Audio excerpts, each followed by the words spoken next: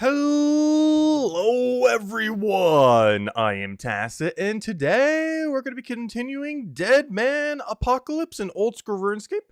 Today will probably be the last day that we do. I was going to do, or not last day, but I was going to do it 3 days in a row, yesterday, today, and tomorrow.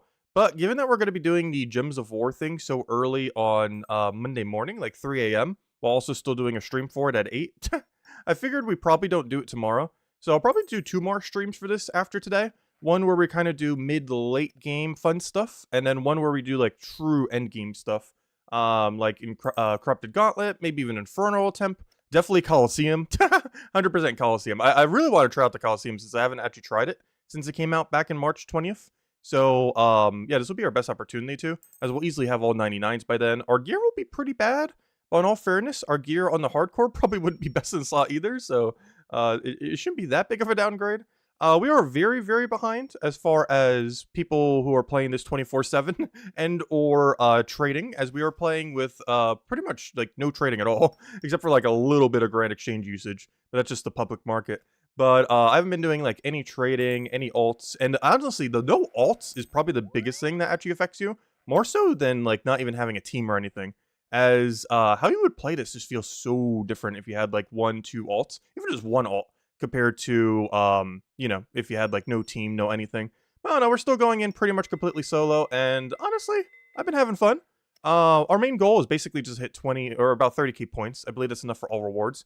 And after basically a day, we're already halfway there. So we're pretty much halfway there. So it shouldn't be that hard. We're going to probably try to get at least 1 level in every single skill, with, as I guess at this point, but basically farming being the only one, as I did do a little bit of smithing there. So, because those give quite a bit of points.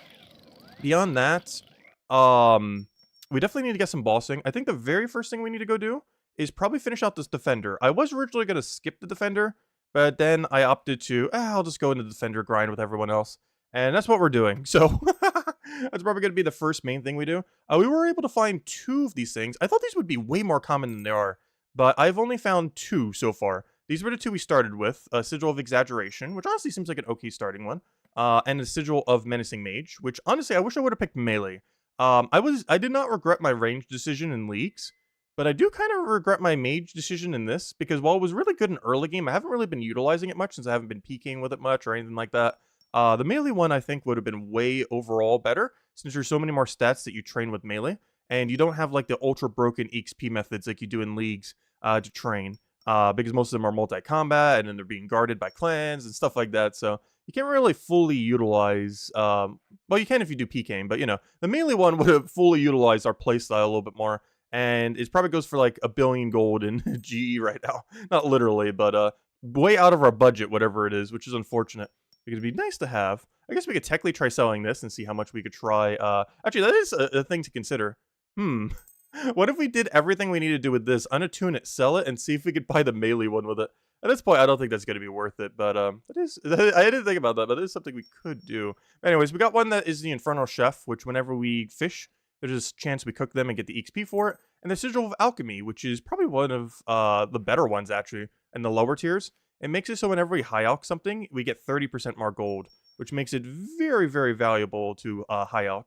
It might be one of our money-making methods later down the line. But anyways, let's go head over to the thingy. Unfortunately, I don't think there's a deposit box here, so we do have to walk a very short distance in very dangerous territory. But I highly doubt there will be someone right here ready to kill us, right? No one? Perfect. The main reason there's no one here camping this location is there is where you would have to try to kill someone. And here is where you're 100% safe, as you're now guarded. So no one ever fights people here. Also, now that it's been some time, quite a few people should have finished their grind here, so we don't have to worry about the billion people cluster that would normally be here. So how this place works is you normally have to get at least 100 plus tokens, then you can go and kill the Cyclopses. We already have the second to last defender, so all we need to go do is go get the last one. I'm not sure if I need multiple of them or how this works on def. But we'll just get one of them for now, and if we die with it and need to get another, then well, we'll just get another. But I have no clue how def works in Deadman mode with a defender. So we'll find out when we inevitably die sometime later this stream. But anyways, hello Tyrion, hello Isabel, hello everyone else. Hope all you guys have been having a wonderful weekend so far.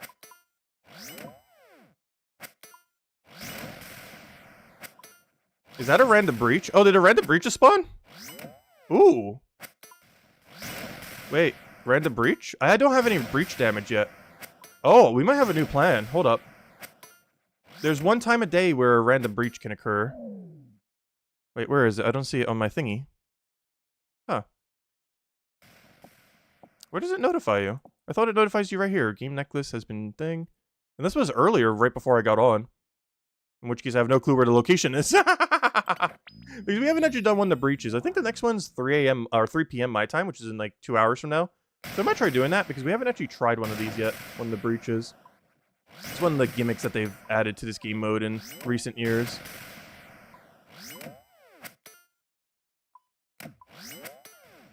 But basically, we just gotta kill this Mythor guy. Once he goes down 2 more times after this one, we can just go kill the Cyclopses. And ideally, with our next Cyclops enter, we should leave with a Dragon Defender. As long as we don't get unlucky. Which you know we're gonna get unlucky. Okay, I can't see where my guy is. Wait, I didn't even use it. No wonder I can't see where my guy is. Too many people here. Alright, let me get over here. We're trying to get on the same tick as him so we can just do this. Because doing this gives us more damage and makes us so we don't take any damage from him. Now, you notice how his thing keeps making a sound and doing the animation over there? That is mostly because he has the melee relic thingy. Which is something I probably should have went with. Because I have no clue how much it is on the Grand Exchange right now, but whatever it is probably outside our budget. Unless I just go grind gold for it. I'm not sure if there's a tracker somewhere that like shows the actual prices of everything there. Because if it's like 200 or 300k, I would probably grind for it. But if it's like way more than that, it's probably not worth it. Because our main game plan after we get this Defender is, oddly enough, probably not to use the Defender too much immediately. Oh gosh, my thing's off by 1 tick. But our plan, actually, I'm not even sure what our plan is. I know once we move up bracket, I want to go do Mage Training Arena 1 and 2. So I want to have enough gold situated that we can go do Mage Training Arena 1 and 2.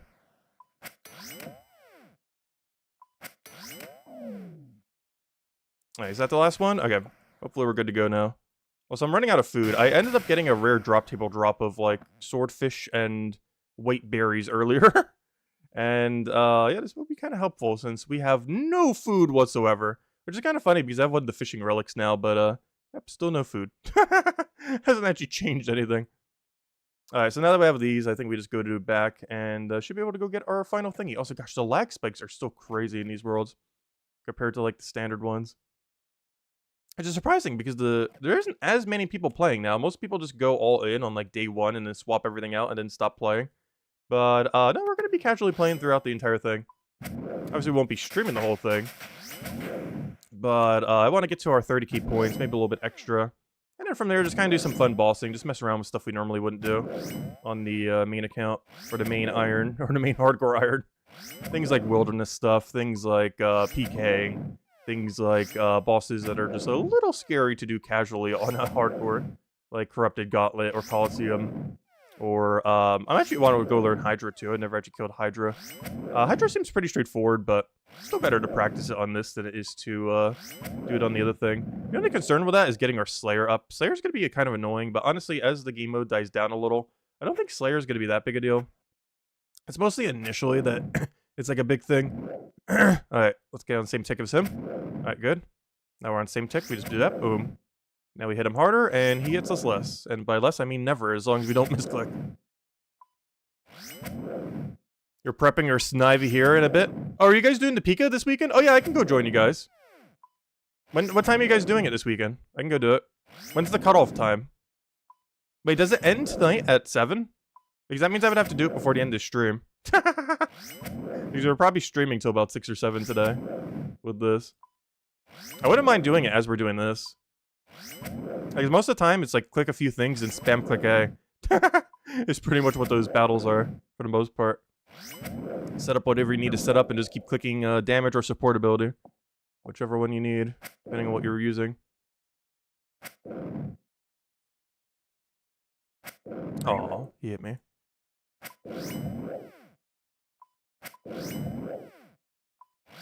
Also, I'm still curious to see what Brighter Shores does with their combat system. Because, of course, he was the guy who originally created this game, and now that he's had like 20 plus years of experience, I wonder how much he adapts it, or how much he goes with like his original formula. Because one thing that's kind of interesting is even this Old School Runescape technically doesn't use the same combat system. Only RuneScape Classic has the same combat system that he originally envisioned, but he ended up changing it because at the time, with modern software, and just his coding capability and everything, and the small team that he had, it didn't just really work out. But it seems like for Brighter Shores, he's going more the OG classic version of combat, which is kind of interesting. Obviously, he'll probably refine it a ton since compared to then, but it seems like it's based more on like RuneScape's classic system, which is actually quite a bit different than RuneScape's combat system. Because it kind of locks you into combat once you get into combat, rather than just being able to walk around freely and everything. Which has its limitations, but also its benefits. I don't know, it's still to be seen. Very little footage have actually been seen of combat from the game, but it does look more reminiscent of RuneScape Classic's combat system than RuneScape 2's, or Old School RuneScape, whichever one you want to call it. And in RuneScape 3's, whatever on earth the mess that is. Honestly, I do want to give RuneScape 3 a fair shot one day. When that one day is, I have no clue. But I do want to give a fair shot to RuneScape 3 eventually. And see how bad it actually is. No. Honestly, I'm pretty sure it's not that bad of a game. I feel like it has a learning curve so absurd that I don't know how it gets new players. Like, people who play have, like, tens of thousands of hours in, like, this game, which is based on the same exact world, with the same exact locations, with many of the same exact items, have no clue what on earth is even going in RuneScape 3 when they start playing it. It's just kind of insane how much different it is. And how is a brand new player supposed to know? When people with, like, tens of thousands of hours in, like, Old School RuneScape or RuneScape 2 don't even know what RuneScape 3 is. It's kind of weird. Somehow I don't believe you. No, we will. It will definitely be way after Brighter Shores. And probably near the time of its heat death when it eventually dies and they only have Old School RuneScape as their only service. But I do want to give it a fair shot. Though I don't think I would want to start it necessarily from scratch. But I don't know, maybe we will start an Iron Man for it. I'm not really sure. Because to some degree, I kind of want to start like a normal account on it. So we can see how egregious all the microtransactions are and everything else like that, and whatever else is related to it. I want to see the true, like, new player experience, because a new player wouldn't start as an Iron Man, they would start as a normal account. And I kind of want to see what it is for, like, a week, or maybe longer, depending on how it goes. Not sure how long we would bother doing it for. But just to kind of see, like, what is the new player experience for RuneScape 3 in current day? Do the tutorial, do whatever the game points us towards. And just kind of see what happens.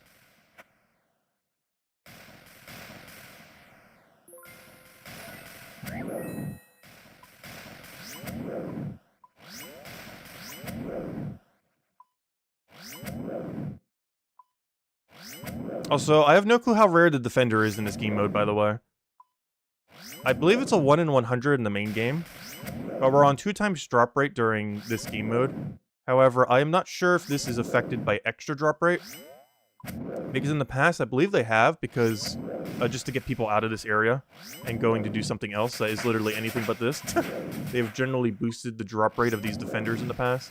But from what I can tell, I think only the 2x multiplier is applying to them.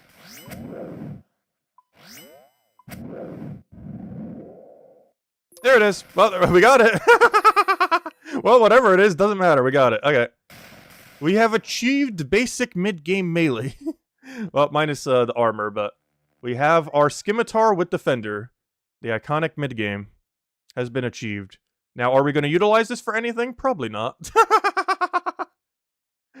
Let's see. Let me put the Rune Defender in just in case I need it for whatever reason. I highly doubt we will, but also I'll keep the Mythril Armor. I have a feeling we'll need it for some reason. I'm not sure how losing your Defender works.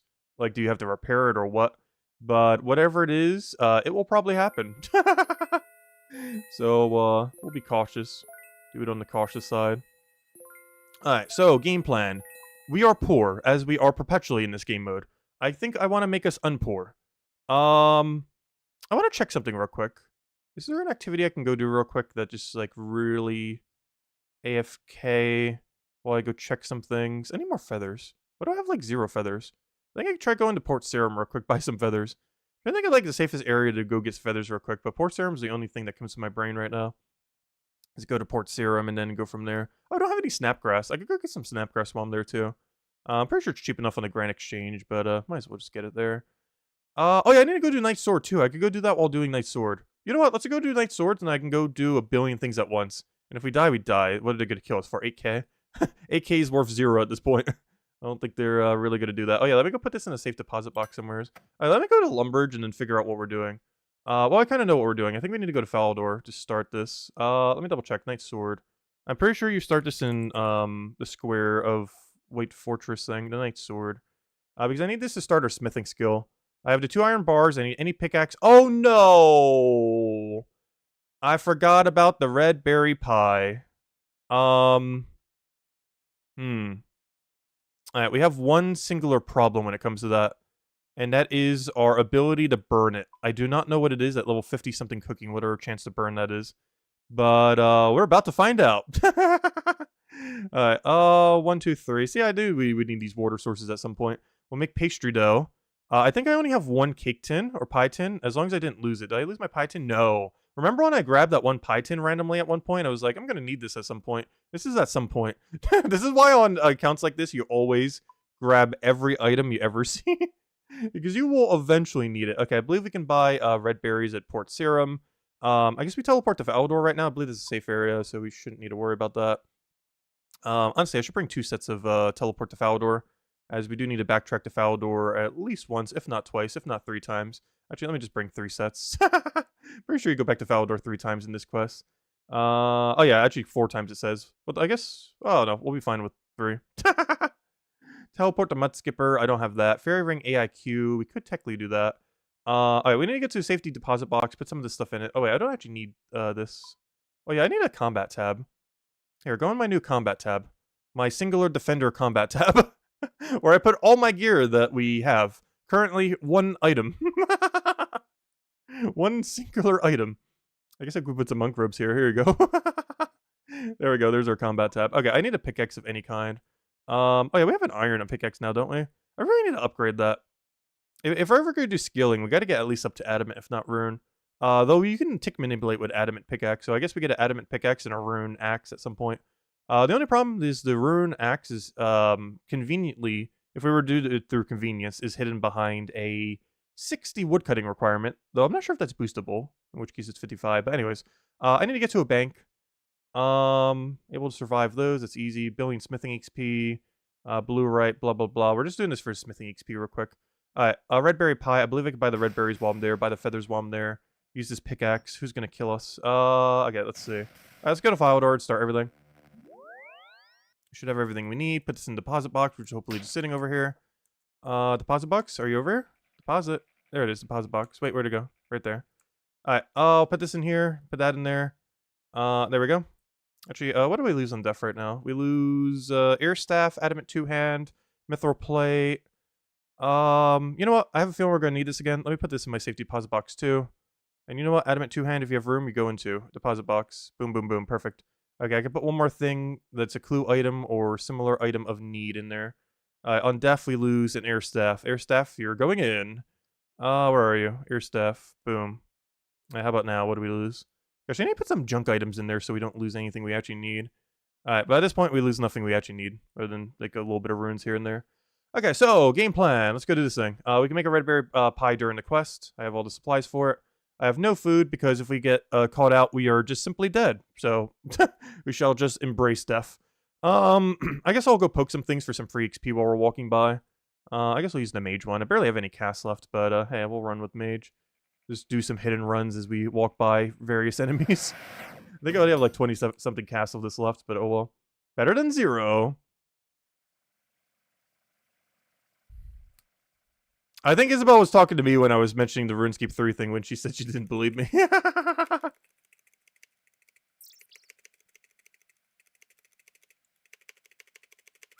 But no, we actually will legitimately try RuneScape 3 at some point. Though no time soon. We're talking like maybe a year or 2 from now.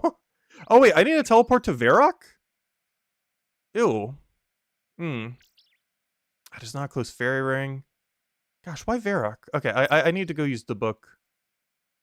Do I even have a book, or did I die last time I had the book? I feel like I died the last time I had the book. Both of me? Both of you. Alright, let me go get the Chronicle. Because we're going to need that while we're out. I'll use that as one-click teleport. Chronicle. How many charges do we have left? It says 6. I don't believe it, though. Okay, it is 6. Okay, just making sure. Alright, let me go talk to Reldo. No one should kill us here. If they ever do, they're going to get our, nothing loot. Our loot right now is not even worth the inventory space that would require them to hold the key.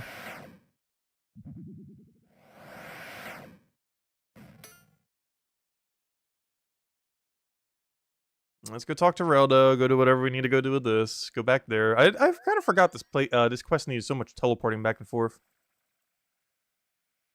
Kind of forgot that was a factor. Also, so many people training in safe areas. I find that kind of weird. But I guess doing that initially, just so you know. Oh, that's the guard. I was like, wait, why wouldn't it let me attack you? You would be a guard, aren't you? Alright, talk about the Encanto doors, blah, blah, blah, blah, blah. Blah, blah, blah. Red berry pie. Okay, talk to what's his name with a red berry pie. Okay, perfect. Falador Telly? I can Draymond staff over there if I don't mind Draymond staffing. You know what? I'm gonna take the, lumber drought. I'm just gonna hope that there's no one guarding Draenor Bank. That or I could just make a really wide turn around Draenor Bank, which doesn't take that much longer. There shouldn't really be anyone around there. I think this is one of the 4 teleports to Falador that I wanted me to use. Oh no, this is probably one of the 2 teleports to Mudskipper that I wanted me to use. But, I think we're just gonna walk there from Lumbridge. We do have Draymond staff and everything, but, it's just so inconvenient reclaiming that every single time after death. Not from the tree, but, you know, claiming it from the grave. I'm not used to the whole death mechanic yet. Still need to get accustomed to it. Just need to get unaccustomed to it once we go back to the hardcore. But yeah, I will be streaming this normally, probably on Wednesday or Thursday. They're supposed to be reworking demonic, tormented demons. And that was like the main thing I wanted to do with while Gothic sleeps. It was the new big quest that they added of the year, like the biggest quest of the year. And I actually did already do the quests off stream just because, honestly, nothing too interesting happens during the quest. Other than a bunch of iconic people dying during it, there isn't really much else that happens during the quest. Other than them killing out like half the cast of the game. But that's like every Grandmaster quest. I'm not sure why, but I feel like every Grandmaster quest they're obligated to kill off at least one NPC permanently forever. It's like a written obligation or something. While we're here, let me go buy a bunch of feathers. Because we'll need it for eventual AFK fishing, either in dangerous zones or otherwise. And we're also going to need it, just generally speaking, for fletching and whatever else. But, we'll grab all that. That should be enough for now. Please don't attack me. Anything can literally just kill me by looking at me. Okay. Red berry. Oh, you only sell 1 red berry? No. I could have sworn you sold more than 1 red berry at a time. Well, we're about to make 1 red berry at a time. The stove's all the way over here. Eventually, we will not burn it. That's not ideal. I think this is actually how they intended for you to make the pie back in the day, too. I'm pretty sure this is actual attended 2001 mechanic, where you would buy all the supplies you need, except for the water, to make the red berry pie. You would then go water up over there. You would then go do that. Got it, first try, nice. So we have 2 spare pastry doughs then. But I'm pretty sure that's the intended mechanic, is you're supposed to make the red berry pie in this town. But no one ever does that. But hey, we got to do the actual correct method, I guess, for once. The truly, truly intended path. I guess it's on the way to the quest. It always has been, like how this quest has been set up. And it very specifically has all the supplies you need, other than, like, the cake tin. Alright, yes, red berry pie. I just realized, do we need 2 red berry pies during this quest? I'm pretty sure it's just 1. I think you just normally try for more than 1 in case you burn it. But luckily we didn't burn it. Actually, we might be high enough cooking level that we can't burn it. I actually got a lot of cooking and fishing simultaneously. Because I got that one cooking while fishing relic, so I was like, I'll just utilize this some. We got the relic, might as well use it. Get whatever little bit of value we can from it. Oh, so there's an altar just sitting here. I'm not sure why. I always thought there was an achievement diary associated to praying at this altar. Maybe there's not. Oh, wait. Why am I walking all the way back to Falador? I guess I will. Because it said I need 4 Falador teleports, so this will be one of my not Falador teleports, I guess. Since technically we have to go there at least once while not teleporting. Hey, that reminds me. I don't think I have a Slayer task right now. That was something I kind of wanted to focus and then started not focusing it for some reason. But now that we're a decently high combat level, I think we should start focusing focusing on it again. Because we can get a combat task while in that one safe area. It's a master I generally don't use, but we can use the one that's in the Gnome Stronghold. Neve or Steve? Actually, it's Neve. She hasn't died yet. With the quest unlocks we've done, she isn't dead yet. But we could take one with Neve. And doing that would... it's in a safe zone. So it's by far the easiest master to get a task from during leagues. So it's probably going to be the only master we'll really use then. And hopefully we just don't get trolled with a horrible task. But whatever. Honestly, there aren't too many horrible tasks now that you can kill dragons with like elemental spells and stuff. So regardless of what she gives us, it shouldn't be that bad. There are still a few that are kind of insufferable with the gear we have right now, but ultimately shouldn't be that bad. And we do have Dragon, Scimitar, and Defender now, so we're kind of at that midpoint where we kind of can do them all conveniently. My only problem is I don't have a good range set up right now, but there are very few Slayer tasks that you have to range. Sometimes you can range them if you want, but there are very, very few where you have to. Most of them are either melee or mage. And at this point, we have a good setup for both. I don't really have the runes to be using mage, though, but we can easily just go make a little bit of money, go buy them, and then boom. Rinse, repeat. I guess technically we could rune craft them, but I feel like without the rune crafting sigil thingy, it's not worth it. What am I doing right now? Okay, I need to go to Thorgor with 2 iron bars. I don't have a good way of getting there other than a Drayman staff, but there's no fairy rings nearby, and I don't have a close teleport, so we shall walk there. Oh, where am I going? Where's the downward spiral thing? Because this place always confuses me when I was a kid. Actually, I used to kill the White Knights all the way at the top of the castle back in the day. For no real reason. Other than they look cooler than the Black Knights, but you actually get more of a benefit from killing the Black Knights. Also, why don't I take this path? I highly doubt anyone's guarding it, but we have the shortcut now. Might as well use it. Also, I believe this is an achievement diary, so free points. And hey, we need those precious points. I'm not really going for an optimal route for points, to be honest. I'm just kind of doing whatever we feel like it, and points go up. At some point, I probably will prioritize things that give more points, because just going through here is like 15 points or something. Oh, wait, never mind. Oh, I think I'm going to have a different shortcut then. Or maybe you have to do it into it. Wait. Is it only in? Or am I thinking of a different one? I might be thinking of the grapple one. I could have sworn this was the achievement diary. Ah, it's not. Okay.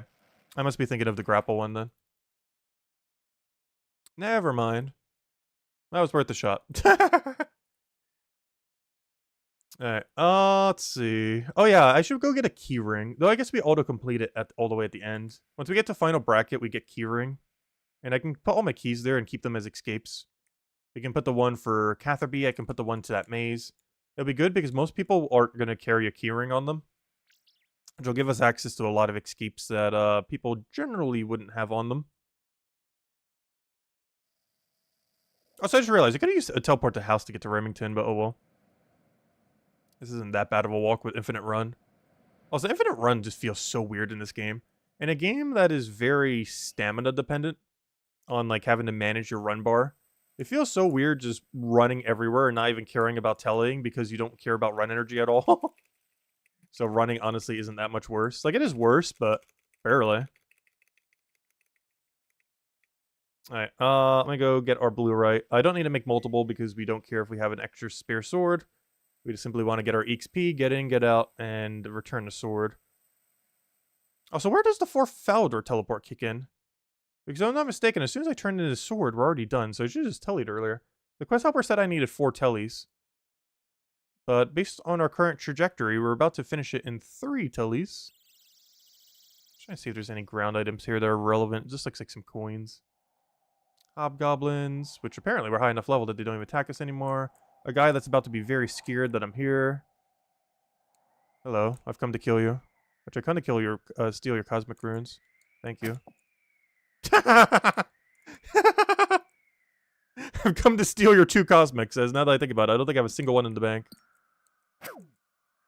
Alright, we got our blue right. Return to Thurgo with a blue ore and 2 iron bars. Alright, we got what we needed. You know what? I am gonna grab one more.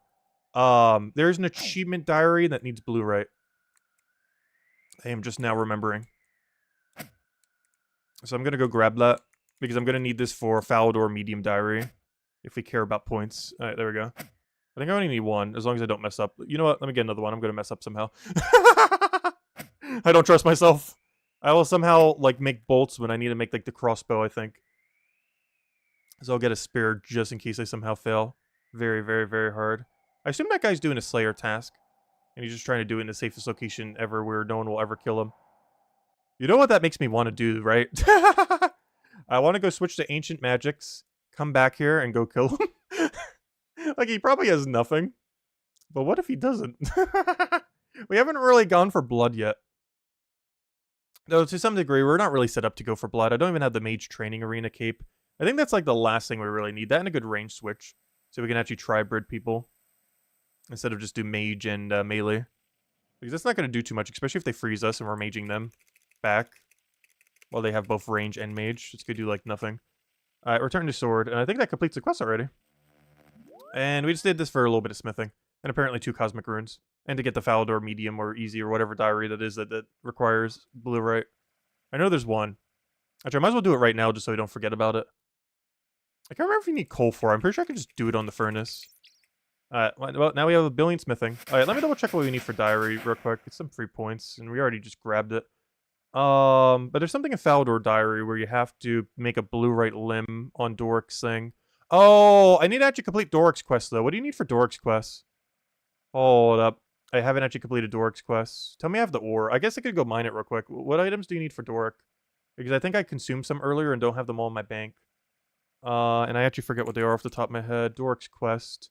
To complete Doric's quest, I need 6 clay, 4 copper, and 2 iron. Okay. There is one issue. I have none of those objects. Actually, that's not true. I have the 4 copper.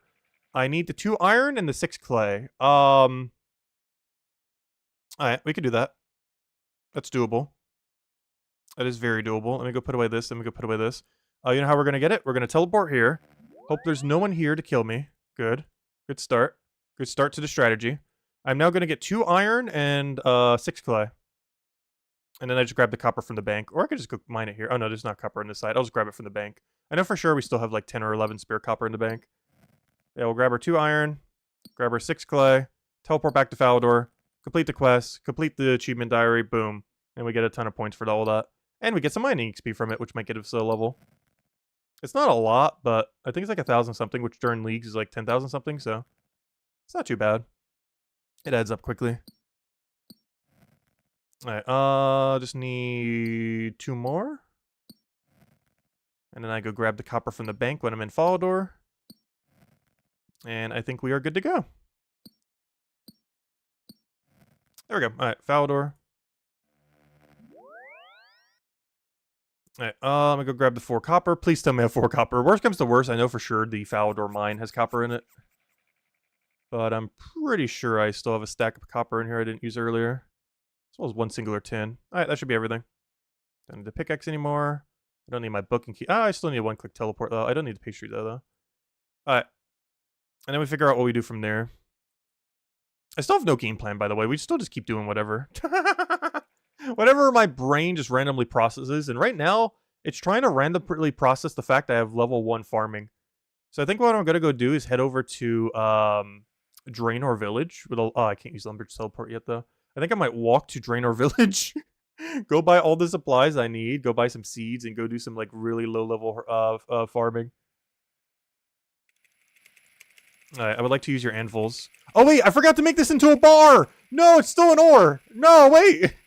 No! Wait. A miscalculation. Alright, quest completed. But I forgot. I need to make this into a bar. I can't remember if you need coal or not. I was literally right over here. Is he gonna kill me? Nah. I'm surprised how few people are bloodthirsty. Like, we have died a couple times through people making their rounds by killing people. But there's far less people killing than I expected in this game mode. Like, a lot of people are kind of just chilling, getting some points, and just kind of doing whatever. pretty much what we're doing right now. There's a lot more people in our category than I initially expected. Also, I just realized I have no hammer. How am I trying to anvil without a hammer? Alright, let me go grab the hammer. Apparently a free bronze pickaxe and 180 coins. Hey, we're down bad. That 180 coins is like 1/33 of our stack. Alright, let's see. Back in the days when 180 coins meant something.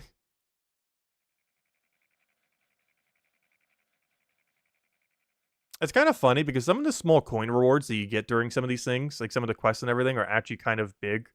Like, one of the quests we didn't do is, one of the Fremnik ones. The Fremnik Isles. And during Fremnik Isles, you get almost like 15k during the quest. Which in the normal game mode is like 0 gold. But honestly, right now, 15k, that's a great backup plan if we need a little bit of gold. Okay, it's blue-right limbs, not bolts. Do not create bolts. Good. Success. We have successfully did a Falador easy diary. That's only easy, really? Oh, we did it. Alright, there we go. Alright, so, next order of business. I think I walk all the way and go buy some farming supplies. I think we go a whole kit. See if we can use... Okay, let me go check something right here while I'm here. Are you allowed to use tool leprechauns during Deadman mode? Please say yes, please say yes, please say yes, please say yes. Yes, okay, perfect. Okay. My plan has not changed. Oh, good thing he's not over here by us. He's in some pretty decent mid-game mage. Alright, so you are allowed to use tool leprechauns during Deadman mode. That is a nice convenience that is still usable. And the reason why that matters is we're about to go buy a bunch of farming supplies.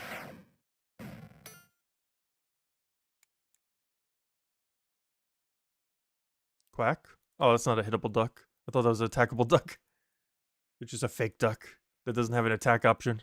What do I need? What am I even doing right now? We are getting farming supplies, which means I need all of our money. Double check what we lose on death, other than our money. Nothing of value. Gosh, there's so many feathers. I want to keep some feathers. Technically we keep 20%, but oh well. Alright. And, let's go head out. Actually, you know what I should go do? I'll do it later. I was gonna say, I should use some of my feathers to make headless arrows, so we at least get to claim some XP from it. Also, I've gotten, so far, 2 random beads. I eventually do want to finish that quest by getting all the beads. Just for the fun of it. Just from all the random imps. Getting it from nothing but random imp kills. Okay, I don't have any of the farming sigils right now. However, we can still buy everything from you. Okay, so yeah, let's buy like one of everything. Any one of you, one of you, one of you, one of you, one of you, one of you, one of you. How much is compost? Why do I feel like if I buy this, it's my whole stack? Oh, not quite. Though it is a lot. Let's see. I think that's everything of relevance. Let's go fill this with water in case we ever need to. I know for sure Garden of Tranquility I don't believe is auto-completed at any point. I'm not sure if we need that for anything. But you got to do a lot of farming during that, and you definitely want to use your watering can for it. But beyond that, I'm not sure if we really need a water can other than just to increase survivability. Alright, let me go and survive to this tool leprechaun, put everything in there. And then after we put everything in there, we'll go and actually go get some seeds from Draenor then. Because I believe you can buy some okay low-tier seeds in that area. Alright, let me put everything here, put away all my compost buckets. Luckily, you can put noted ones in there. Okay, I'm going to rake all these, and then when I come back, I can rake them again. Just to get us some amount of base farming.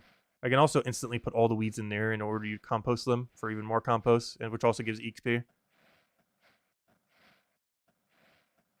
Also, compost potion might be pretty cheap on Grand Exchange right now. I know in the main game they normally go for 1 coin. So I'm not sure what it would go for in Deadman mode. But I highly doubt too many people are bothering to compost. So I highly doubt it's going for that much. I'm pretty sure people can sell them to shops for more. Oh, free weeds. I think I need 15 of these weeds. So his 3 weeds is actually exactly how many I need to compost. So that is very convenient. That's actually exceedingly convenient. And one interesting property of weeds is they actually auto go into the compost bin. They are the only resource in the game that auto goes in the compost bin. And hopefully no one kills us while we're doing our weeding. Actually, I'm not even sure if I have a seed I can plant here. I know for sure we can buy seeds that go in the allotment. I think I have a Marital seed I picked up earlier, which isn't the greatest. It's a pretty underwhelming herb seed. It's probably like the worst herb in the game, definitively. Even though Guam is technically a lower tier, but you need it for Guthix Rest more so than Marintil. But it's still free XP. If it's the only herb seed I have, I'll take it. It's better than no herb seed. I'm just not sure if I have a flower. Actually, that's not true. I have a Limpert root, but I think you need like 20 something for Limpert. And I am currently at very much not that level. I can't remember what level you need for Garden of Tranquility. I want to say level 20. I'm not sure if it's boostable level 20. Let me go check. Is Garden of Tranquility, or not Garden of Tranquility, is Garden of Death, is Garden of Death boostable? No. That's sad. It's only 20 farming, but it is not boostable. Also, I should probably get a Xerix Talisman before I do that. Which means I should go do the whole easy diary of that place before I do that. Because trying to go around Korend while running is going to be the most insufferable thing ever. Though honestly, that quest isn't that bad for running. Like, you run a lot, but they're kind of close to each other.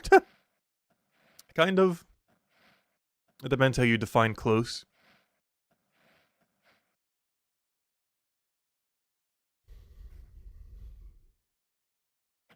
Alright, we'll let that compost. Let's go buy some seeds. Okay, I need whatever the best thing I can put into an allotment is. Which is, if I could buy up to cabbage, I should do cabbage. Cabbages are pretty useless, but they're EXP, so I will take it. So I need cabbage seeds, and what can I put in flour? I can put up to rosemary by the time I plant them. Do you sell rosemary seeds? I don't feel like you do. Nor limperts either. You do sell cabbages, which is great, but I need 6 of them. Can you restock one? That'd be great. Jute, no. Barley, no. Those are those other things. Oh yeah, driftnet fishing. Oh no, I think driftnet fishing takes place in an instance. You don't get XP from it. That's sad. That's unfortunate. Driftnet fishing so much fun, but I feel like in every temporary game mode, they never utilize it. But I just absolutely love driftnet fishing. Like, if I was forced to do any one fishing method, like, all the way to 99, it would definitely be driftnet. Let's see. Which is funny, because I normally don't do it all the way to 99, though I do it a decent amount. Oh, I still have some spare Harlanders. When do we get this? Let me go claim my free XP before we lose it on death for our billion deaths, because I still have some chocolate dust from earlier. Also, this is also a good time while I'm waiting for the restock of 1C to go and, do my arrows. Oh, wait, I just realized this isn't a safe bank. Oh, well, who's gonna kill us? We have, like, nothing to lose. We have literally 0 risk. Alright. Now, what do I need? Also, it feels weird making energy potions in an infinite energy game mode. Alright, well, I'll do the other thing later at a safer bank. Just in case someone's out for blood. I have died at this bank already off stream. Though I didn't really die for anything. I was doing Dragon Slayer, and during that I, kinda died. Oh, yeah, I forgot. I need my Marintil seed. Unfortunately, I don't think I can have anything that goes in my flower patch. I do have some Limpert seeds, I'm pretty sure, but I don't have the level to plant it. Yeah, I have 1 Limpert seed, but I think Limpert is like 20-something, 27, I want to say. And we are very much not at 27 farming. Flowers. Yeah, 26, not 27. But yeah, we are definitely not going to hit that from this. And by the time we hit 20, we're just going to like shoot straight up as soon as we do Garden of Death. I can't remember what the quest is prior to that, though. I know you normally do Fairy Tale, but that's auto-completed. I guess we could do Nature Spirit. I don't think that's auto-completed. And you get a thingy from it. I'm not sure if you would get it auto-completed in our next bracket, though.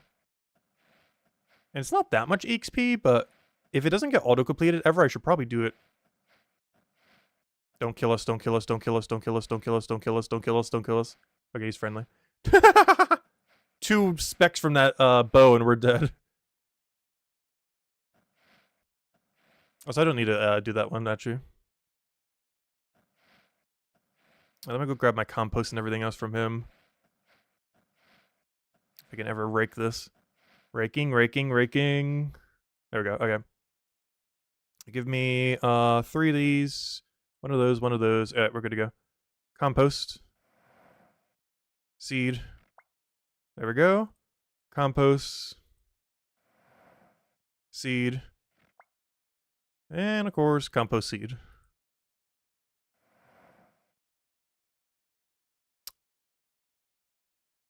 Wait. I got a strategy here. Wait. It says I don't have the level for it. But now we do. I guess I could have also just raked it. But there we go. Success. The master plan has worked. I didn't account for the fact that we didn't have the farming level for it. I always thought it was lower farming than 14. Yeah, apparently 14. Anyways, what are we doing now? Alright, so we can't do Garden of Death. That's out of the table. What about Nature Spirit? I don't think that gets auto-completed. I don't remember what... Is it not called Nature Spirit? Spirit. Not the Spirit of Eland. Is it not called Nature Spirit? Nature something? What is this quest called? I don't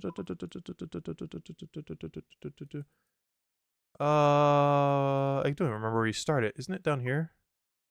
Nature Spirit. Oh, it's auto-completed? Wait, how do I get the specutors then? Wait, Nature Spirit's auto-completed? Why is oh, because you need it oh! Yeah, that's so weird. All the early game quests you would normally do for farming XP are auto-completed. That's so weird. Yeah, so I guess Garden of Death is the route. You just get the level for Garden of Death and then do Garden of Death and then you have like infinite farming. Alright, well, we got the strategy. Just gotta go do it now. Alright, so next plan. Farming has been achieved, barely. Still our lowest skill. Well, construction kind of is. I still never finished Daddy's home, so probably at some point. Alright, what's our next game plan? I guess we go get a Slayer task. I didn't go find a tree. Where's the closest tree? Normally it'd be Port Sarum, but I don't have a spirit tree there. So our closest tree is probably just run to Varrock. I am pretty sure. Run to Varrock, use the spirit tree, get a Slayer task, do that Slayer task, I think is our strategy right now. As long as it's not something very, very, very, very, very absurdly annoying that will make us hate ourselves. But as long as it's not something in that category, I think we will do whatever the task is. It just has to be not the worst task in its entire list. Which we'll probably somehow find. I just want a nice chill one in the middle of nowhere or right next to a safe zone. Whatever we can get. I think we still have a few casts of this left. How many do we have left? We have exactly 7. We are running low. We're gonna actually have to buy runes. Actually, we unlocked ancient magics. I still haven't utilized that at all. I really need to. I feel like it's gonna be a bloodbath trying to get in there. I think it is single combat though, so it shouldn't be that bad. Honestly, I just want to use up the staff while we have it. Also, why is there 2 guards here? Okay, I was gonna say there should be 2 guards you can attack. Why doesn't this? Oh, I made that one guard a while back non-attackable for something I was messing around with. I never bothered undoing it. That's funny.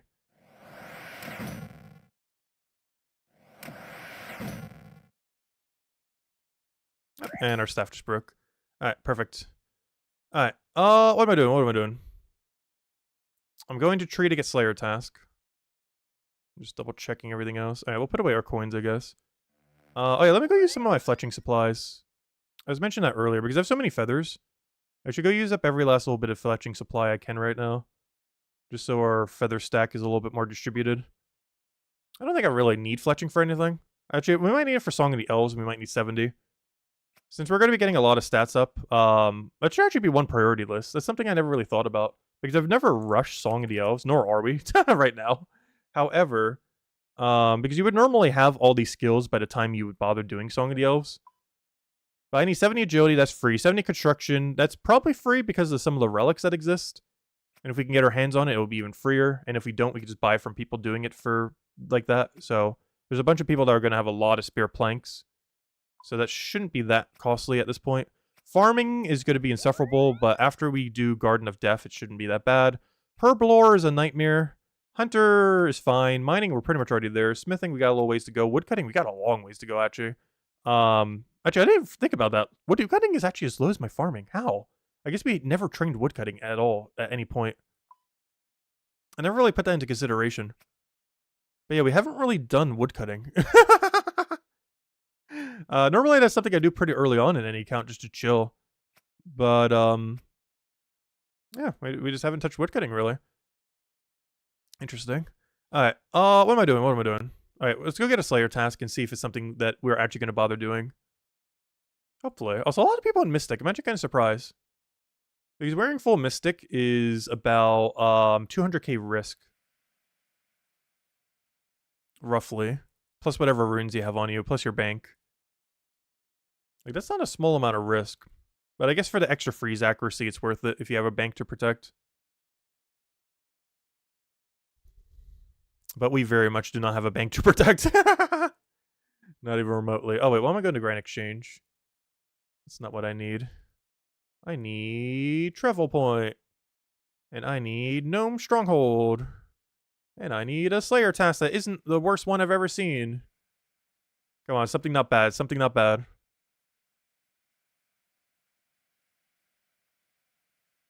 We get Blue Dragons. Remember when I said there are some tasks that are probably worth ranging? We have found the task that is probably worth ranging.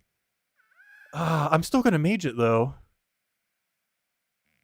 Are chromatic dragons weak to water now?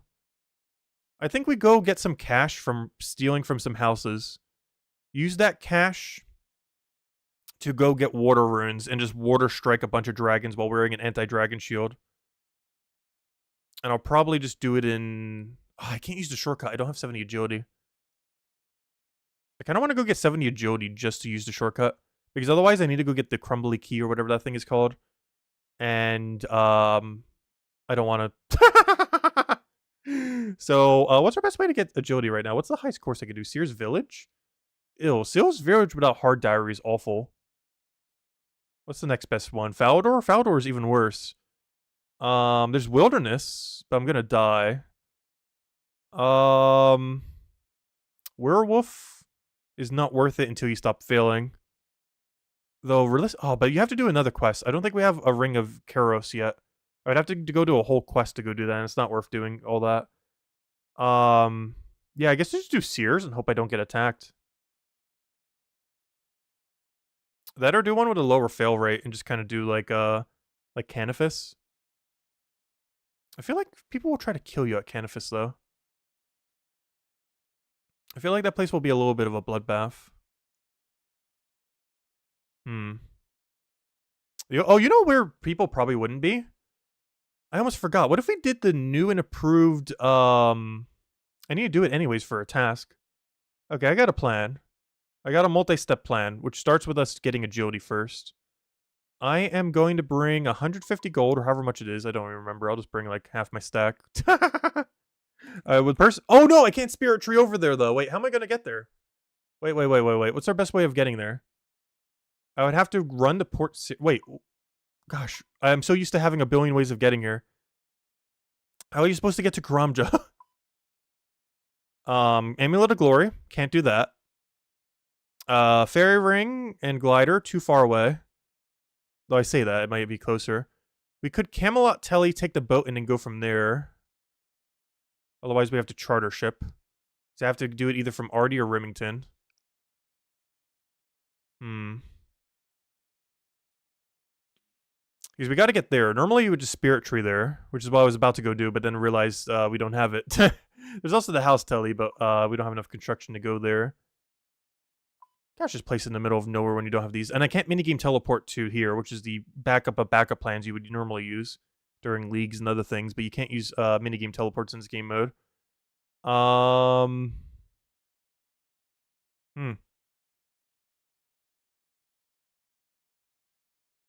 Yeah, every option looks so bad. I guess I use Glider. I think Glider is legitimately our closest route. Which feels weird, because it really should never be. I don't think I've ever glidered to get to Karamja to get to this place. But based on every option we currently have, it is actually our closest option. Which I have no clue how, but it somehow is. So I'm going to glider over there, and then we're going to do that until we get 70 agility so we could use the shortcut. I'll also get some herbs by doing this. Okay, I need to go all the way up. What am I doing? I wish there was an all the way up button. Oddly enough, I think that's in RuneScape 3, but they never added that quality of life to old school RuneScape.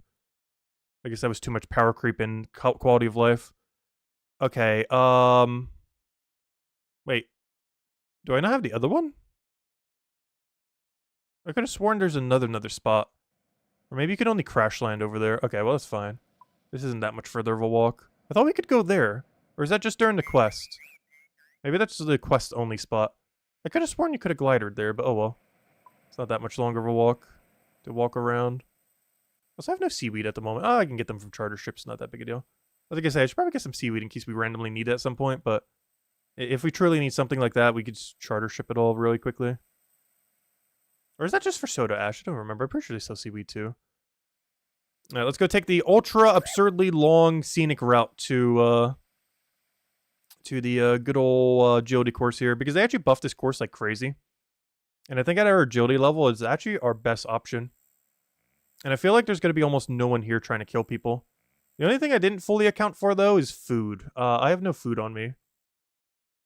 There's a shop where I can buy a little bit of food over here if I want to. Which at this point we might. Don't attack me. Good. Everyone's so friendly in this PvP game mode where you can kill anyone everywhere. Right, let me go make a quick pit stop at this shop real quick. Is there some other utility stuff I might want to get just for some quest items? Because there's a lot of really random items that this place sells. It's actually really useful down the line. If it'll make it to my bank or not is to be seen. But, let me just trade with you real quick. I don't have any anti-poison whatsoever. How much do you cost? I know it's expensive here. Oh, yeah, never mind. It's way too much.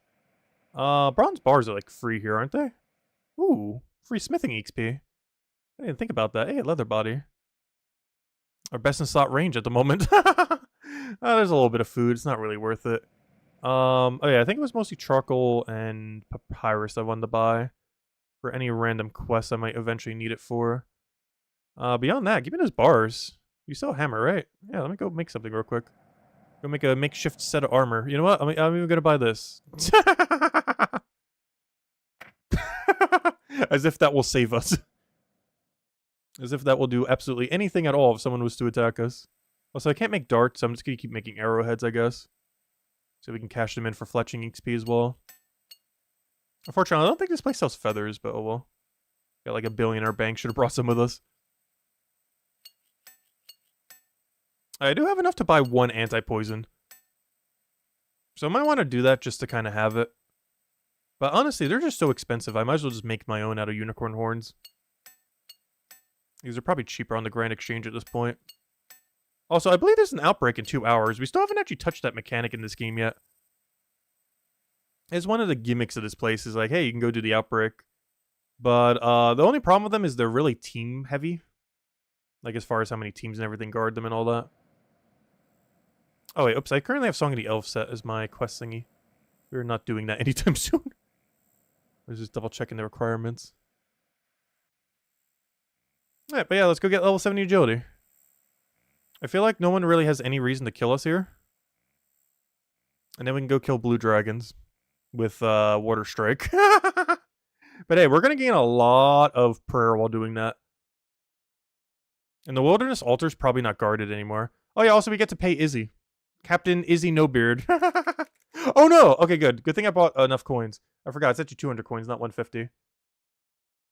Alright, let's start doing agility. So this is one of the original... Oh, wait, don't go that way. That's actually the annoying one. I need to try avoiding that due to how low our agility level is. Izzy No Beard, yep. That's her name. He's one of the few female pirates in the area. Oh yeah, so they added a new currency to this place called vouchers. One of these you exchange for XP, one of them you exchange for rewards. And also, I should probably be clicking back and forth on these. Because this is just free agility XP while we're waiting. Basically how this minigame works, this is like one of the original agility training methods that they added. Like one of the first few way back in the day. And it actually got updated recently to not be horrible. But basically the basic premise of it is every minute, this thing will move, and we then have to go to it and then tag it. And we have to tag it within that minute's time. And there's just a bunch of obstacles of different various levels. And we're getting very lucky, it just spawned right next to us. There's a bunch of obstacles of various different levels. And you get and they updated it recently to give you like a chunk XP whenever you go and touch it, as well as these double vouchers. Before you had to choose between using all your vouchers on XP or using them on items from the shop. But now, you can do both. You get one voucher for XP, which can only be used on XP. And then another voucher that you use for buying the items. I'm not sure if any of them are really going to be too useful for us. We can get Toad Flax here, so I guess that's Sarah Brews. The other one's needed for super restores. The problem with that is our Herblore level is not enough to do either of those two things I just said.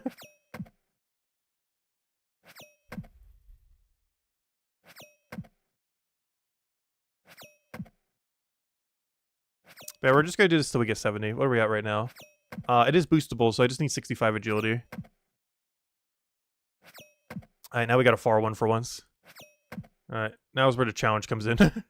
It's all the way on the other side of the map, and we got to get there in a minute's time. But yeah, there shouldn't really be any PKers here. And even if they are, I feel like we can escape easily. I won't have the HP to, but we probably will still escape, hopefully. Also, our fail rate on this one should be really high. I say as we get it flawlessly every time. We'll camp this one just because the fail rate is so low. TXP is a bit worse, but we can just spam click it and not need to worry about taking damage or anything.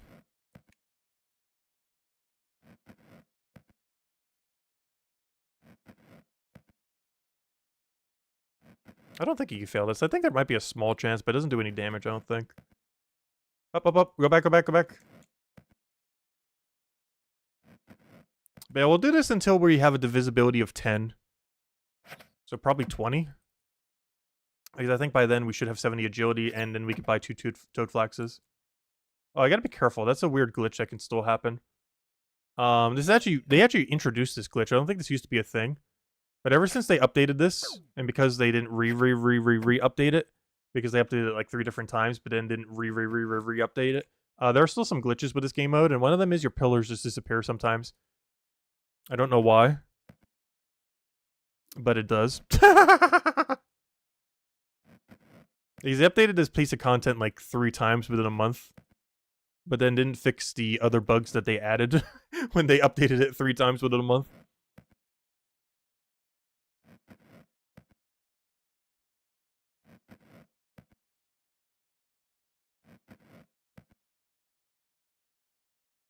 It sounds like pretty standard game design these days. Do a ton of bugs in a, or do a ton of updates in a short duration of time on something, then forget it exists for years. I feel like every game does that. And they really need to not do that. Because they didn't update this piece of content for, like, its entire lifespan.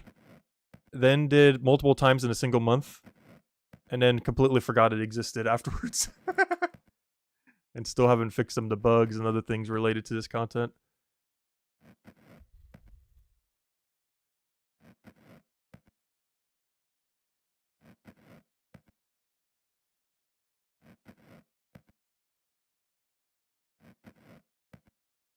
The sad part is, one single Toad Flax thingy is worth like so little in this game mode. It's probably why no one's here, but this is pretty good agility XP for our level. Which is the main reason we're doing it, not for the rewards, but for the XP. Because I'm just trying to get 70 XP so I can go do Blue Dragons. I mean 70 agility, I mean. You don't need 70 agility to do them, but the convenience factor is too high to not get it. It could also be an escape method if people don't have 70 agility, though I feel like by now they would. I'm not sure if I want to bank the bones, though, since we're going to lose most of them on death anyways. It's basically effectively the same as burying them. So I might just bury all the dragon bones, as painful as it's going to be burying every dragon bone. Also, did I not tag this one? Why do I feel like I didn't tag it? I'm really bad at telling when it's switched. Because I feel like we've been waiting a while. Which makes me think I didn't tag this one. Whenever they spawn next to each other, that always confuses me. Well, let's just assume we have.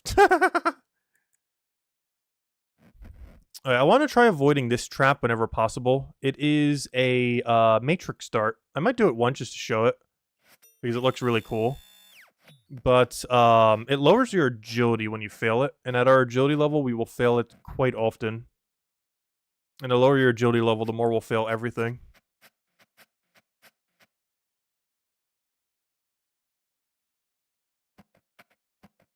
Oh, good, I didn't miss a thingy. So how's our points looking? Ah, we're almost halfway there.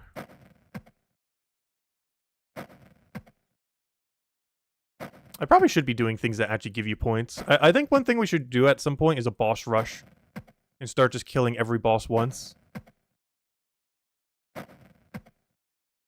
Because we're at the point where we can start killing bosses. In very rag-like gear. Particularly the magic ones, since we have the magic relic. Because right now we've only really killed one boss, and it's the Barrows. There's still a lot of other bosses to kill. So this is taking a little bit longer than expected, but you know what? It's because we haven't traded in our agility tickets yet. I kind of forgot. Quite a bit of the agility XP here is from the actual ticket turn-in. And I'm not sure at what threshold I'm going to have to turn in on. I guess we'll go till 30, I think. Get like 30 of them. Turn it in and see where we're at. That would also be enough to get 3 Toad Flaxes, I believe, or whatever the shop is priced at these days. Unless it's priced differently during Deadman mode, but I highly doubt it. But this is purely for the XP, not for the reward. Oh, I gotta go all the way over there very quickly. Oh no. That's a mile away. Normally you want to camp middle, but we'll just walk all the way there. Because we need to get as much XP as we can from each obstacle. A lot of the ones in the middle aren't as worth farming, because that one's not as much XP as all the other ones. These are too annoying to do at our agility level because of that. Also, if someone comes here, we will die instantly just by them looking at us. Because we're probably going to be camping like 20 HP. Because these, the way that the obstacles in this place work is they actually scale based on your current HP. They do like a % of your current HP, I think. Like somewhere around there. And, we're eventually just going to be camping low HP. Maybe even using Redemption, because I forgot we do have Redemption now. I don't have it set up here, just so I never misclick it on the hardcore and smite ourselves. But, okay, I need to not do that trap. Oops. As you can see there, we took 4 instead of 5, but yeah. Right, let me go grab the thingy over here. I don't know, maybe we'll just go for 20. The problem is, I don't know how much we get when we turn in all this, is the problem. Because I feel like 20 is not enough, but 30 definitely is.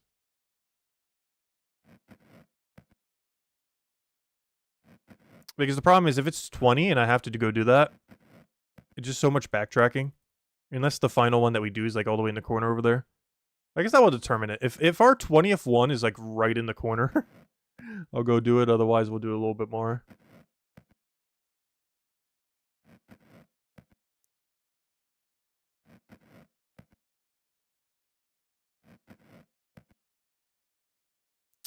Not sure. Because I haven't done this too much. The only time I've really done this is 800 times for the hook, for the pirate hook. But I just did AFK while I was just mash clicking alchemy. Whereas we're kind of a bit more actively playing right now.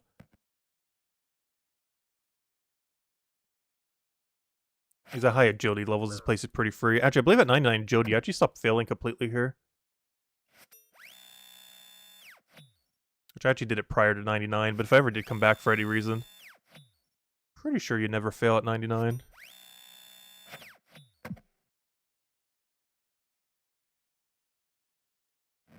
As long as you're wearing the cape of 99 agility.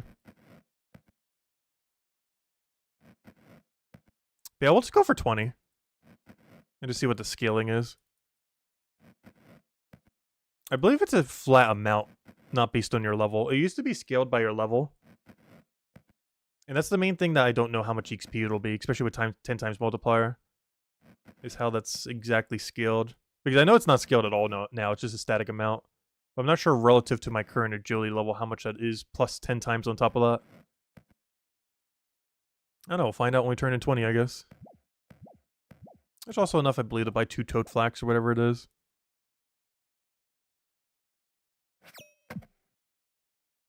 And then we can go actually do what we need to go do. That's pretty much everything in this game. Is anytime you ever want to do anything, you have to do at least 20 other things first. It's like right now, I want to go kill blue dragons. But to get to blue dragons, conveniently, we need at least 70 agility. But to get 70 agility, we need to do this. And if this had a requirement, I would have had to have done whatever that requirement was. Luckily, this doesn't have any requirement. I think you can get here at level 1 agility. But realistically, you do want to have 60 agility before you come here, but we already had it, so we technically had that requirement already out of the way. But if we didn't, we would then need to go get a 60 agility. And if there was a good method to do 60 agility, let's say you were on a normal account and you wanted to go do Canifis, you would have to go do all the quests to go unlock Canifis. And then to do that, you would have to go do all the requirements to go do all the quests to go do Canifis. It's just a chain reaction anytime you ever want to do anything. It just keeps going deeper and deeper. There's one nice thing about finally maxing soon on the hardcore is we can kind of skip most, not all, but most of the billion like list grind of requirements before you need to go do something. Because that's why it's kind of like you can't really start playing the game until you max, in the sense that otherwise there will be an entire laundry list of things you need to do before you do any one activity every single time. Once you max, most of that list is gone, other than gear-related requirements. Wait, did that just move? No, it did. I wish I had like a little ding noise every time it moved. Just one very harsh-sounding ding noise. Just so you would never forget that it moved, if it looks like it barely moved. And for this, you have to take the path that's not broken. And if you don't, you fall. And if it changes midway through, you also fall. As it can keep switching every, I have no clue how often. Like a couple times an hour, it'll shift which ones are broken or not. And if it happens midway through you going off across it, you will fall. Even if you chose the right one. Oh, so ping's not as bad as yesterday, but it's still bad. I think it might be slightly because we're streaming as well, making it a little bit higher, because I did notice when I was off stream, it was a little bit chiller. But it was also at night when less people were playing, so that could have also been it.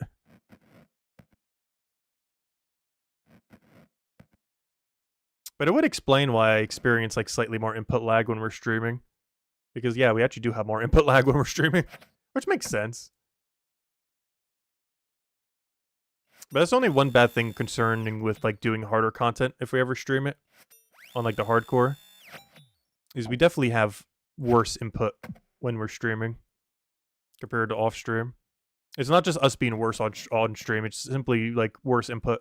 Which I think is the case for a lot of streamers when they mention like, hey, I'm actually better off stream. Generally, whenever anyone says that, they actually are correct. And it's normally because the extra input lag while streaming that a lot of people have, including myself, because internet providers are awful. I literally have the best internet money can buy in my area. And it is still trash.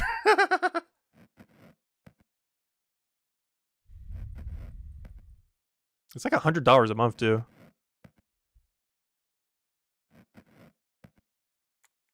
Which for my area's income level is very high. Oh yeah, we finally get to do the Matrix one.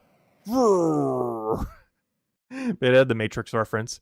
Keep in mind, the Matrix reference was a lot more relevant back when this game came out, or when this came out. Because I believe this agility course came out in around 2002, 3, 1? Somewhere around 2001 to 2004. So the Matrix, the OG original Matrix, was a lot more relevant back then. They did a little Matrix thing for dodging the arrow. Yeah, this piece of content's over 20 years old. Last updated earlier this year.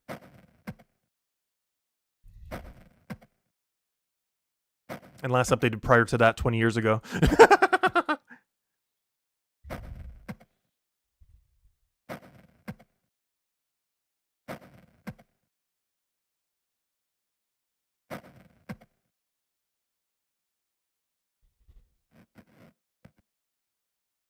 Also, I just realized I don't actually have to turn them in increments of 110. I mean, in 10 and 100. You used to actually get bonus XP for doing so. If I'm not mistaken, I believe they made it flat rate. So I actually don't need to turn in 20. I think I can turn in whenever. I'm still going to turn in 20 just in case. Because back in the day, you got bonus XP if you turn in 10 plus. As well as bonus XP if you turn in 100 plus. Like 100 at a time. As well as 10 at a time instead of 1 at a time. But I believe they made it like truly flat rate now. Where if you turned in like 16, you would get the same flat rate as if you turned in 11 or 9 or, you know, any number. I'm not 100% certain on that, though, which is why I'm going for the 20.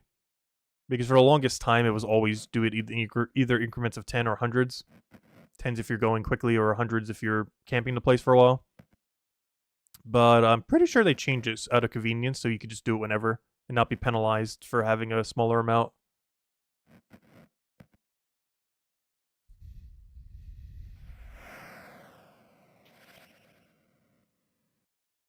But yeah, this might not look like killing blue dragons, but we are killing blue dragons right now. In the multi-step plan. It's actually not that many multi-steps. Just get 70 agility. All this to skip a key that only takes like 2 minutes to go get as well. Because basically, actually I could explain it right now probably within the time that this takes. So what we would have to do if we don't have 70 agility is we would always have to come here. So we teleport to Falador or go use our home tele there. But go to Falador, we go here, over that agility shortcut. We then go into this dungeon. There are 3 shortcuts. One over there, one over here, and one over here. Well, I guess that one too, but that's the one's not relevant for what we're talking about. Normally what you have to do if you only have this shortcut and not 70 agility or higher is you would have to go... Oh, wait, did this change yet? It did. All right, let me go grab this real quick and I'll keep explaining. Let go grab the little guy. All right, let's go Matrix again. Boom. Oh, good. We didn't feel the Matrix yet. Matrix succeeded. All right, let me go grab this, skip a little bit more back to the center. And start explaining again. I keep forgetting, we can't get doubles. I think that's like a hard diary perk or elite or something, I can't remember. I'm so used to always getting double chance. We haven't got one yet because it's impossible for us to get it. Alright, anyways. In map news. Alright. So normally we'd have to go into this dungeon, and you'd have 3 different shortcuts. If you don't have 70 agility or higher, you have to go all the way around, all the way around, all the way around, all the way around. Go all the way over here, talk to some NPC over here, do a bunch of dialogue, go kill some guy, take the key from him, go all the way back, and then use that key to get through this door. And if we had the agility, we get right here when we come into the dungeon, and then literally 1 inch away is the thing we need to go do, which is why we're getting 70 agility. Because if we don't, we have to go through that whole spiral. Well, we don't have to get the key every time, but we still have to go through that whole spiral, which is what that low-level agility thing is, to try to skip some of that. But we have to go through that whole spiral like 5+ times. Because while I won't be banking the dragon bones, I'm just going to be burying them. I probably will try to bank the blue dragon hide. And maybe we'll try processing that into actual usable fabric. Though my crafting level is way beyond, way below the threshold for that. But yeah, if we went and did that, not only would we have to get the key the first time and do everything I just said, but every subsequent time, instead of just going from here, as soon as we get into that little thing and bring us straight there, we'd have to go all the way around here, all the way around here, all the way around here, take that shortcut, use the key, which means we have to use 1 inventory for the key as well, and then get through there. And the very first time we have to go super all the way around, get the key, kill the guy, get the key, boom, boom, boom, go all the way through there. But yeah, just way more convenient having the thing. Plus, if we die, we then have to go re-get the key, which is going to be even more annoying. Because if we did the key route, every time we die there, assuming there are anyone there who's going to bother killing us, we would have to re-get the key every single death. Which would be so insufferable on top of all that we would already have to be doing.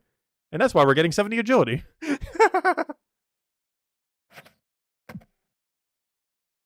You know what? I'm just going to go for 30. Because I think they've re-added the 1 penalty thingy.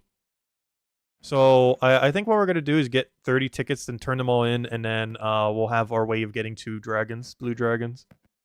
And then we can go camp blue dragons for our entire Slayer task. I'm still not sure if I'm banking the bones or not. If I do bank the bones, I probably won't bank the blue dragon hide then. I guess I could alch the blue dragon hide. It alchs for like nothing though. The material that it gets made into alchs for something though. Just not the hide itself. Also, we haven't failed a single matrix yet. I haven't been able to show the reduction of agility mechanic. But I wonder how that's going to work since we have a perpetual 5 boost. Because that 5 boost keeps reboosting itself like every minute or 20 seconds, whatever it's doing. So actually, losing agility here wouldn't be as big a deal. Because I'm pretty sure that +5 boost that we have keeps reboosting us at least every minute, if not more common. So by the time it reduces us, we're just going to be right back up anyways.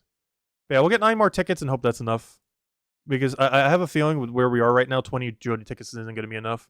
But 30 should be. And then we'll have 70 agility. Well, boosted 70. And that's also what we need for Song of the Elves, if I'm not mistaken. Though there's another quest that we could have done. Oh. Wait, there's another route. A little late now, though. But I guess we could do it for any other agility requirements we need. Like if we eventually do Cerberus during this league, though I highly doubt it, though I might do it for 1 kill if we get a task for it. But Morning's End Part 2. One of the worst quests in this entire game from a annoying puzzle perspective, and I really hope Brighter Shores doesn't have a billion of them, even though I know for sure they will, but I hope they're at least better and more modernized and not as insufferable. But Morning's End Part 2 is probably the most infamous puzzle quest in the entire game. And without a quest helper, it is a 5+ hour endeavor. It is like literally a day-long puzzle. Like, that thing is insane. How anyone solved it... Actually, I think I did do it as a kid. No, did I skip that one? I don't even remember. I know I did Morning's End Part 1, but Morning's End Part 2 is the insufferable one. Morning's End Part 1 is the one where you paint a bunch of things with toads. Well, Morning's End Part 2 is, like, the puzzle level of this game. I guess you could technically say that's Song of the Elves, but Morning's End Part 2 has a longer running history.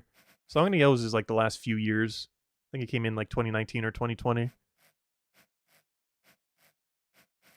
But Morning Ends Part 2 is the true puzzle level of this game. There's actually some person in this game who's doing all the quests without a guide. And I am really curious how Morning Ends Part 2 is going to go. Because I'm not kidding when I say it's literally a day-long quest without a guide. It is that puzzly. It is like a 3-floor layered light puzzle where you have to go reflect a bunch of beams of light, but you have to keep reflecting beams of light to certain locations over and over again. Wait, did I do this one already? I can't tell if it's changed or not. And the timer in the corner stopped working. It's so buggy. In all fairness, some of these bugs are because of rune light. But for some fairness, some of the bugs are also on their end. But I think it did change. Let me go grab this. Alright, 6 more tickets. We're almost there. So close yet so far. Yeah, that was a new change. Okay, good thing I checked. Alright, 6 more tickets and we're going to clear. Someone better not try to kill us in that time. In all fairness, if they do, all I have to do is just click my teleport. If I see a dot here, we literally just panic tele. Unless they look like they're nothing. But if they are scold and or have anything that can remotely kill us, we click the telly button. That's why I was scared of the magic shortbow guy when we were farming. If he just double dropped spec on us, we would just been dead with no escape whatsoever. He wouldn't have got anything. He would have almost wasted more value in arrows than he would in our loot key, but he would have killed us.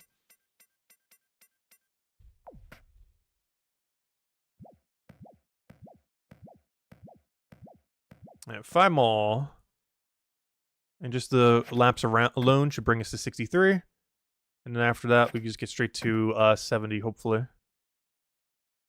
And by 70, I mean 65.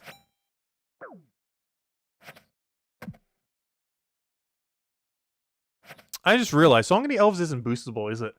So Morning's End Part 2 actually will come in. Because Morning's End Part 2 gives you, like, infinite agility XP in this game mode. I think we're literally going to, like, more than double our XP. It's like 650,000 or something. Because I think you get 60,000 or something from the quest. Let me go check. How much XP is Morning End Part 2? I know it's something absurd to make it actually worth it. They boosted it like crazy a while back. Yeah, 60,000. We get 600,000 agility XP for doing Morning's End Part 2. They updated a lot of quests to give more XP. And because this quest is so infamously horrible, they were like, let's go give a reason to people to go do it. So because it's basically one gigantic agility course, they were like, let's just make it 1 billion XP. But yeah, 60,000. Even in the main game, 60,000 XP, that's like a whole hour of agility training.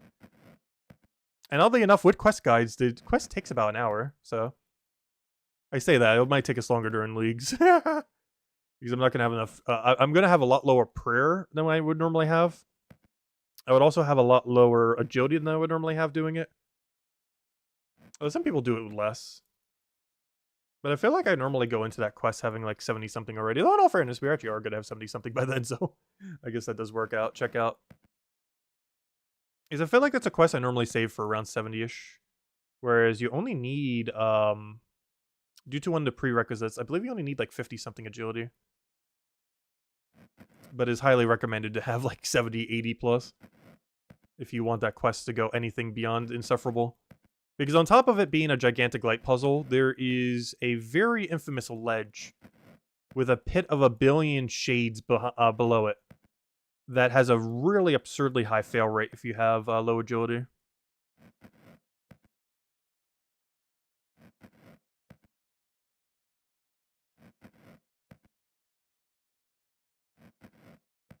Let's just get this quest helper thingy off the screen. I don't need that.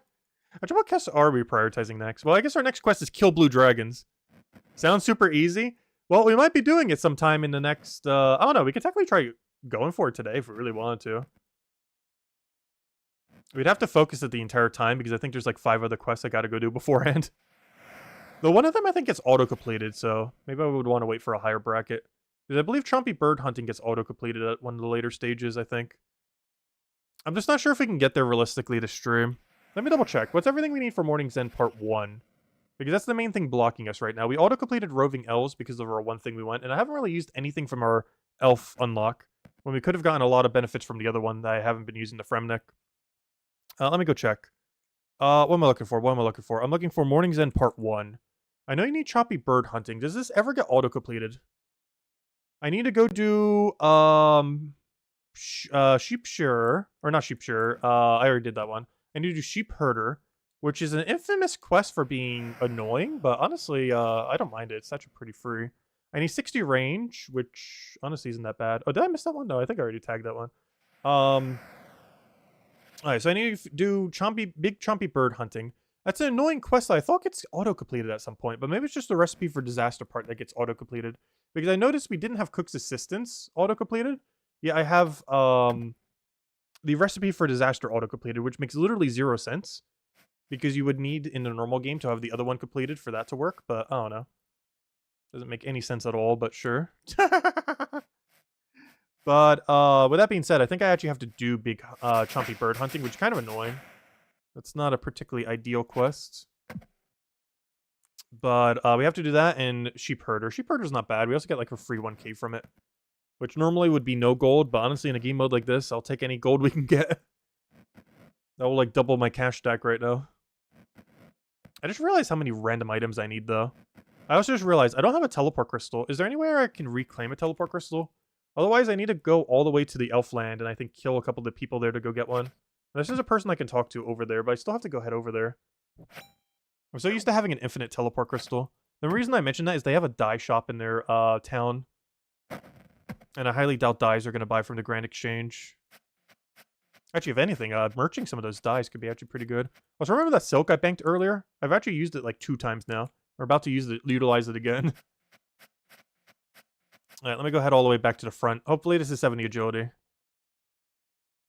But first, oh no. The problem is I can't do both blue dragons and try to get all the requirements to go do all this stuff.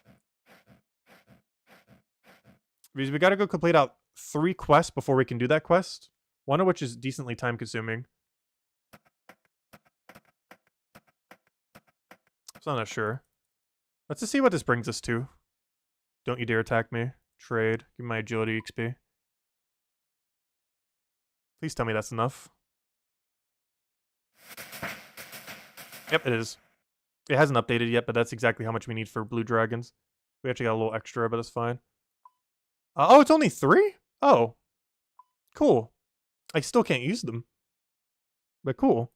Oh yeah, I can get amethyst back. Oh, why are they so expensive? Why is this 600 tickets? What? That makes no sense. Who would ever buy that? There's the hook. The graceful recolor. Obviously useless during this game mode. Okay, I guess I just grabbed 10 toad flaxes, I guess.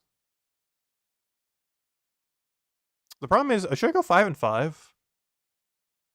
Toad flaxes are more, I don't know, I'm gonna go, I can't go 5 and 5, but I can go like 1 and, I don't know, I feel like toad flax is more important. It would sell better. We can sell that for some GP later. Also, why am I so laggy? Okay, there we go. All right, what's my game plan now? I have no clue. Let me just teleport out of here. We can try doing Fire Cape right now, though. Is there a good way to get to Falador from here? I guess I could walk, but it's easier walking from Lumbridge. We'll find a different walking route. But yeah, I'm not sure if we can do that quest this stream. I don't know, what do you guys think? We'd have to do one or the other. Blue dragons and mess around with a few other things? Or do we try doing Morning's End Part 2 and try getting to the light puzzle thingy? Though I will be using Quest Helper for it. There's no way we're doing it without Quest Helper. That is a impossible task. Not impossible, but impossible to do with how much time we have to stream. That's like a day-long objective. If you want to try doing that without a quest guide. Alright, we got a bunch of junk over there. Okay, let me go make my arrows real quick before we die. Puzzle and no helper? Well, I won't be able to complete it today if we do it with no helper is the problem.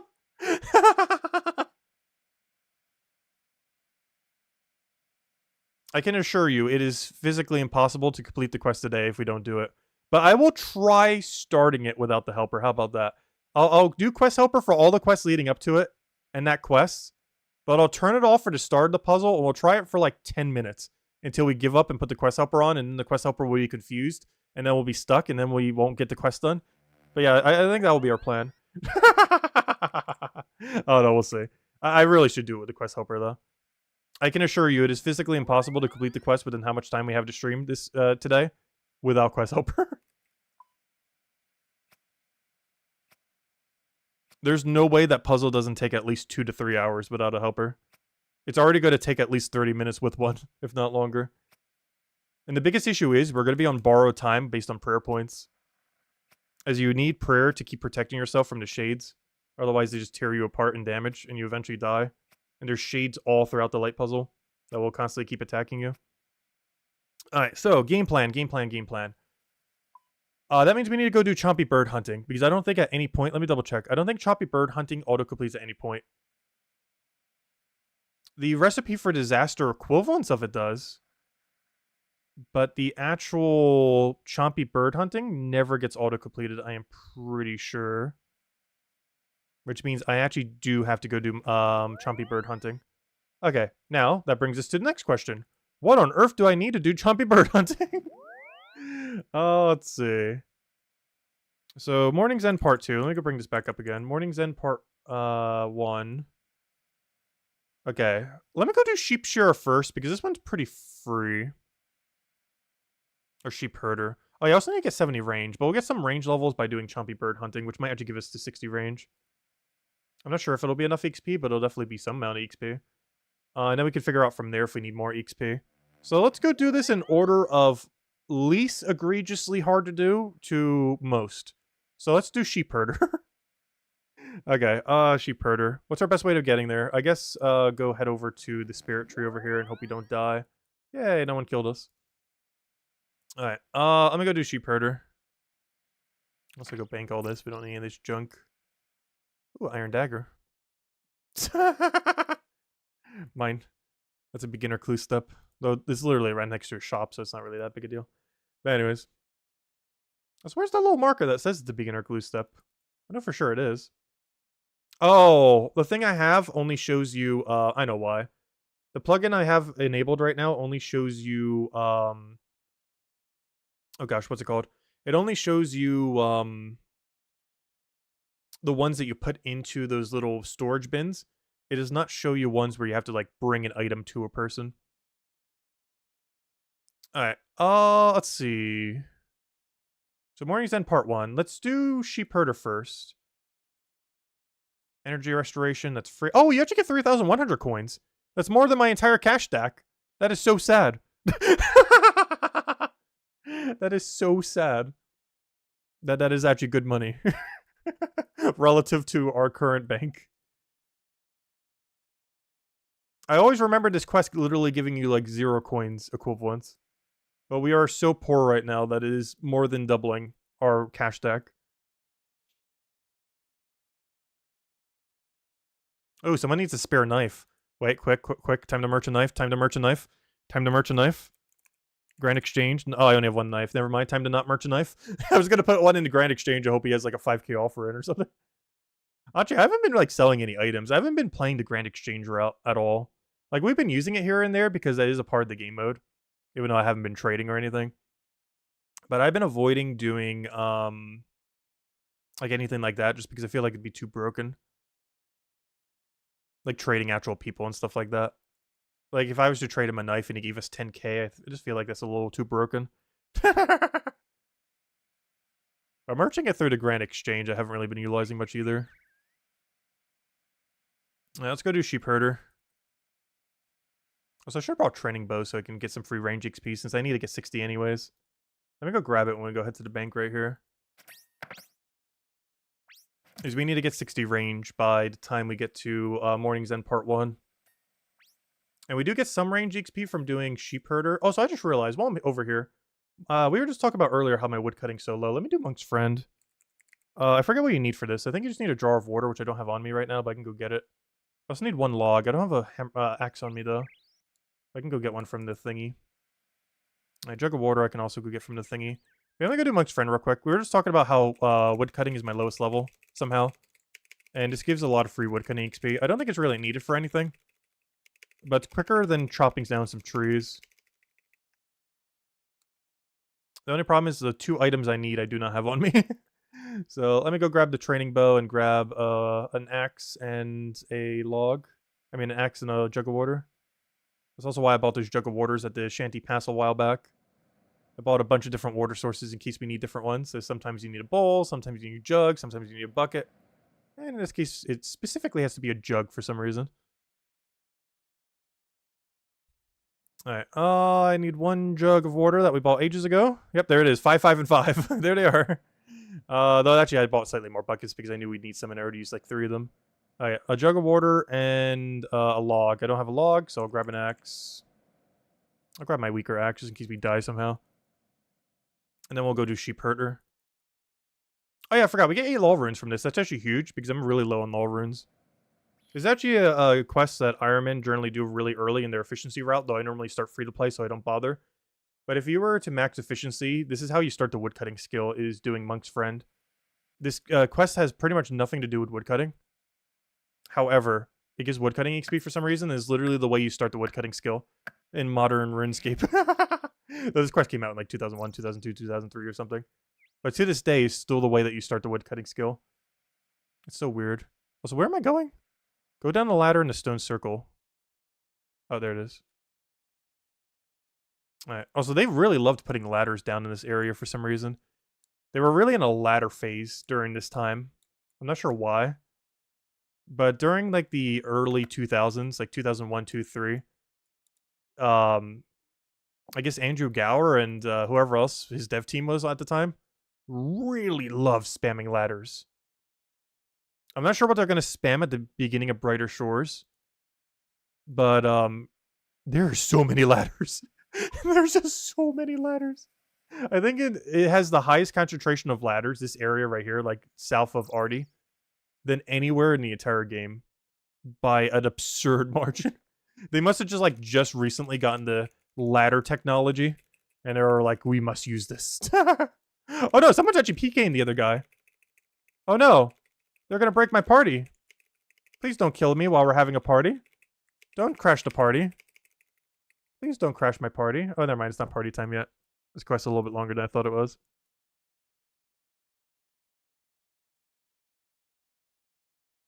But what are people doing PvP in a PvP game mode?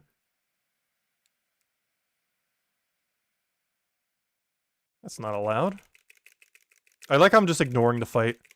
I think the one strategy I've noticed is if you have nothing on and don't panic when there's a PKer like right next to you, they will ignore your existence.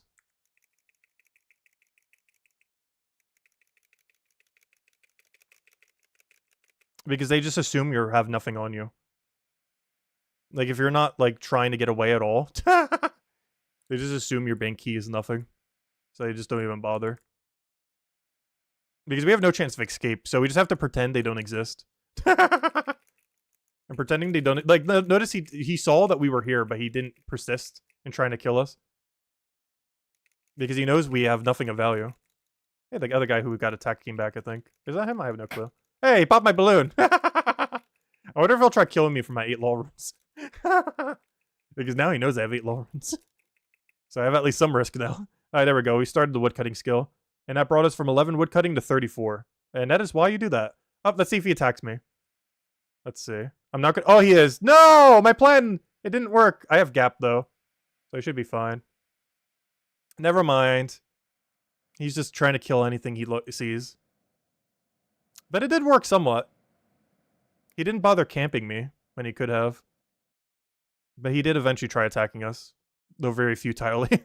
Alright. Now with our inventory of nothing. What are we risking right now? Anything? Ew, 8 toad flaxes that we just got.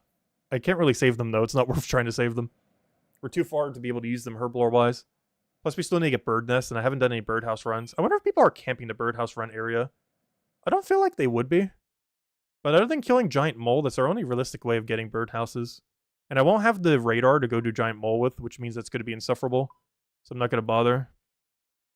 But let's go do sheep herder now. Which is the whole reason why we came here. The only reason I did the other thing is our woodcutting level was so low that it seemed worthwhile. Alright, so basically what we're doing during this quest... actually, I really like this questline series. We skipped a lot of it with one of our unlocks, though there are still a few pieces of it that don't all unlock for some reason, and this is one of those pieces. However, basically, the whole premise with Ardougne is probably one of the most interesting cities lore-wise, like East and West Ardougne. And I'm not going to explain the whole thing right now, but basically, the king is essentially faking a plague in West Ardougne to scare East Ardougne. And it is basically this whole thing of deception. And during a lot of these quests, you're basically helping to perpetuate the plague. Oh, so what am I doing? Requires 100 coins. Talk to the doctor in East Ardougne. Wait, I don't... Oh gosh, I have no money on me. Oh, do I have to pay for the plague outfit? Yeah, I see. I didn't realize that was a requirement. Oh, I see. You get the 100 coin back, so you actually only get 3,000 coins, but still. But basically, all this questline can be summed up as a very corrupt king kills his brother for power while faking a plague. That is pretty much the whole summary of Ardougne. Though it takes place across like 10 different quests. It is a very long storyline. And one of the few more lore-rich ones in the game. Honestly, our character is literally a villain. Like, he's supposed to be an adventurer. But if our guy did literally no quest in this entire game, this place would be so well off. We are basically the cause of everything bad that has ever happened in Gillinor. If our character just sat back and did no quests, and did like a no quest locked account, this would be a much more peaceful world. Because pretty much like 70 to 80% of everything that goes wrong in this world is our character's fault. And right now we're helping to kill a bunch of sheeps that we think are plagued, but we find out in Morning's End Part 1 that we're about to go do that they aren't actually plagued. That we're actually, during Morning Eggs Part 1, like right now, we think there's a plague. And during the storyline in the game, like, you would assume that, you know, this is just a plague. Like, you would have no reason to assume otherwise. But then when Morning's End Part 1 comes around, it's like, oh, it's all a lie. All those sheep that we just killed are just normal sheep that are just colored. Because in Morning's End Part 1, one of our main objectives, pretty much the whole quest actually, is coloring these sheep. Like doing a bunch of like side stuff and then eventually coloring these sheep. Which means these sheeps that are currently plague colored, like this one's all blue, it's literally just a colored sheep. It's just a normal sheep that doesn't have the plague that just happens to be blue. That was colored blue during Morning's End Part 1. By some other person prior. Yeah, this is a little bit infamous for being really clunky. Honestly, I've never minded it that much. I say that as we're probably going to have like the worst time ever, but it's not that bad. Especially with infinite run energy. Though even without infinite run energy, it's not that bad. Though you moving definitely makes it more annoying. I wish I could stun lock you easier.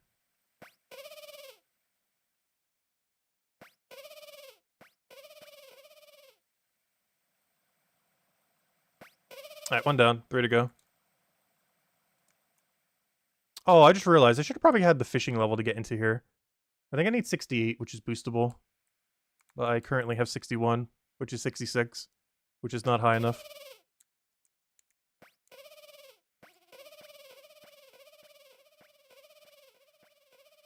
Also, I didn't even think about this. This technically would have been good early game GP.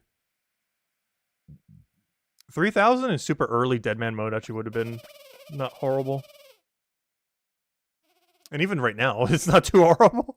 I'm so strapped for cash because I don't have any of the good relics for gaining like infinite cash, and everyone else does. Which leads to a perpetual cycle of being behind because everyone else is getting infinite cash. Okay, this one's being a little annoying. Because now the economy's so flooded with cash, so you can't get all the things that require cash. It's just a perpetual cycle of just never having cash. The rich get richer. That's not really something that I noticed didn't really happen in leagues.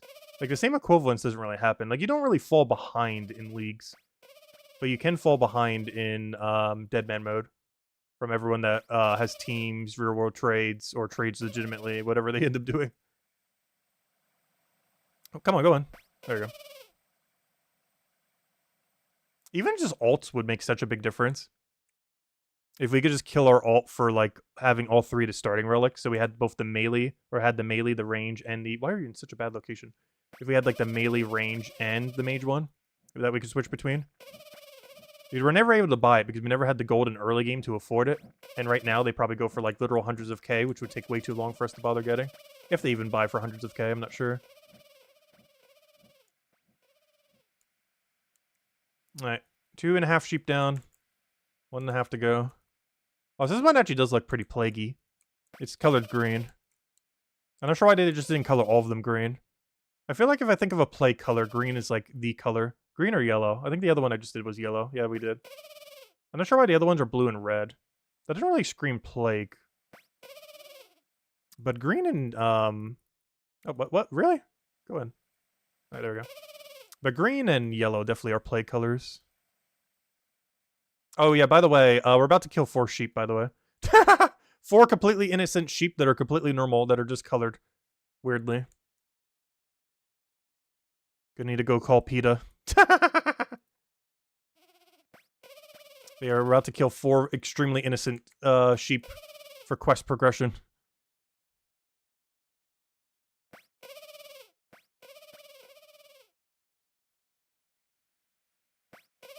Oh, that's not the direction I wanted.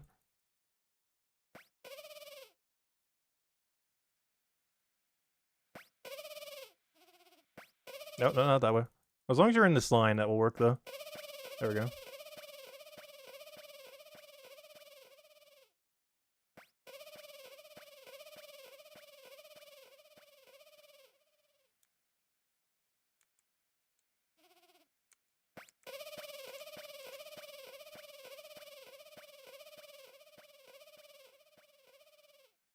And it should be the last one. I think I just turn in and then we get our 3k. And then I can go lose the 3k to some PKer that will go kill us in the next hour.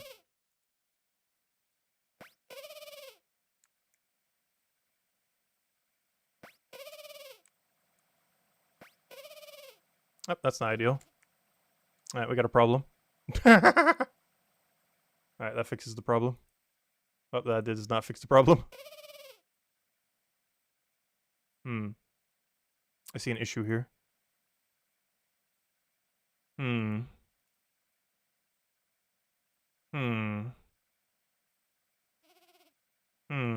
He's eating a mushroom.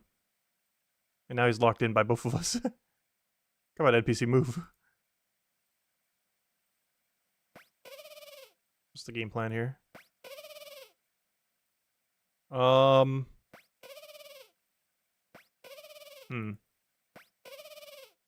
You can't prod, like, backwards. I might need a new red sheep. I think if I leave him alone for a little while, he'll move. But he seems to be really adamant on consuming that mushroom. Is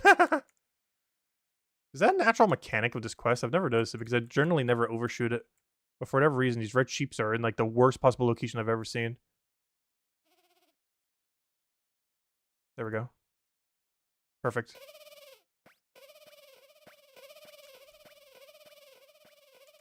Alright, round 2.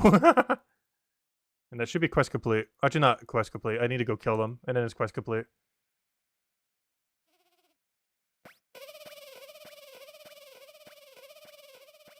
Don't you dare kill me, don't you dare kill me, don't you dare kill me, don't you dare kill me, thank you.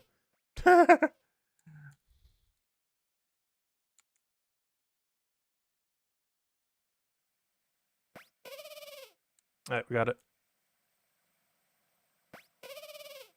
Alright, now do we kill them or do we have to go back? Yeah, we kill them here. Because our guy still thinks they have the plague. He doesn't know better yet. So we kill all the sheep. Because quest requirement requires it. Quest progression requires us to do this. Sheep bones 1. Sheep bones 2. Sheep bones 3. Notice how it says sheep bones and not like yellow sheep, red sheep, and all that. And then we put them in this to get rid of the plague. Because they were infected with the plague, quote unquote, though not actually. But our character thinks these are infected with the plague, so we're getting rid of their remains.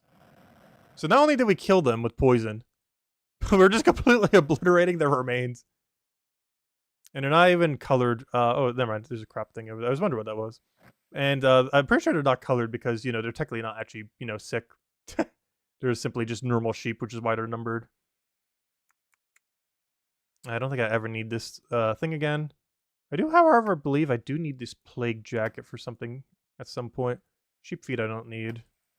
Though if I return it to him... Actually, let me keep these real quick. I think if I return these to him, he might give me the extra 100 gold. Not like we really need it. I'm not sure if that's what the extra 100 gold is based on.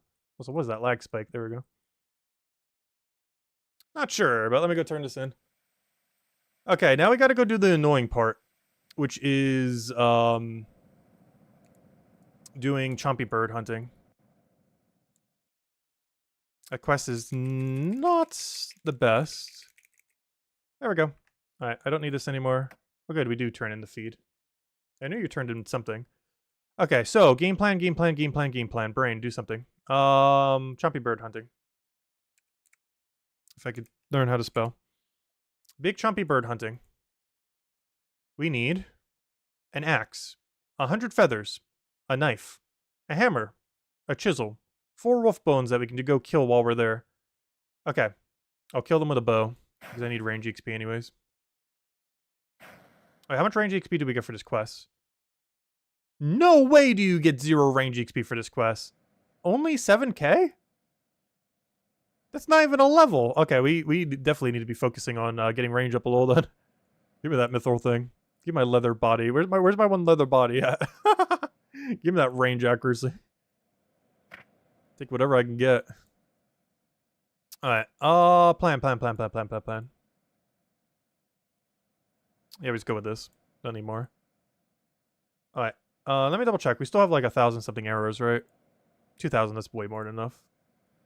Alright. Why on earth do you only get 2? Why didn't they update the EXP rate for this quest? This quest should definitely have updated EXP. This definitely shows the EXP of like, this quest was made in 2003 or somewhere around there, 2005. I know it was added before the Hunter skill, and the Hunter skill came out in 2006, I believe. Also, hello, Genki. So this quest definitely came out before 2006. And you can definitely tell based on the fact that this EXP rate has not been touched. Gosh, are those weird numbers that make no sense whatsoever. Okay, I'm going to need an axe, 100 feathers. Let's see, 100 feather. A kniff. I'll just buy it from the general store, same as the hammer and chisel. Alright. Let me go put away some of my gold so we don't lose all of it. I'll put most of it away. I'll keep like 1k on us. In case we need a charter ship or something. Let's see. Actually, where do we need to go? Because I just realized I can't Castle Wars minigame telly. I can't Watchtower telly. I guess I could fairy ring... Oh yeah, we have to fairy ring it. There's no other choice. This is a fairy ring requirement, basically, at this point. As the alternative is not worth it. Okay, so I'll just fairy ring over there. And let's make sure I buy all the supplies before I get there, though. So let's go buy all the supplies we need from the shop. Make sure we have everything. And then we'll go and do everything we need for the quest. Honestly, it's probably not as bad as I'm thinking. This quest isn't too bad. I think it's just the reward that you get from it just seems so underwhelming relative to the quest. Wait, this place doesn't sell a hammer? Or chisel? Um... Hmm. I know that place does. The problem is I don't have a chisel in my bank, so I actually have to go do this. So we could auto-completed the elf storyline, and I haven't utilized this for much. However, one thing that I should be able to do, since they're auto-completed, or at least some of the elf storyline, is I can open this gate. Because I technically already killed King Tyrus and everything. So this gate should be openable. It is. Perfect. Normally you'd have to do a quest for that. But that quest got auto-completed. What's a guy doing here? What are you doing here, guy? You better not attack me. Oh, you seem like a pretty free kill to me. If I come back with some gear. Yeah, all this is for a general store in the middle of nowhere. Just to have to walk all the way back. I'm not sure if this was worth it just for a chisel, but I need a chisel. And this is the closest chisel I'm aware of. I see a distinct lack of chisel. Why does no place in this area sell chisels? Ooh. Salmon. Give me salmon. Alright, problem. That's not a chisel. Oh, my home teleport's not even ready yet either. Where do you get a chisel in this area? I've never needed to source a chisel in Ardoing. Where on earth? I don't even think you can get it from a charter ship either. Why does no place here sell chisels? This place doesn't sell a chisel? You don't sell a chisel? Is there a chisel spawn somewhere over here? Do you have a chisel spawn? Are you like a random chisel in a room? Chisels. Come out wherever you are. Rotten apple. Alright. This is a problem. I have no clue how or when we lost our chisel. Or if we just never got one to begin with. But, where's my chisel? We're chiselless. I wonder if the shop in, is there anywhere where a fairy ring can go where a chisel would be nearby? Is there a general store in Xanaris that would have a chisel for some reason? I want to say no. How do I even check Xanaris? Because I can't get there through... Okay, I'm just going to go into a fairy ring, go to Xanaris, and just check. And then try to render a area that is near a chisel. Okay, you shouldn't kill us. You could, but aren't. Alright. Sourcing a chisel. Configure. No, not configure. Xanaris. Is there a general store and or chisel? General store, thank you. Please tell me you sell a chisel. I have checked 2 stores and neither have had a chisel. Please stock chisels. Thank you. You know, I'm getting a spare one for when we inevitably lose it. We have sourced our chisel. And now the only thing we need is wolf bones, but we easily get those during the quest. And I'll keep the salmon and use it as our food, I guess, in case we get attacked. But realistically, where we're going, there should be no one here. You'd have to be insane to bother hunting people here. There's no reason. Alright, what's the Feldup? Oh yeah, this isn't a safe area. That's kind of scary, but oh well. Where is Feldup Hills Telly? AKS. Alright, let's go do this quest. We should have everything we need. We don't have the wolf bones, but you easily kill those during the quest. There's just like a billion wolves here. Actually, now that I think about it, there might be some people killing here. For the main reason being, they'd be killing the people doing red chins down there. I didn't think about that. There shouldn't be anyone trying to kill people in this area, but if they're already killing at red chin area, and they're like, hey, let me go see if anyone's doing chompy bird hunting, that's going to be a free kill. That's the only way we're going to die here. Is because they're checking the chins. And then, because of that... Oh wait, I was supposed to make the bow, wasn't I? I need the ogre compo. Or actually not the compo, you get the compo later. I need the normal ogre bow.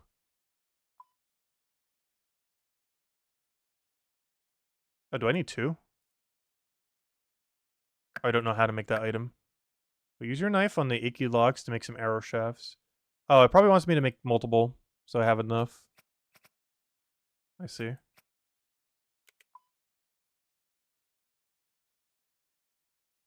Alright, now we need wolf bones. Okay, he wants me to make arrows. It's a really weird process. Let's see. That's why I recommended 4, I guess. You technically don't need that many. These 8 that we have will actually be enough. Which means 1 wolf might actually be enough.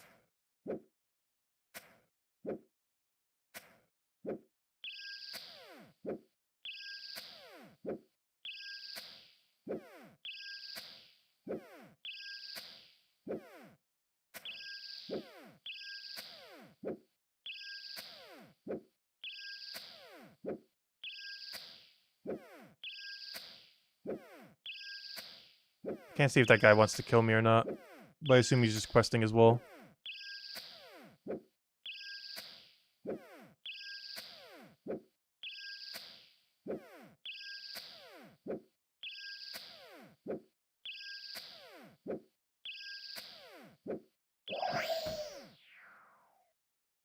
Even those wolf bones.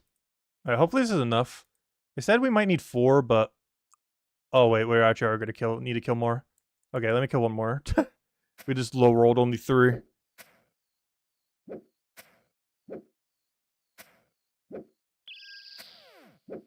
Oh, everything's been going well, Genki.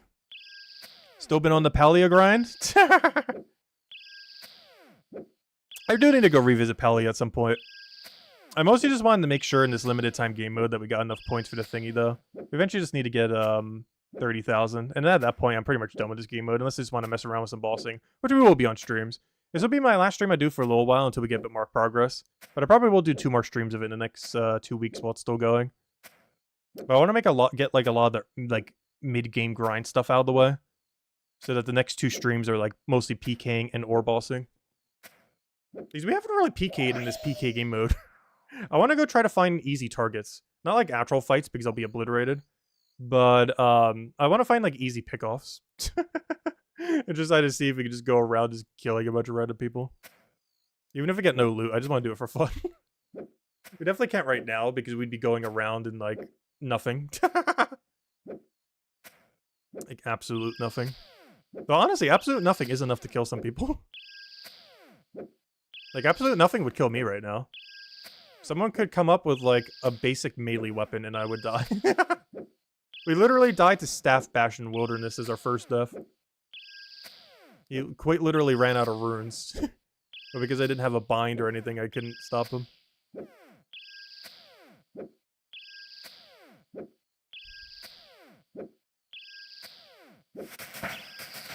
Oh, there's one of our range levels. We need 60 before we can go do the other quests, unfortunately. We're only at 57 right now. Alright, this should be enough. Quest Helper said we needed about 8, but honestly, this should be more than enough. Unless we get really unlucky.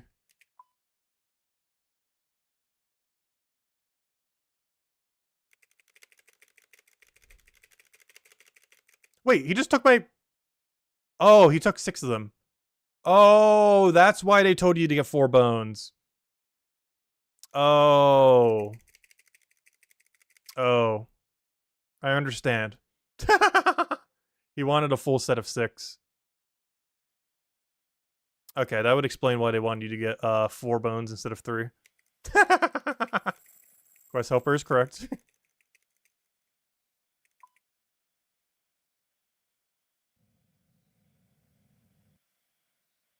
Actually, before we lose all of these during the next quest, isn't there an option to grab multi? Give me everything. The reason I want to grab these is the next quest that we need to do, Morning's End Part 1. You're going to need to use these, and if I die during it, I'm going to have to get this item back or go back to the grave, and that's just too annoying. So I actually want spears for the main reason of... actually, I don't need that many spears, though. But I mostly just want spears because it's going to be so annoying to get this back, because I have to come all the way back here every time I want that again. Alright, let me go do 2 of these little icky log thingies. That should be enough.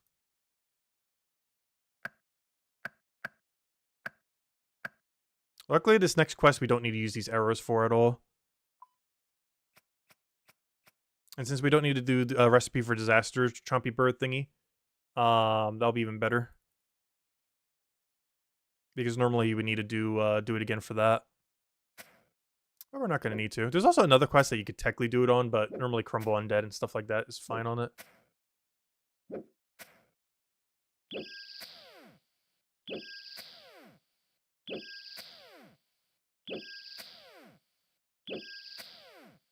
You guys still been doing Palia like crazy? Nice.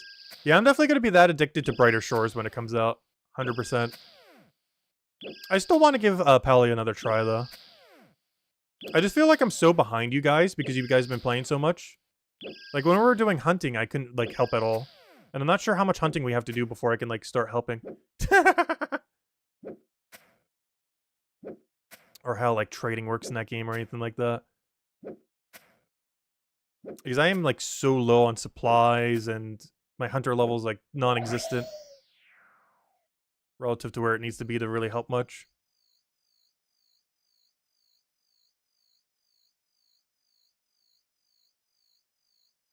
But yeah, we could definitely do another stream for it sometime soon. Not sure exactly when. Definitely sometime before Brighter Shores. But I'm pretty sure that game's still not coming out for another month or two. Is aimed for Q3, which is the end of September.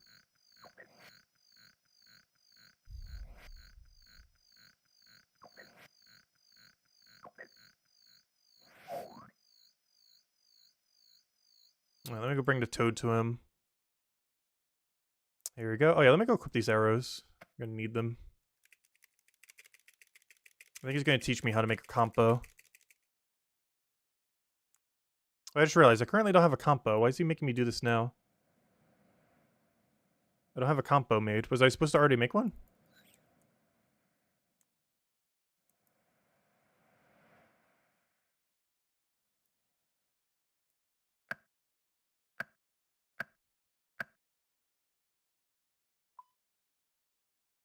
You're not sure how you would be making this item. Oh, apparently we don't make a combo yet.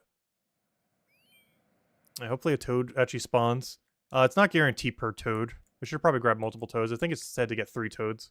I only put down 1. 1 normally is enough. But sometimes you get unlucky. And I think we're about to get unlucky. Which is very unfortunate.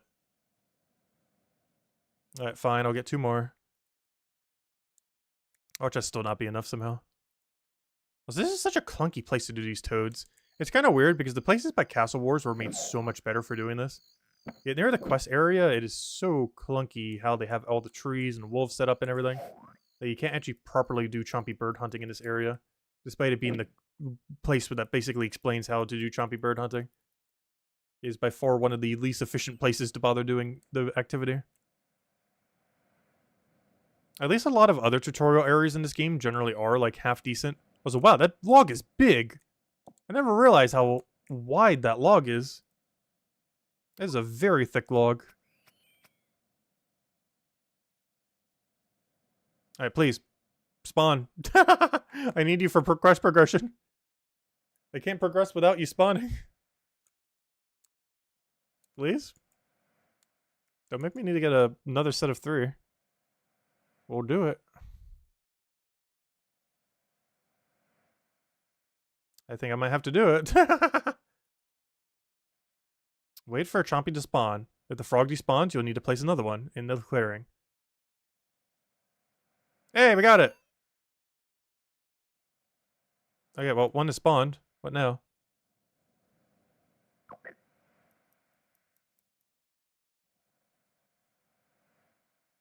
Oh, he kills it. I see. I forgot that was part of the quest. I think now we learn how to do bow.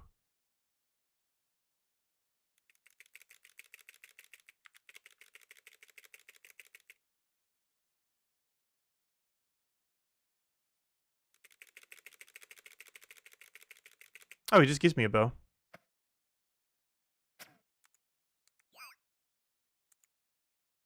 I forgot. The non-comp version of this is so slow.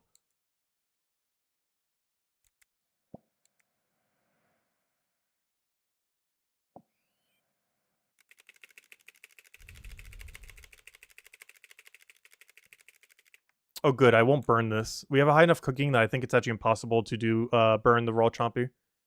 Normally, during this quest, it's annoying because you might have to get multiple. Because you actually have a burn chance. But I'm pretty sure we're such a high cooking level that this cannot be burned.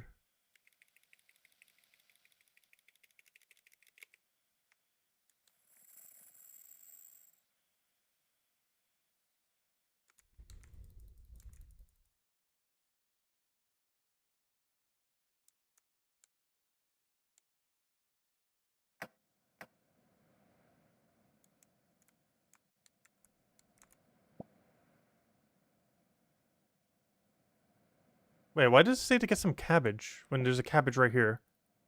Oh, because I have to still get the dogo leaf. I see. And that cabbage is backtracking. Wow, Quest Helper is really efficient these days. Not that it hasn't been in the past, but that's some extra efficiency right there. Because you would grab the cabbage. It probably told me to go grab that cabbage. Because it's on the path to getting this leaf. Without going out of your way. Whereas the cabbage I grabbed was several tiles out of the way that would make you backtrack a couple tiles. So the recommendation that they give actually makes it so you don't have to backtrack a couple tiles. Even though there's a cabbage right there that seems like it's worth it, it's further away than grabbing the cabbage that's already on the way. Alright, please don't burn. I'm pretty sure our cooking level is high enough that this can't burn. Good. It is possible to burn it, though. It is definitely a burnable object. There we go. Nice. Got a little bit more cooking XP. I was wondering how I'd get a little bit more, but we just do normal cooking. Because all the recipe for disaster is like auto-completed. Okay, now we can go do Morning's End Part 1. And then we can go do Morning's End Part 2. Wait, I still need range level, though. Oh, yeah, we still need to go initiate plan, plan get 60 range. Plan get 60 range. Plan.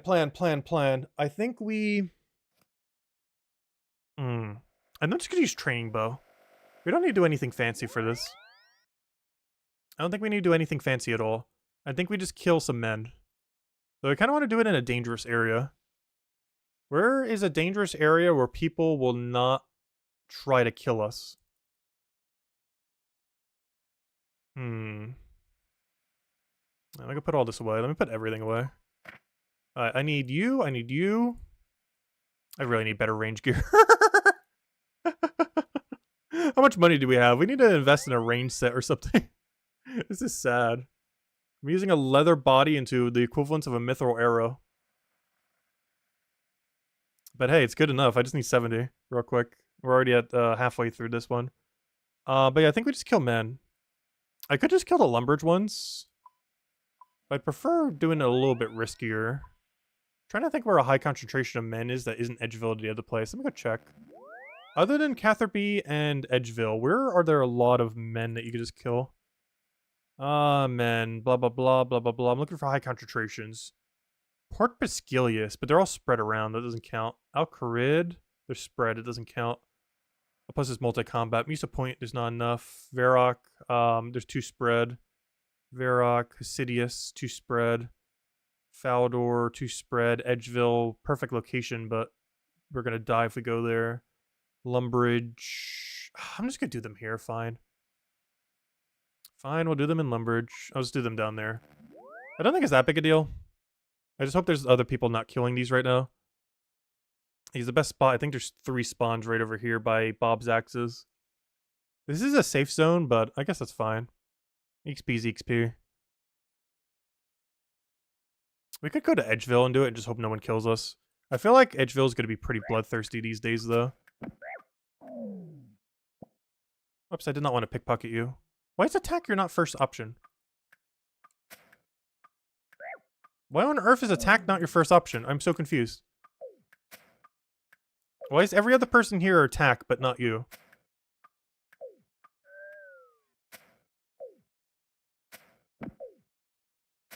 Hey, can we get herbs while we're in a safe zone?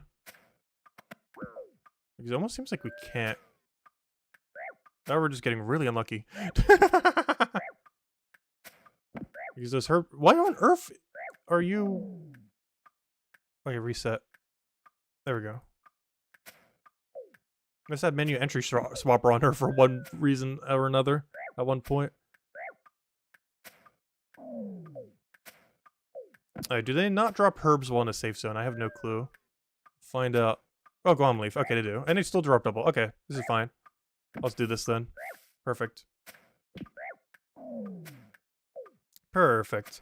Alright, this will actually be ideal then. We'll get a bunch of herbs for free herb lore XP, which we need anyways because we eventually need 70. This is nice and safe. We need our range levels. Get everything done. Earth Talisman. Not really that needed. I say that, I actually will need one. If we actually do go do Lunar Diplomacy... No, there's a Dream Mentor, I forget. One of them you need to go to every single altar. Every single elemental altar. So we actually will need that talisman. Do you guys drop anything but Guams? If this was the main game, I'd be happy about this, but I need something higher tier than this. Because in the main game, you would actually want Guthix Rests. But Guthix Rests are kind of pointless in this temporary of a game mode. I say that. I wonder how much it would be if you actually started making them, though. Like, a Guthix Rest probably sells for absolute bank in this game mode. Because no one's going to bother making them, and nothing drops them in the entire game. That might actually be a strategy. Once you get enough gold, just make and sell Guthix Rest. The problem is, the quest you need to make it doesn't auto-complete until final bracket.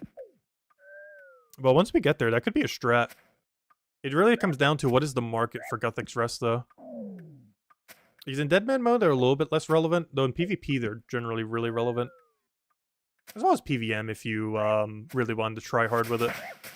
But the annoyance of making them is way beyond the benefit of using them. So they're generally not used for PvM, just PvP. Yeah, we'll go until we have 80 range and or full inventory of herbs. Whatever it comes down to. Also, why are they dropping Quam so commonly? I know it's their most common one, but still. If this was our actual account, I would love to have this many Guams. I actually still farm one patch every single time because I still need Guams for Guthix Rest. I think I only have about 2,000 something of them. I say that, that's probably like one of the highest 0.1% of people who have them on an Iron Man. Because no one bothers with them normally. But they're actually really good on a hardcore. The main gimmick with Guthix Rest is they only heal 5 per sip. And they give you a little bit of run energy and... Oh, big inner clue. Is that even worth holding on to? Probably not. If it's an easy step, though. No. Why do I only get Reldo step beginner clues? That's the second time now. But, the whole point of Guthix Rest is they heal you by 5 per sip, and there's 4 sips for 1 inventory space, so 20 total. And they also give you a little bit of run energy, I believe 5%, and they also cure a little bit of poison, which isn't normally used for that, but, it can be helpful. For, like, Vorkath if you don't have, like, anti-venoms or something, though we would. But, or not in this game mode, but you know what I mean. But, the main reason why they're actually good is not a single thing that I have mentioned already. It is the fact that they do not interrupt your attacks. So normally when you eat food, you get stalled for an amount of time. And there are only 2 things in the entire game that heal you but do not stall your attacks. It is Guthix Rest, which heals you for 5, and Cerudomin Brew, which heals you based on how much your HP is. I forget how much it does at max. I think it's like 17, 18, somewhere around there. I should probably know that number, but I actually forget off the top of my head. But, the only other alternative is Cerudomin Brew. The problem with Cerudomin Brew, even though something like 18 sounds a lot higher than 5, because it is, because you can have 4 18s instead of like 4 5s. But the difference is you do not lose any stats when sipping a Guthix Rest. You do when you use a Cerudomin Brew. Your attack and strength and range and magic, like basically all your combats that do offensive combat, are reduced. And because of this, Guthix Rest are used in situations where you'd want to heal but still keep your stats high, aka PvP. In PvM, it normally doesn't matter as much because you can just sip a few of them and then use a super restore and then, you know, use your combat pot again of whatever kind you have. But in PvP, that is a lot of time because it still has like some delay. Even though you don't have delay between your attacks, you still have delay between when you can sip them. And you're talking about like 4 or 5 seconds of time right there. Which for PvM, that's not that big a deal, but 4 to 5 seconds of time in PvP is basically you killing or not killing your enemy. Which is why Guthix Rest is generally pretty commonly used in PvP, but almost nowhere else. So in a PvP game mode, they might be valuable. Especially if mega clans aren't bothering to make it themselves and just buying it from the Grand Exchange. But I'm pretty sure they would allocate someone to go make it for them. But there's a chance no one would want to go make it, because it is quite a process. It's something I'm curious to see what Brighter Shores does. Because there are quite a few things in this game that I absolutely love making, because it's such a, like, insane process to go through all the steps. But they're, like, never done, because it's just not worth it compared to other options. Alright, let me go drop these Marintils real quick. I'm gonna go bank these, I guess. Yeah, I guess this is just how we get herbs now. This is gonna be my herb method. I can't think of anything else for quick herbs. I'm mostly doing this for range XP, but, you know, free herb XP is wonderful. We eventually need to get 70. Non-boostable, I'm pretty sure. Which means we're not even halfway there. Because in this game, half numerically is not remotely half. 7 lower than a number is actually halfway. That doesn't make any logical sense, but it is how level scale works. It makes no logical sense at all. But 7 lower than a number is halfway. So I would be halfway to 70 herblore at 67 herblore. Or sorry, at 3 herblore, I mean. We're at 51 right now.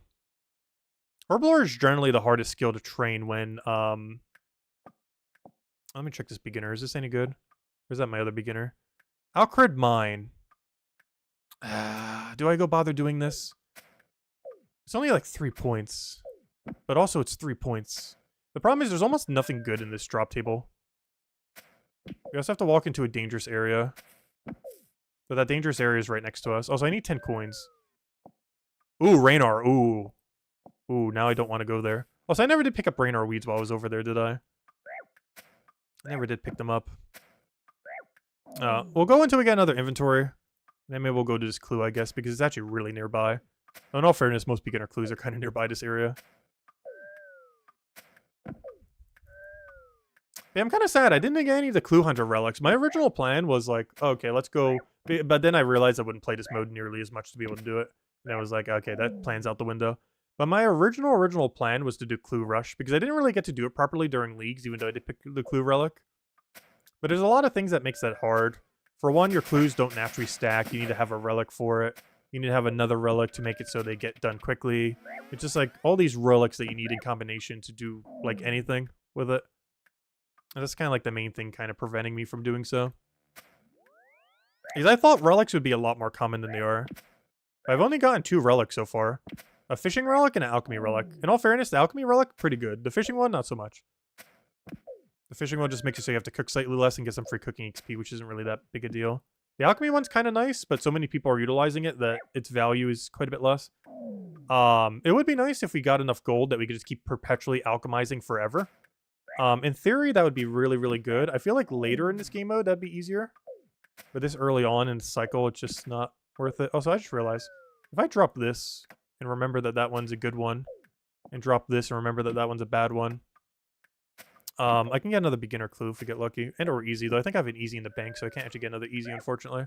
Which I probably should have grabbed that out of the bank so we could have gotten another one, but oh well.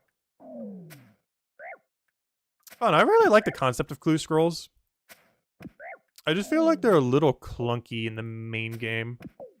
Because they added like a 1 hour timer to them now. Which basically makes them pseudo-infinitely stackable, but you have to keep picking them up, and it's just really annoying. They just need to add stackable clues to the main game. Which also means they would be adding stackable clues to Deadman mode by default. I'm actually really surprised. They pulled it, I think, once or twice back when I wasn't actually playing during some duration of time. From like late 2018 to like 2023 or early 2023. And, oh no, I'm not sure why it failed to pull twice. Like, if they pulled it in modern day, it would definitely 100% pass. Especially now that they have, like, the weird 1 hour on floor timer thing. But the reason they added the weird floor timer thing is there was a death piling method that allowed you to keep it for an hour. And then they removed that death piling method. So, to make up for it, they made it so scrolls just stay on the ground for an hour, as we can see with the little timers over there.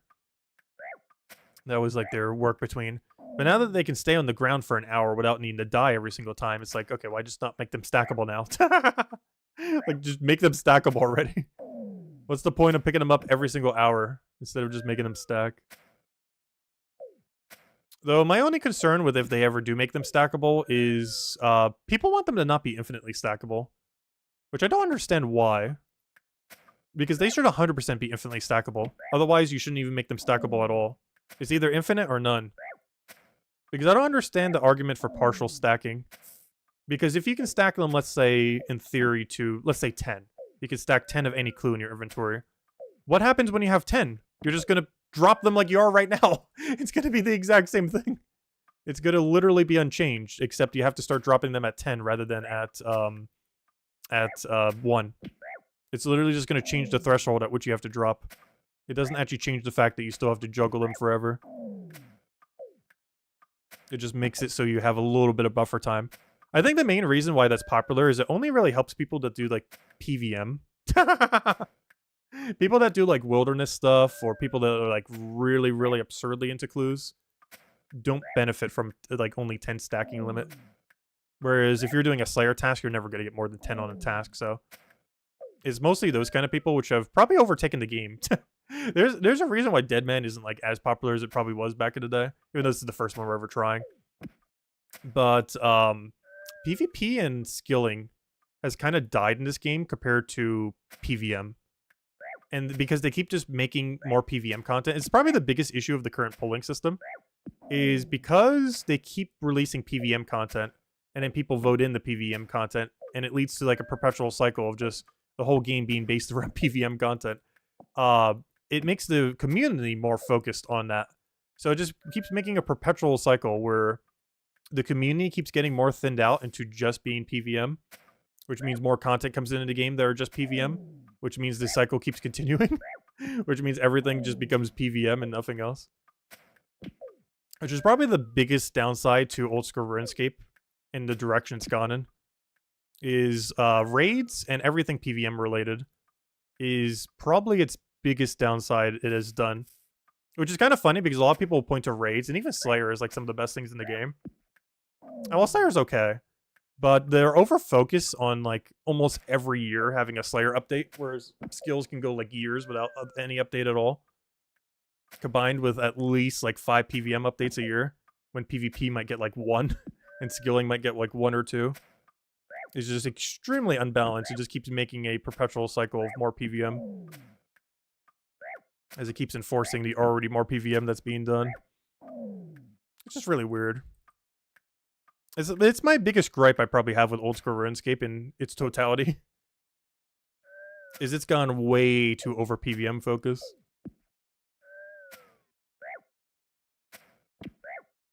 Though they still have these Deadman modes. They still have some stuff for skilling though, but proportionally, it is a no contest. It's like 80% PVM, 15% skilling, and 5% PvP. It's like their breakdown these days. Have we had 60 range yet? No, we're about to. Hey, another beginner clue. Please tell me this is one in Lumbridge, like talk to Lumbridge Cook or something. Hunting. That's west of Varrock.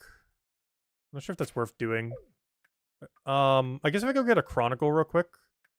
But the problem is if I go do this, because we don't have stackable clues, I can't go and have one in my inventory and have the other. So like right now, I can't pick up both these clues and have them in my inventory at the same time. I can have both of them on the ground and they can exist in coercion and like coercion, wrong word. Trying to think of the word for it. Cohesion. They can, no, that's also the wrong word. Together. That's still not the right word I'm looking for, but they can exist together. I'm thinking of a different C word that's not rendering right now. But they can coexist. That's also not the correct word. I have no clue what word I'm looking for, but they can coexist on the ground, but they can't coexist in my inventory. It's not the C word I'm looking for, but... Why can't I think of the word I'm trying to think of? It's not coexist. But coexist does make sense. I got my 60 range. That's why we're doing it for. Let's go do these clues. If we die, we die. I don't really care. Alright. If someone kills us, then they get all the herbs they could ever want. And by that, I mean, like, barely any. Oops, I grabbed the wrong clue. Whoops. That's not the clue I wanted. I want the panic at the other place. Okay, let's play. Does someone kill us while we walk to our destination? Alright, panic at Alcred Mine. This is literally like right next to us. Does someone kill us as we go to our destination? I don't even have a one-click telly. If he gets on me, I'm just dead.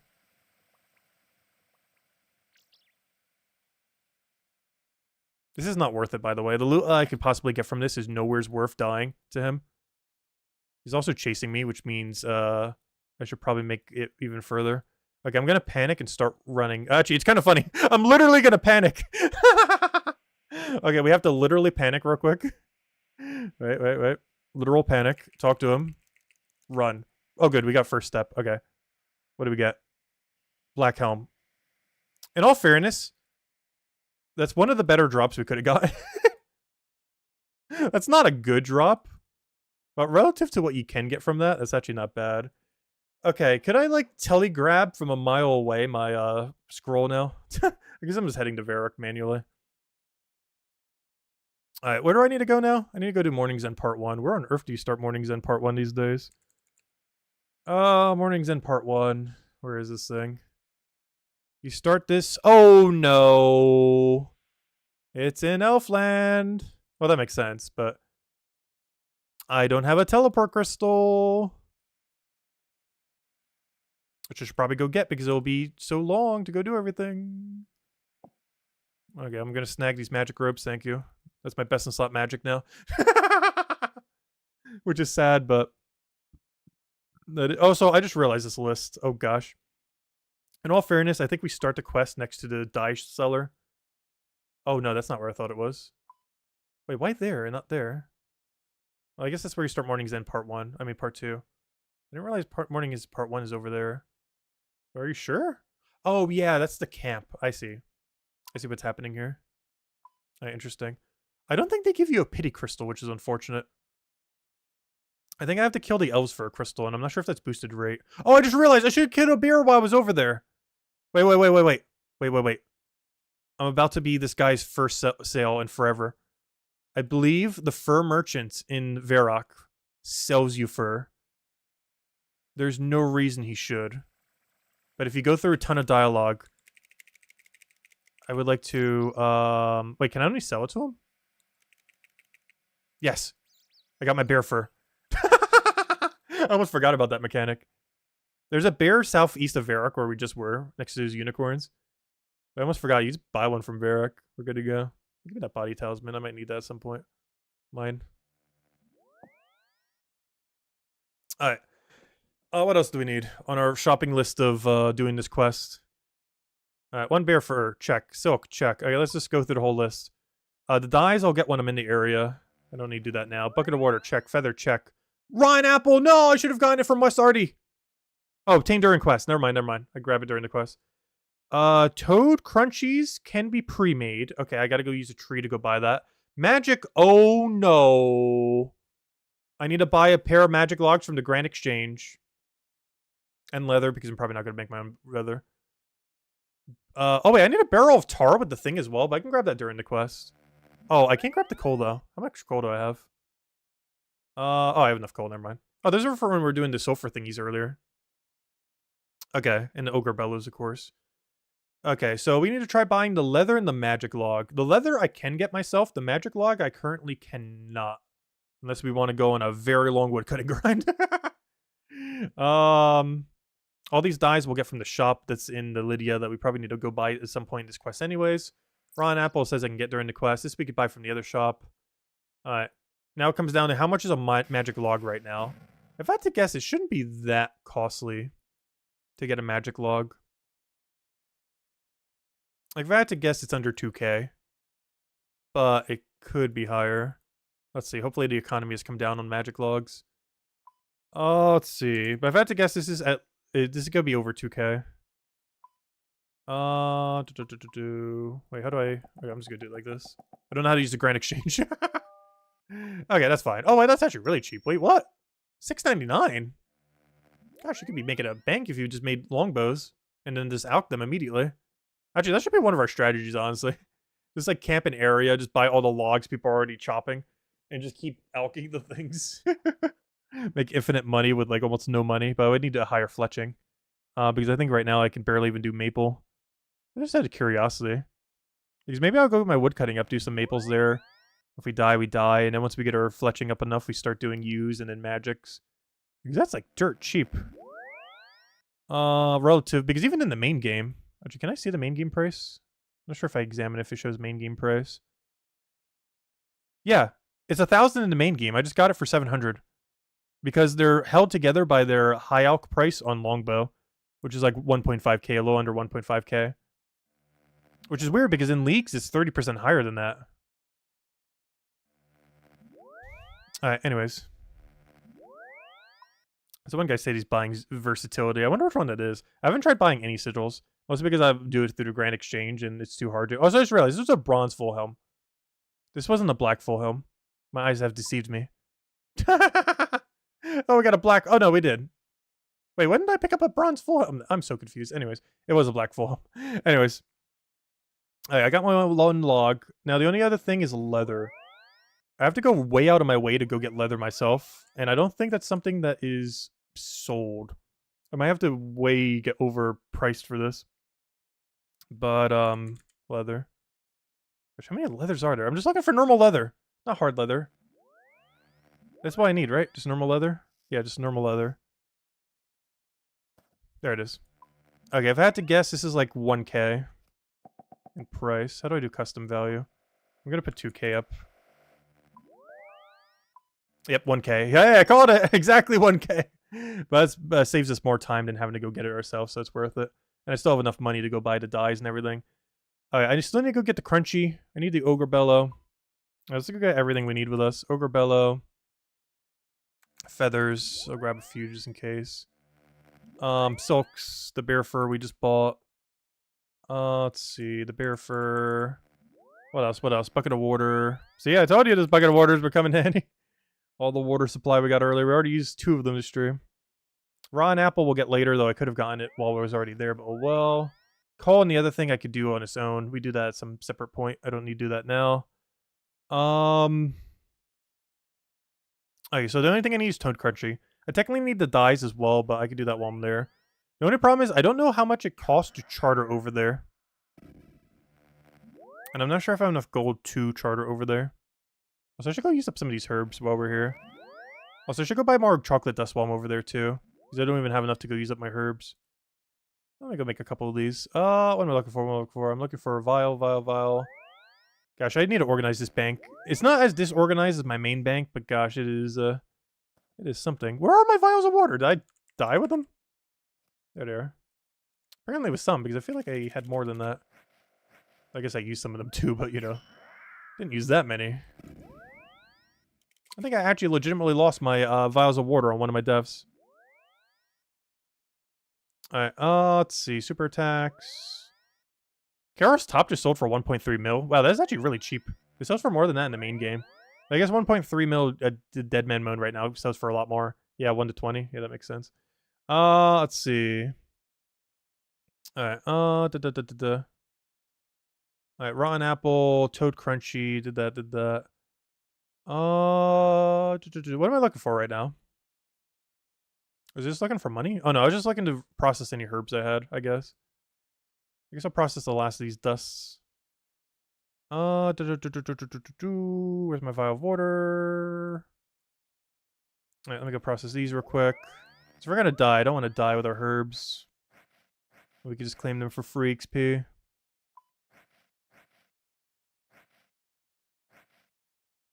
Buying Master Wand, oh gosh. I think that does drop from the rare drop table thing. So far, the only rare drop table thing I got was the swordfish and this white berry. Which are actually good, because when I can use catatines at level 65? Boostable. We'll be able to go make them into super defense. Alright, anything else we need? Alright, let's go buy everything else then. And I think we'll go head out. I'll bring my one-click teleport, which I almost have no charges in. I'll bring my bow. Do I actually have to kill anything during this? I have to kill a Mourner level 11. I just realized this gives a ton of HP and thieving XP. I'd even put that into consideration when doing this quest. But wow, is that a lot. That more than doubles our thieving level. We'll be level 70. 75. Oh, we could start stealing gems. Not that useful, though. Though they did buff gem stalls. I've never actually done gem stalls since they buffed them. But I don't think they buffed them enough to make them relevant. Even in a temporary game mode like this. Yep, all the people AFK in the trees. Oh, a necklace of passage? I don't have that. Ooh. I almost forgot. This place is going to have us teleport all over the place, and I'm going to be using none of them. We might be walking a little during this quest. I should probably bring an arty telly. Which is probably just going to be our Draymond stuff. Alright, what am I came here for? Pre-made toad crunchies. Where on earth do I buy this? I completely forget, but while I'm here, let me get 10 chocolate dust. Give me that. Alright, where on earth do you buy pre-made toad crunchies in this place? Which one of these is pre-made toad crunchy? Is that the right one? Toad crunchies can be pre-made. Got it. Alright, let me go bank these. Oh, so I should probably buy a second one of these in case I eat it. Alright, there we go. Hopefully I won't eat it now. I'll still find a way to eat it somehow. Alright, let me go put away this dust. So that's the whole reason we had to come here. This we can get when we're in West Arty. This we can make when we go get the barrel when we're already over there. Because that's where we start the quest anyway, so I can just pick up the barrel. Do everything I need to go do with that. You can get this by using the barrel and Port Tyrus on the poison waste, yeah. So I'll do that when we start the quest. Oh, I just realized I need an anti-poison. I need a unicorn horn. I need some amount of anti-poison if we're going to be going through that area. I'm not sure where the closest unicorn is to this area. Unicorns, where do you exist? Because I need some form of anti-poison, and that would be the most convenient way to make our Marintills into just a basic anti. There's a spawn north of Castle Wars, but that's too far away. Or is it? Is it? If I tree over there... And then, well, I need to get to a charter ship is the thing. Because my only realistic way of getting there right now is charter ship. Or getting my agility even higher. Though I'd rather get that for Morning's End Part 2. I'm not going to bother doing that right now. Because that doesn't get you any closer. That does, but you need the agility shortcut, so I have to charter over there. Which I just realized is actually going to be a big problem. Am I actually going to be using this area? No one ever uses that. I feel like I should make a necklace of passage. Would save us so much sanity for how many times we're going to be going that area. Plus, no one's really going to be in that area.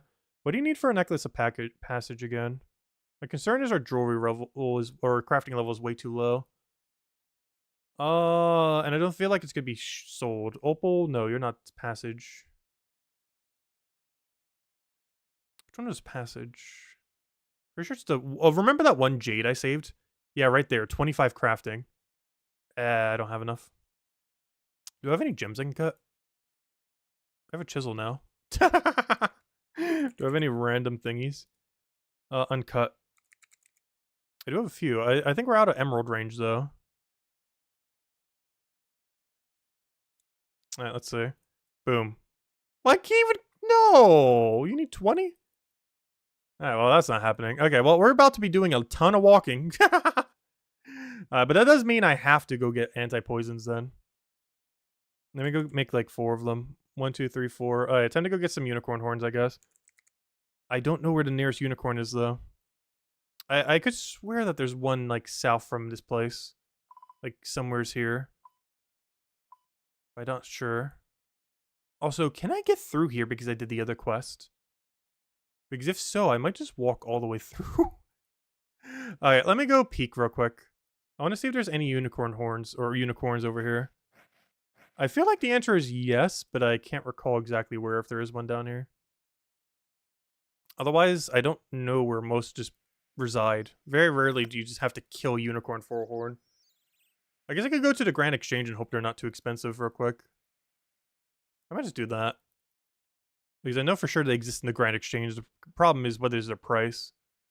Because their price is probably way too much. But if they drop as like an extra drop, maybe people are just throwing them in the Grand Exchange. So let me go head over there. See if I can buy some unicorn horns. See if I can buy a necklace of passage, though that definitely won't happen. Especially with how much money we have right now. Unicorn, horn. Let me just price one real quick. Oh, they're free. Wait, they're free. Wait, what? They are free. What?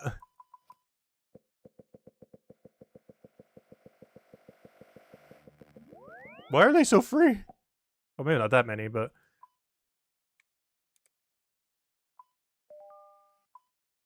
They are so free!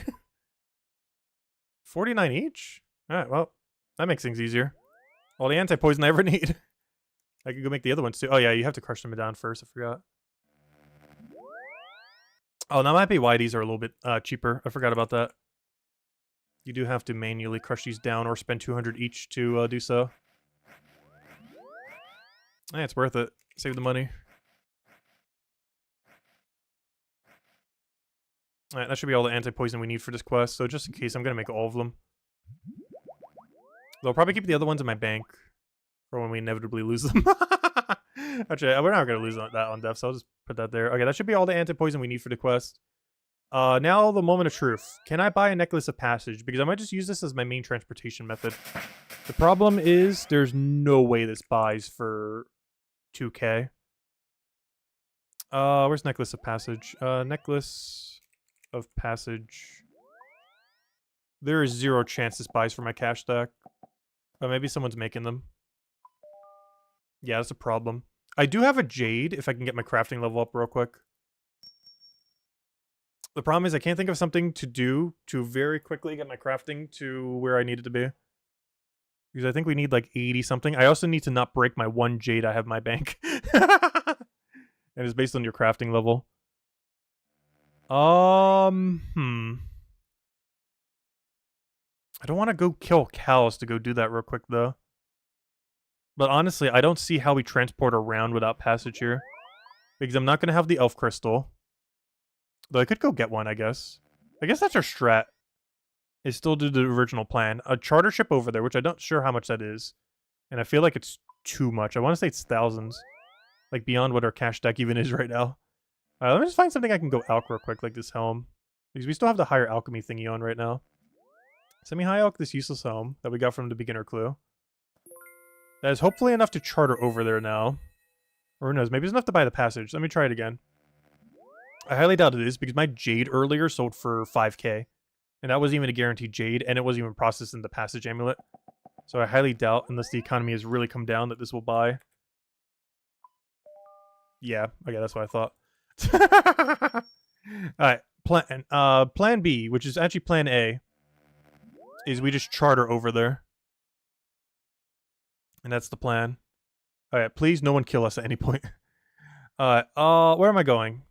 Where am I going? I'm trying to find a charter ship. The quickest charter ship would be... to take the... no, not Fairy Ring. I would have to take it from Artie. Battle of Kazera. Oh, purple dye. That's one less I need to buy. I forgot about that. Oh wait, I don't need purple dye though. Never mind. I need all these colors, but purple is not one of them. Go figure. That's funny. We need 4 different colored dyes. Purple not in that list. Unfortunate. Alright, so game plan. We go over here, we then charter. There's a charter over here, right? Well, if there's not a charter over there, I could take the boat for like 30 coins and then charter at the other place. So it's not that big a deal. I just have to go through extra steps. So I should probably bring some food. Not because we're going to get attacked, necessarily, but because we actually will take damage from obstacles. That's going to be a liability. Alright, food.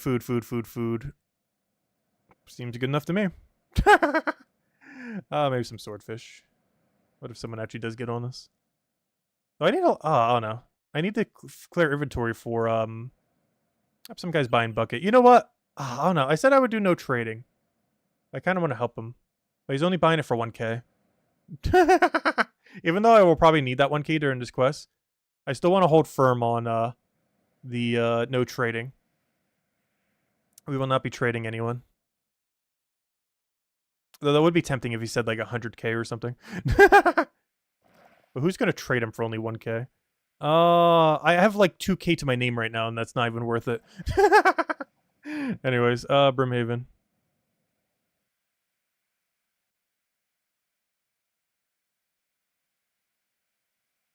All right, charter. Please tell me this is not 3K, and I should have grabbed his 1K. All right, let's not click the wrong one. No! I've identified a problem. It is 3,200 gold to charter there. Alright, plan B. Maybe we do some in the bucket. In all fairness, this isn't like a trade in like I'm getting someone sigil or like full rune or full magic or something. No, we're still not going to though. I will find some other way to make our money. I'm holding firm. I will alch something else in our bank. I said, hello, Jets. Welcome, welcome. But no, we're not trading. As tempting as it is right now, I will sooner alch some random item in my bank than trade. Alright, let's see. Okay, steel plate body, we're probably never going to need you. It's for clue steps, but we'll just get it later. Alright, now we have enough money. Alright. We're set for the rest of the quest now, for money. Now we just need no one to kill us in the next hour. Because this is the annoying quest we need to do before we do the puzzle one. But after we do this, we can finally go do the puzzle quest I was talking about earlier. But we have to do this quest without dying a single time. Which is easier said than done. Luckily, almost no one should be in this area. But if someone does find us in this area, we're just dead. Like, there's literally no survival.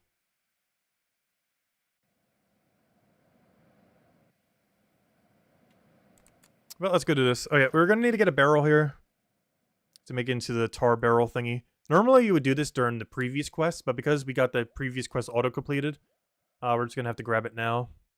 So grab one of these barrels. Kill a chicken for XP. Right, let's go start this quest. And there's the cannon we killed the king with.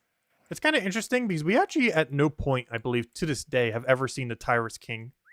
He died in a hut that was basically visually blocked. So no one has actually ever seen what the Tyrus King looks like. I believe to this day he still does not have a model. Also, I just realized with how many temporary worlds there are and the fact that just Ash just went away, we might have to wait here a while. Alright, let me see if I can world hop this. And then world hop back. I'm not even on US East World right now. That might help our ping a little. Fortunately, it's even more populated. Why is the German world so popular? I guess all the Europe people are doing the German world. The reason I'm hopping is this is different RNG per world, or it's supposed to be. Unless Deadman's a little different. But they have different timings per world. So I'm hoping to find one that hasn't left. Though given that this is Deadman worlds, they might have all started at the same cycle. And if they did, hopping might be completely pointless. Might just have to wait until they appear. I'm not sure how long it takes. Because normally you would just hop until you get it. But with such limited worlds, I don't think I can. I'm pretty sure I just hopped to every possible world. I just think I did, yeah. Whoops. Okay, well, that's not ideal. Okay, well, we'll just go to the US East world and just wait.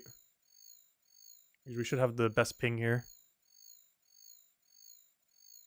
Alright, now we wait for someone to kill us. Alright. It should only take a minute or two. I don't really have anything else I can grind while we're here, though. Unless I can hit those rabbits from here. Never mind, they're bears. Nope. Should have brought an axe with me. I could have gotten some woodcutting XP while we're waiting. I wasn't expecting to have to wait here, but I forgot you can't just hop worlds like you normally would. Because there's not enough worlds to hop. But they shouldn't take more than a few minutes. Good water break, if nothing else. But yeah, the only items we're missing is a barrel filled with the thing, but all we have to do is go fill it up with swamp when we're over there. And then we fill it up with coal at some other point, and I think we're good to go. I don't think we have to do a really annoying minigame again. Rotten apple we get in West Arty. I think we already saw it earlier, but I didn't bother picking it up. And all the dyes we get from Lydia over to the east. And I should probably get a teleport crystal while I'm there, otherwise we have no transportation system whatsoever. There we go. Okay, stop drinking, stop drinking. Actually, one more sip, one more sip. They're not going to take that long. Hmm. Hmm. Alright. Where were we? Alright. What was it doing? What was it doing? Alright, Islin. Yes, I would like to start morning ends part 1 so I can go do mornings end part 2. Oh, oh! You gave me a free teleport seed! Oh, that's huge. Does this quest always do that? It might. Oh, that is so good. We have 4 teleports. That's enough for this entire quest. I'm pretty sure. Oh, that is so nice. Even if it's not, we can just recharge it with the final one. Alright, kill a mourner traveling through the pass. Okay. This is where I want the Necklace of Passage. There are a few alternatives. I can go through Grand Tree South, or I can walk there. I'm not sure the last person who has ever walked through this place. But I think I'm about to. Just because it is the safest route. I don't think anyone has done this for this quest in ever. Even when this quest first existed, I don't think this was a thing. Because the passage, Nexus of the Passage didn't exist, but I'm pretty sure they just used the Spirit Tree. I'm pretty sure this path has never been used in the history of ever, other than for the diary. And also, this was the dye shop I was talking about earlier, which is why I didn't bother getting the eyes preemptively, because honestly, I should just go sell these at the Grand Exchange. We would probably make absolute bank selling these for other quests that need them. There aren't too many other quests that need them. I'm pretty sure all these dyes sell for like several thousand each. Because if someone really needs them in a hurry, they'd spend anything for it. Something worth considering later. But for now, quest is priority. Oh yeah, let me go walk. I want to do this. Just so we can. I am going to walk through the intended path of when this quest was first came out. The path that no one ever uses, even back then, I'm pretty sure. I'm not even sure how to get there from here, but we'll figure it out. But yes, we will take the intended path, the ultra intended path. The intended path, so intended no one even uses it, even back then.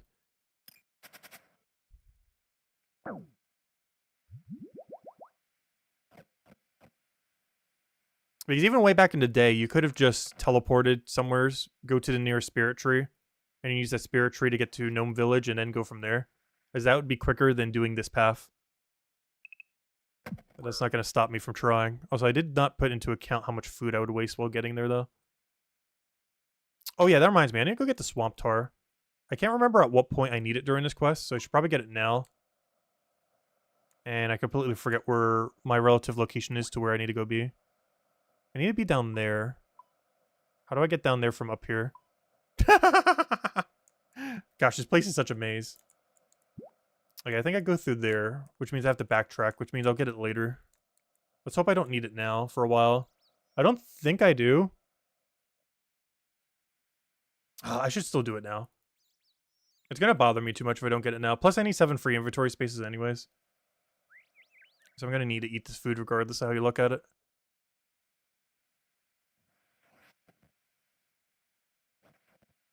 But yeah, I only will be doing this once. I don't think we have to go here multiple times, but if we do, I will use the correct method.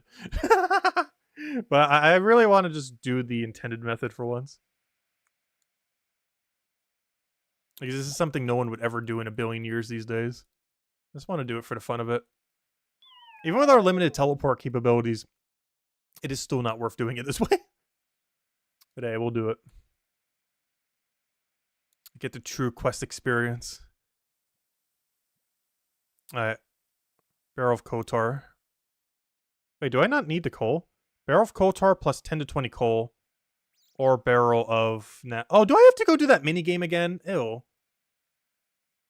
That's bad. Luckily, I have enough coal to fail it once. That minigame is kind of clunky. And it wastes a lot of coal if you fail it. Also, I just realized I should get a second one of these. Because if I fail it, I don't have a backup one. That's actually kind of concerning. That means I have to not fail it, or otherwise I have to get all the way back here and go get the barrel again. And then go fill it up with tar like I just did. Oh no, I should have brought in more than one barrel. We'll probably get it first try, but if we don't, that's a big problem. That's a really big problem. Because that's like an extra 5 minutes of walking through this place again. Oh, so this is probably the most annoying area in the game, by the way. The Fardo Farthest, or whatever it's called. Very, very annoying to navigate. Hello, Song of the Elves. I wonder if anyone's in you yet. I'm pretty sure some tryhard is already in there farming Corrupted Gauntlet. With max stats and Augury and all the other spells. There's someone doing that already. They already have 99 all stats. All the prayer scrolls. And they're just camping Corrupted Gauntlet now. I would love to not die here. Okay, to put me on the right side. Watch this not be the path I need to take. It wasn't! No! Wait, it was? It wasn't? It was? It wasn't! Oh! Wait, how are you supposed to get there then? What? Wait, what, how? Where, what, where, how, why? No, it's the log over there. How do you get to the log over there? Oh, we are so close to death. Might have to teleport out at this point. We might have to take the intended route, gosh. How on earth? Why? Why is this place like this? Why would you do such a thing?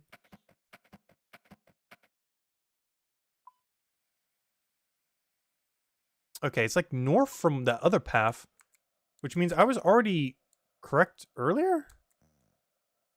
I'm so confused. Alright, I'm about to do the other way. That's right. Okay, can I walk to the other side now? Yes. Yes. I just have to get through this. Alright, spam click time. Got it. So that thing has an animation before it hits you when you fail. But if you keep spam clicking it, you just cancel the animation. You keep retrying it until it succeeds. So you never actually take damage from it.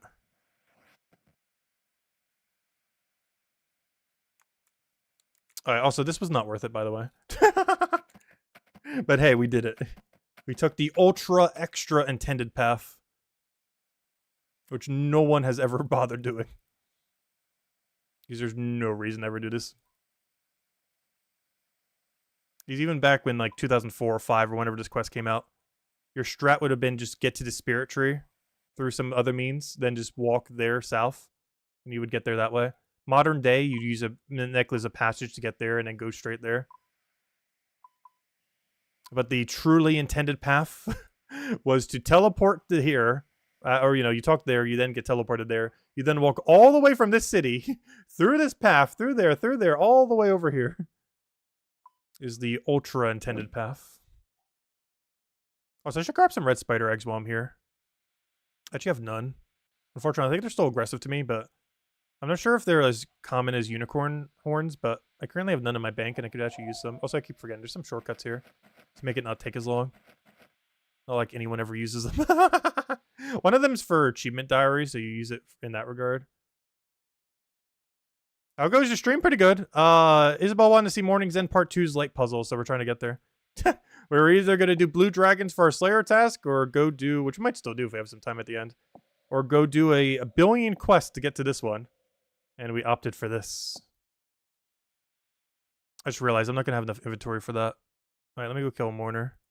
He's going to lower my stats to 20.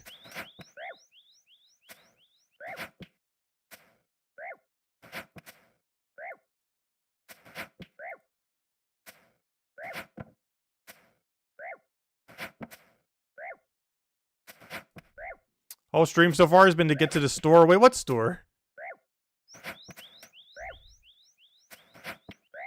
I'm taking the long way. Oh yeah, I went all the way around.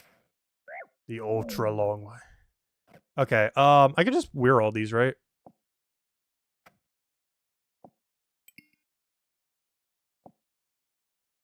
Oh yeah, I can't wear the bloodied ones though. I need to go clean them during the quest. I gotta clear one inventory spot. Sorry, red spider egg. Hopefully you're cheap enough on the Grand Exchange. Alright, where do I need to go now? Search blah blah blah's basket in Taverley for some soap. Alright, we definitely have to teleport there. Teleport to Falador would be great. Hot air balloon we don't have. I do have a games necklace in my bank if I want to use my one. I think we will. I have a games necklace to get to the thing. The only problem is that place is going to be really guarded. I guess I'll just do this for a Falador telly.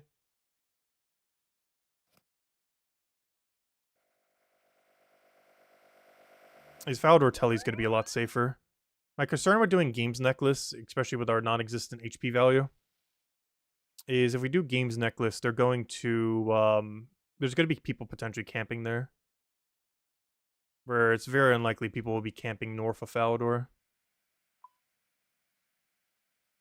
So let me put away one of these poisons. I don't think we're going to need that much anti-poison. And we're going to need these dyes. We're going to need this coal. Got our teleport to get back, so at least we have a way of getting there. I'll put that away. Okay, I could really use some food. What do I have for food? Wish I could just search food and it comes up with all food. I know I have the swordfish. I want to save them, though, if I can. I might just have to do swordfish here, though. Still have the bladed anglers from ages ago. Trout. I think there's a quest I need 10 trout for, so I can eat one of them. One singular trout. I guess we can go fishing real quick, but... I think it's time that we start wasting some of our swordfish, I guess. As I don't really have a way around it.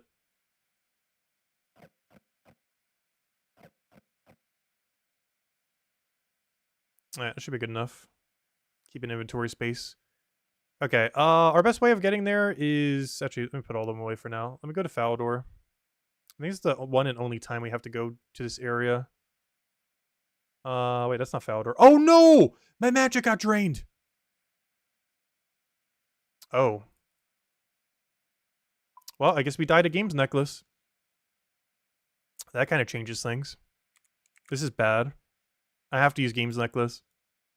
Because my stats are still drained and I don't have a good way of restoring them. So our best bet is to, our only bet, is the games necklace and hope there is no one there, please. Alright, Berthorpe. Get ready on the telly. Alright, we're fine. Run, run, run, run. We were never here. Get out of here. I'm surprised no one's camping that. With like ancients and DDS and everything.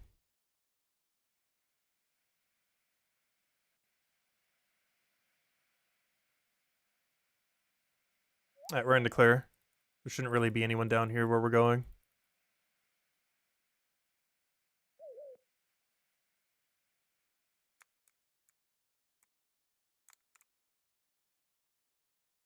Alright, we need to search this for some laundry. Clear that out. Alright, search. This should give us some soap. Take the soap. Use the soap. Drop the soap. Wait, do I need to clean the other one? Ripped. Oh, I need to go get them sewed up in the other place. Teleport to Lydia. Don't need to tell me twice. Get me out of here. To this nice, safe, not safe zone. I just want to repair the other thing for me.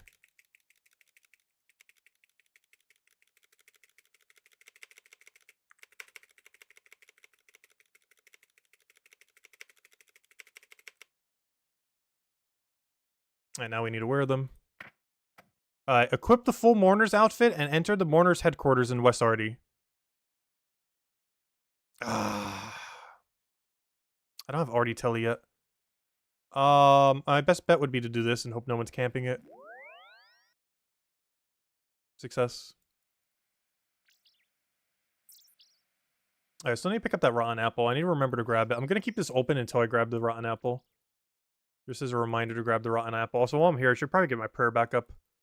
I won't really need it much during this quest, but we will in the next one. We very much will need it on the next quest.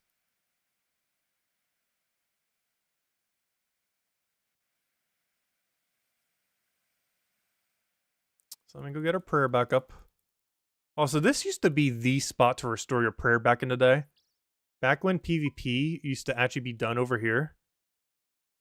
Especially in free-to-play, when you didn't have prayer potions or anything. This is like the hot spot to restore your prayer. What's kind of funny is in Deadman mode, it's actually you're like you tend to teleport to Varrock a lot because of Grand Exchange and everything else. So it's actually kind of not horrible.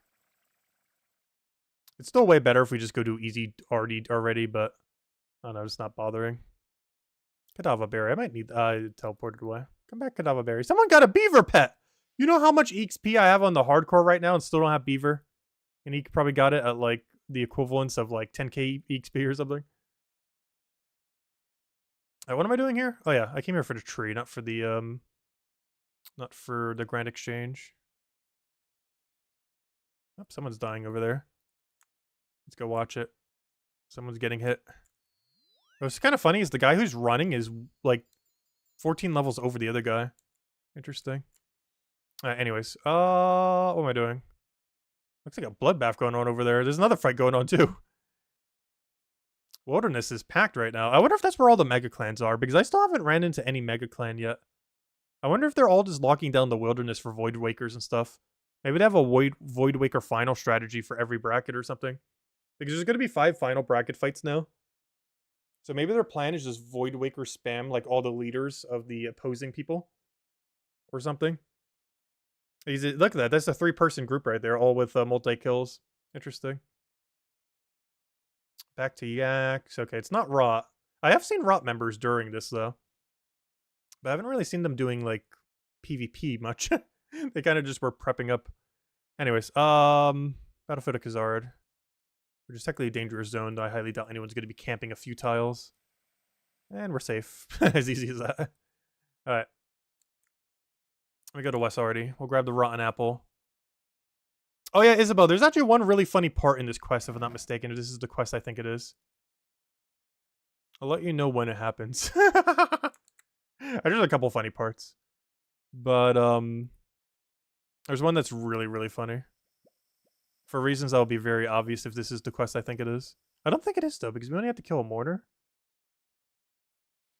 Because there's a gnome in bondage in one of these instances. Like, he's literally down to one of those bound torture tables. I can't remember if it's Morning End Part 1, 2, or if it's a completely different quest. Or if that quest got auto-completed. Oh, he's still here. Hey, there he is! Gnome on a rack! There, we got the bondage gnome. That looks so much fun. Hey, look. He's on one of those medieval bondage thingies that spreads and keeps going more and more until they give you info. What does it say if you examine him? Makes gnomes taller. That's so dark. Because it stretches them through the thingy until they break into 2 pieces. That part's not fun. But, yeah, it's one of those little thingies. We do save him at some point. I'm not sure if it's this quest, the next quest, or a quest that we're not doing. I believe this quest we do save him or something. I don't remember. But at some point we do save him. I'm just not sure if this is the one that it happens.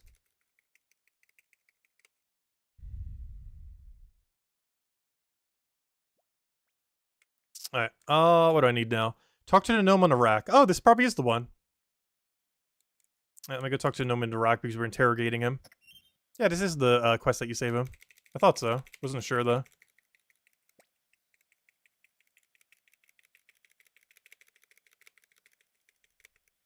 And over there is the annoying light puzzle.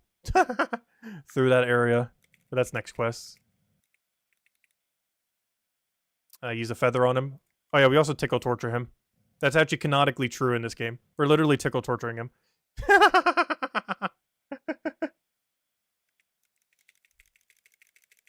Literally on his feet as well. Hey, what am I doing? Right click, release. Oh. There we go.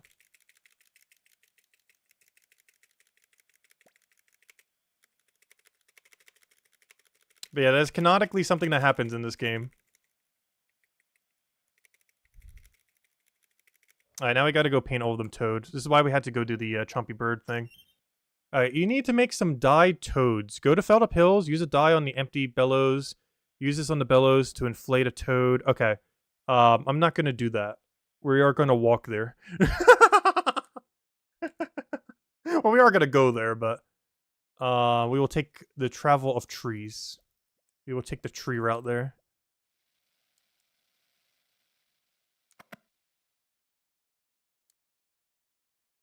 Yeah, see, Lester. Lester's always misses when we play the 18+ games. Actually, oddly enough, this game is rated 18+, but mostly because there's gambling in it, not because it has a gnome that you tickle, torture, that's completely in bondage in it.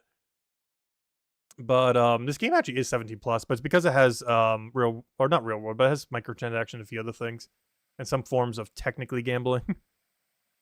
I'm just gonna walk there with what I have. That sounds like such a bad idea. Plus, I don't even have the bellows, so that's a really... Well, I could just go to Castle War Bank. Oh, no! Oh, no, I can't do that. Castle Wars Bank is going to be camped. There's no way we survive Castle Wars Bank. I forgot. That's going to be a... Oh, wait, I can just go to... Wait. I can use, what's his name bank, though. That's going to be fine. Alright, never mind. I'll just use that bank. I'm just going to walk there manually. Because every other transportation method we have... Normally, if you were doing this quest, you'd probably use, like... Oh, I guess I could use Fairy Ring, too. Do I bother with Fairy Ring? I'm going to say no. Actually, I should. Because I need a way back. Well, I could just Fairy Ring once I get back. But I could just do it now while I'm in the safe zone. Yeah, I'm going to Fairy Ring it. Of course, it doesn't say we need a Diamond Staff, but we're just going to AKS over there. And the main reason I want it is to get back quicker. Because we can just day GP after. Alright, let me go get it. Because I can just go use this bank, get my Diamond Staff, use that one, get there quickly, go do what we need to go do. Technically we could do it over there too. I might actually use BKP because I don't think anyone's going to be over there. I could just do it over there. I'm not sure why it's telling me to go there, but I can actually do it anywheres. And this place is safer. Because my only concern with doing it here is I feel like red chin people will try to kill me. The quest helper is just trying to tell me where toads are. But they're not throwing me the toads I need optimally. Even when you're doing this quest normally, you would still do it in the Castle War area because it's just easier to get there. Alright, let me get my Diamond Staff. Alright. Let's hope no one kills us on our way there. To some degree, I kind of want some more food. Because this isn't going to tank us that far, but... we can just assume no one's going to attack us. What do I need again? AKS? AKS, there we go.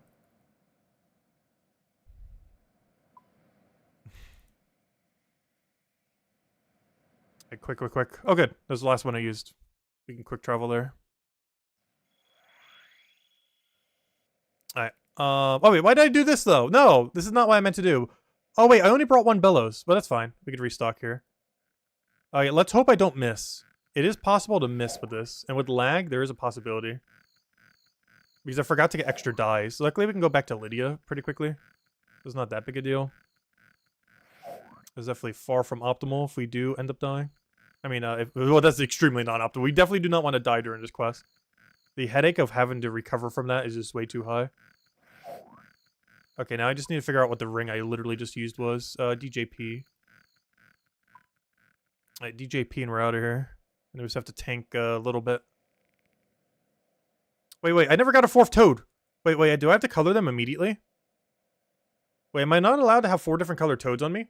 You need to make some dyed toads. Go to Feldup Hills, use a dye on your, use a dye on your empty bellows. Oh, I don't need these.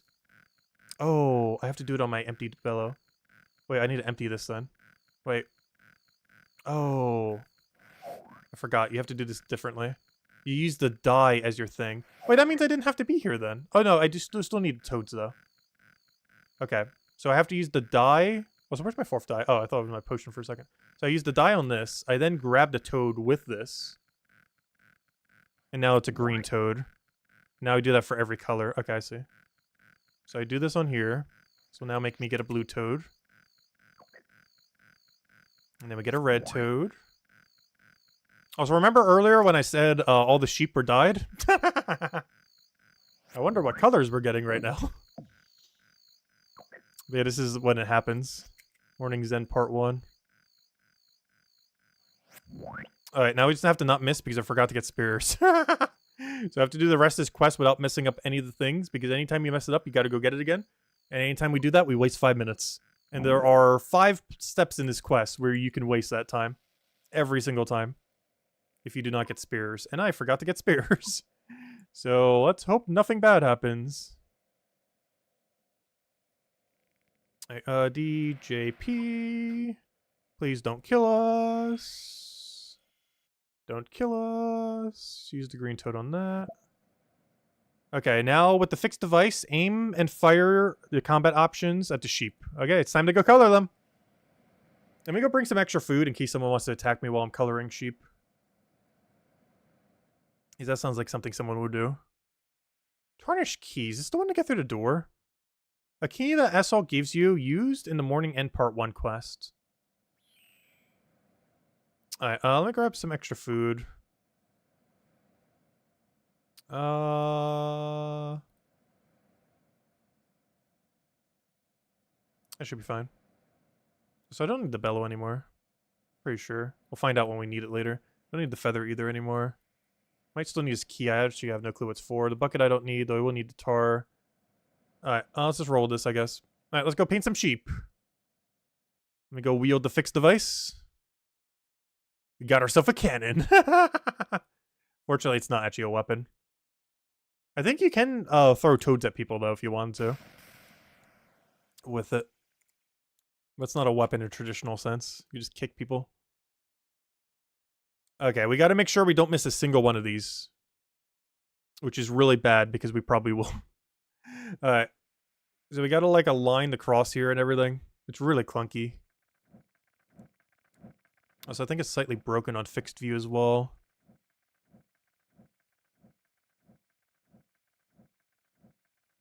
I gotta make sure not to fire at them. Cannot far... Oh, wait, what? Let me go, like, right over here. Alright, aim. I gotta be really careful not to accidentally hit the thing. Wait, why is it doing it like that? Why is it aiming, like, reverse my direction? Why are you facing that direction? I'm facing this way. Aim that way. It's so weird. Please, aim. Why can't I aim up? Why is this so bad? Wait, here we go, here we go. I have the green toad. Do not miss, do not miss, do not miss, do not miss, do not miss. Oh, he's kind of out of my crosshair. I need you to come closer. Good, good, good, good. Fire. Alright, one down. We just have to not fail the next 4. I have 3 toads I need to not miss, and I have a little mini game thingy we need to not fail. Also, I just realized I'm wielding it, so I can't actually put the thing in. Alright, come on. We just have to get by 4 more fails that will waste 5 minutes each time we fail.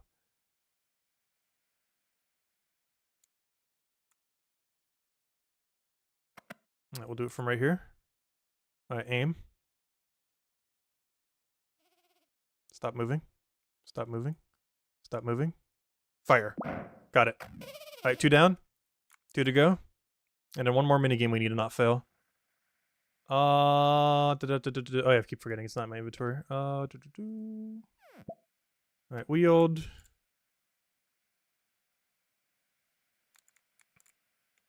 also need to not die during that time. Why is it facing the wrong direction? Why do you do? I'm not facing that way. I'm not facing that way. Game.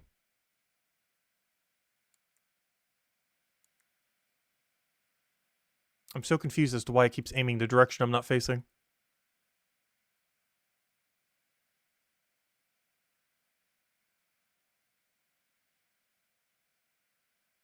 Alright. Now to get them. Ooh, that looks like it's off. I'm having trouble figuring out what tile they're on. There you go. Got it. Alright. One last one. Let's go equip the blue one. Where are the blue ones? Oh, they're to the west.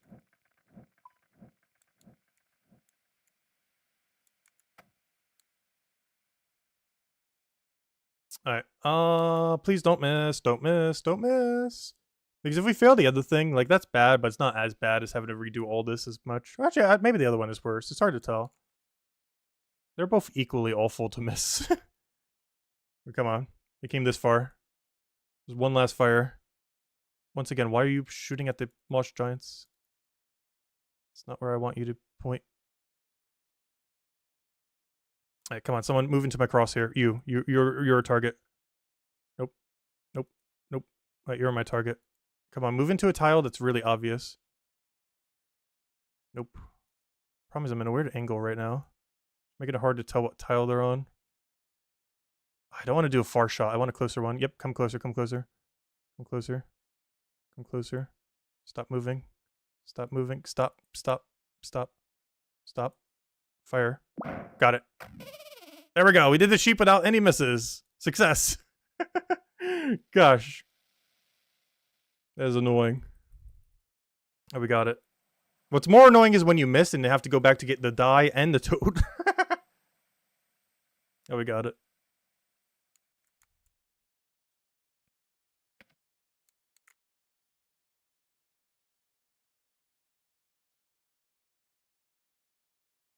Alright, the only other annoying thing we have to go do is I think we have to do something annoying with this barrel of coal tar. Normally you make 2 during the 1 quest. But since the 1 quest got auto-completed, we do still have to make the 1, which is not ideal. But we'll do it.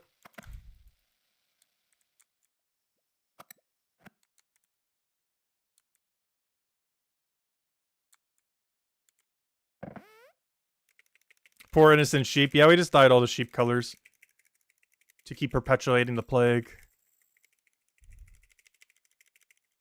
Because we're definitely the good guy. Talk to Alina in northwest of East Arty.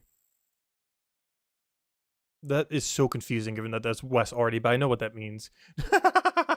Northwest of East Arty. That's just written in such a confusing way given that you're already in West Arty.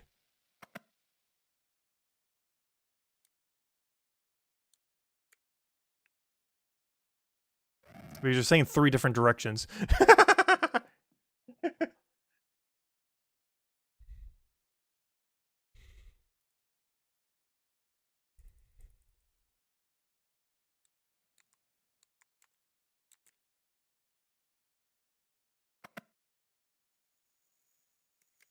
But yeah, I would say the biggest villain in old school RuneScape, or even just RuneScape in general, is probably Lucian. Which we technically did a little bit when we were doing the Temple of Ikov earlier. Like, we got to see the early things of him, with him trying to get the Staff of Armadil. And during, that's one of the interesting things that actually did happen in that quest I didn't actually stream. During While Gothic Sleep, Lucian actually does finally get the Staff of Armadil from that quest that we were just doing earlier with, when we got stuck at that one door when we had to stop because it was 8 PM already. But, yeah, he did eventually succeed at that. And then he goes on a big evil rampage, which he's currently on his process of doing. Pick up a barrel from the orchard. Oh, yeah, I need to go do something with the apples here. I'm like, wait, I already have my barrel, but I actually need a second barrel. You have to, like, fill it up with an apple or something, I don't remember, but whatever we're doing right now is related to it.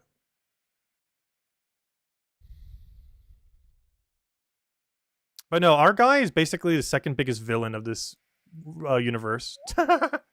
Probably only behind Lucian.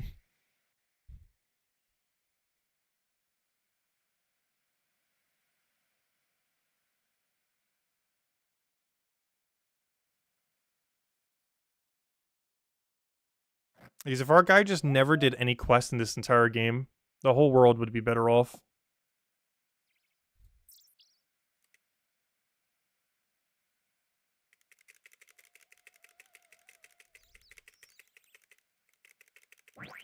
Oh yeah, he actually steps on them and does it. They did a lot of custom animations for this quest. I'm actually surprised. Back in the day. I'm curious how much Brighter Shores will do in that regard. Also, what on earth am I looking at? Oh no. This is the step. Oh no. Okay, we finally reached the step. The step of steps. Now this one, if we fail, we are going to be very sad. But yes, we have finally hit the step of steps. Oh no. This is the whole reason I wanted to skip the elf line by doing that. That and I was going to do Corrupted Gauntlet because I want to practice for the hardcore because I've never done it a single time before. However, the other reason was I did not want to have to do this, but then proceeded to forget that Morning's End Part 1 is not auto-completed, meaning we still have to go do this. This is a nightmare. These words. This combination of words. This is probably one of the clunkiest interfaces still in Old School that hasn't been updated in any way, shape, or form, and they really need to. Hopefully we get it first try. I might actually go look up a tutorial real quick. Because if we fail this, we waste about 5 minutes. If we fail this twice, we've probably used like 20 minutes, because I also need to go get more coal, because I'm not going to have enough coal at that point probably. But hopefully we get it first try. Also, where am I going right now? I'm trying to head to a bank. I'm not sure why I'm taking the further away bank. Okay. The other part is we could die so easily here because I need to bring 20 coal with me. And since I don't have a coal bag, that's my whole inventory in coal. I guess I'll just try doing 15 because generally you don't need that much coal. But if we run out of coal, that's going to be so bad. So let me just get rid of everything that isn't required right now. Do I need a sieve? Let me go read what we actually have to do here. Okay, so make some naphtha. Grab another barrel, did it. Fill it with swamp south of the Elven Lands, did it earlier. Then refine it on the... that's the part, the refining process. The fractionalizing still at the chemist in Remington, which I could use a home teleport for because that's where my house is currently. To do this, rotate the tar regular wheel twice. Wait until the pressure indicator is green, then rotate the pressure valve. The second part of that is where I always get it wrong. Like where you click to rotate it after that. Clockwise once. Clockwise. So to the right. So I click it. So wait, okay. To do this, rotate tar regulator wheel twice. Tar regulator wheel twice. Wait until the pressure indicator... Tar regulator wheel twice. That'll make more sense when we're looking at the interface. Wait until the pressure indicator is in the green. Then rotate the pressure valve one more to the right, and that will lock it in. That's the hard part normally. The coal part is easy. It's locking it in, the pressure is the problem a lot of times. Now, all you need to do is occasionally click add coal. Yeah, all you need to do after that. The problem is this part. Okay, so to do this, the tar regulator wheel twice. Okay, rotate it twice. Wait until the pressure indicator is green, then rotate pressure valve regulator clockwise once. So to the right.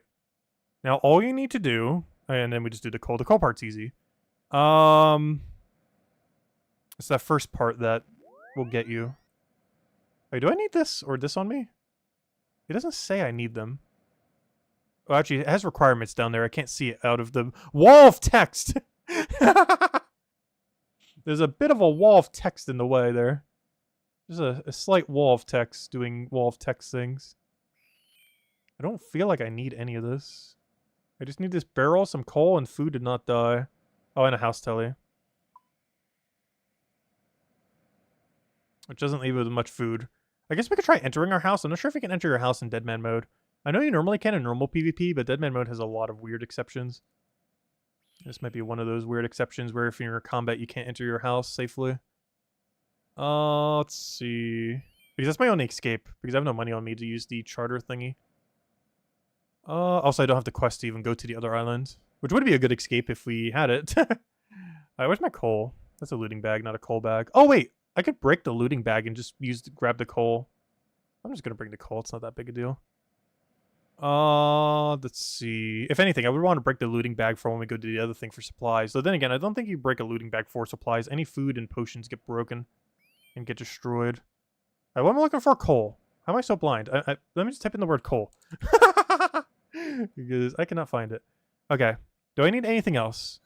How do I move this even further up so I can see it? Okay, there we go. Gosh, that's a wall of text if I've ever seen one. Okay, we got everything we need though. Okay. Please, no one be here. Please. No one here, no one here, no one here, no one here, no one here, no one here. Wait, why doesn't it let me tell you? You should talk to the estate agent to get a... Oh! I never finished Daddy's home for the house. So I still don't own a house.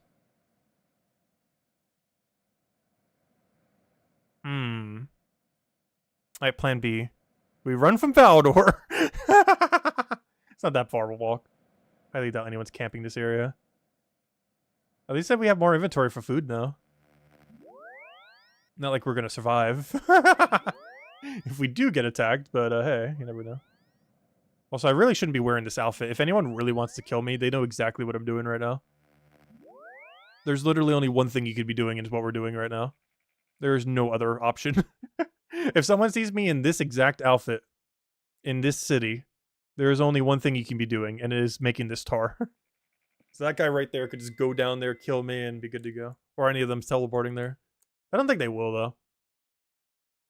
But this is a very obvious tell for people who have done this quest before. Because there's no other situation in the entire game where you'd be wearing this entire outfit while standing in Falador.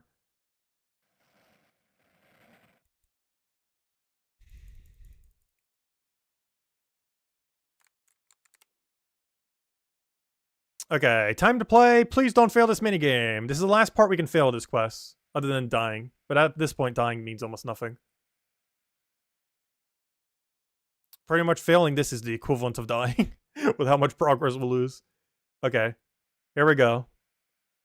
The most annoying part of any quest in all of Oldschool Runescape, probably. Alright, I use this on you. Okay. It said to do this twice. I don't believe you. Okay, let me read all this before we touch anything. Before we break it. Before we break this machine.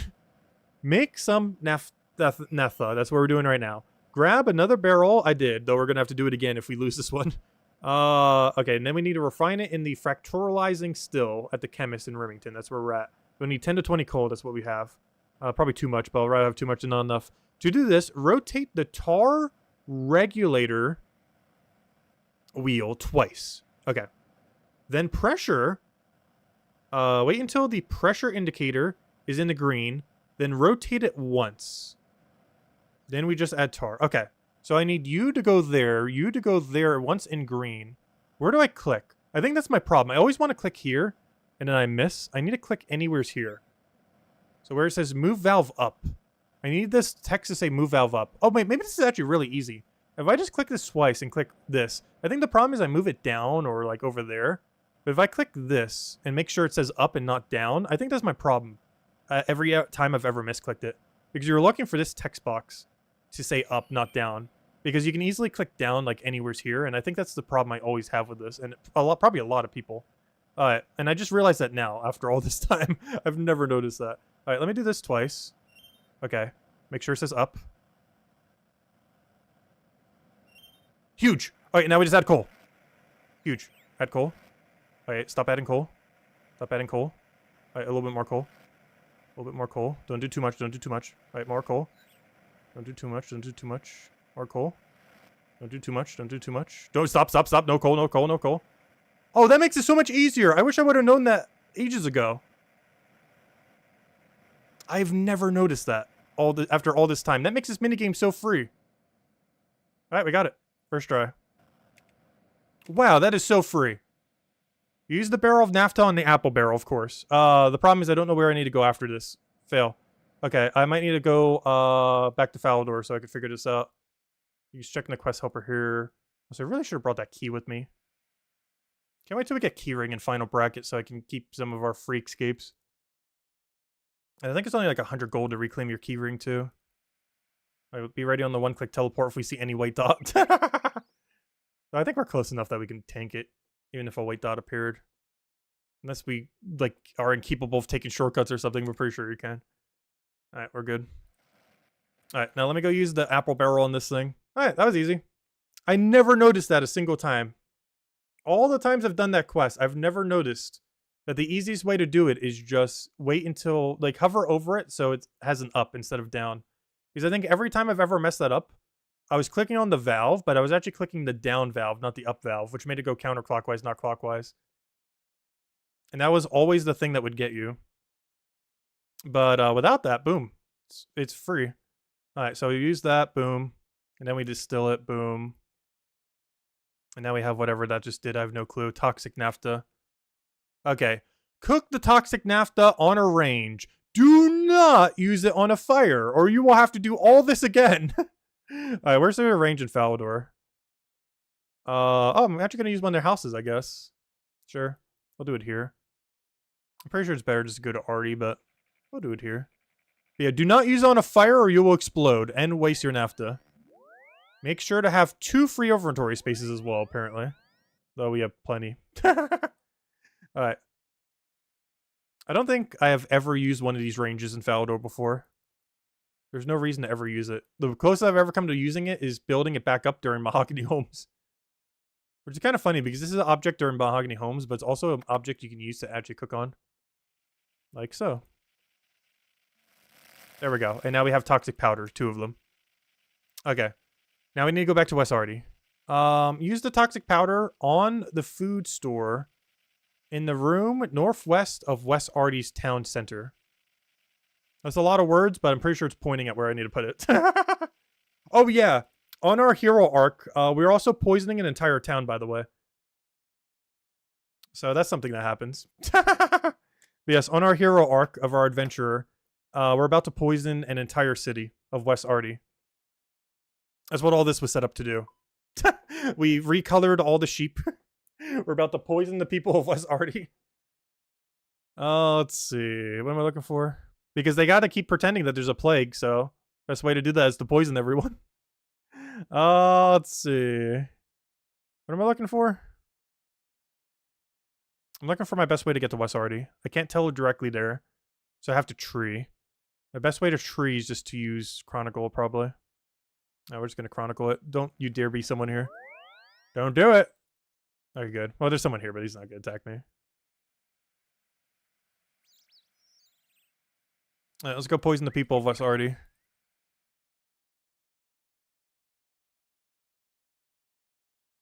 So I need to go get my Chronicle charges. We only have 1 left.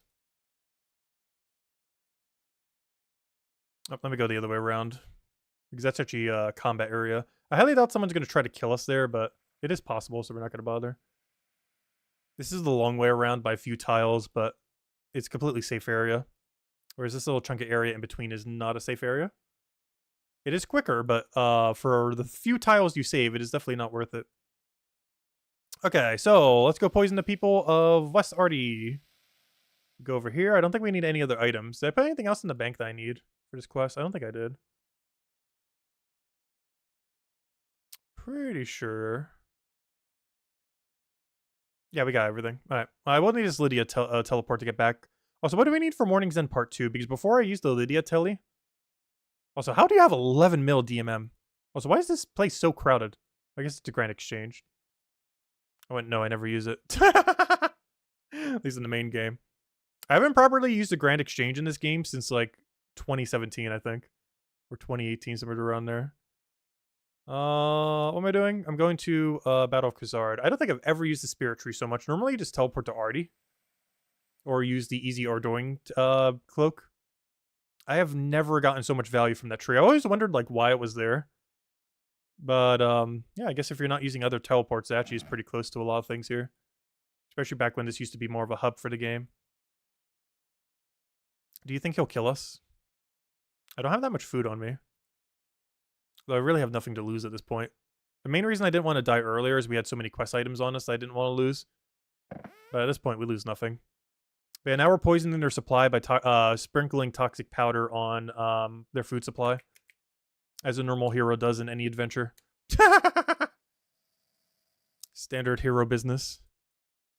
Poison this food supply of an entire city.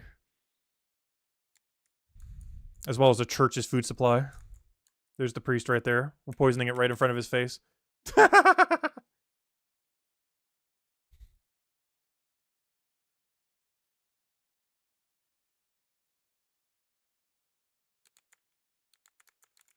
Normal hero stuff.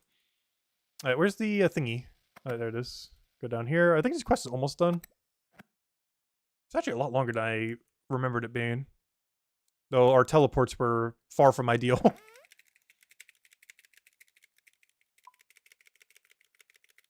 But hey, we can almost do the Morning's End Part 2 puzzle quest.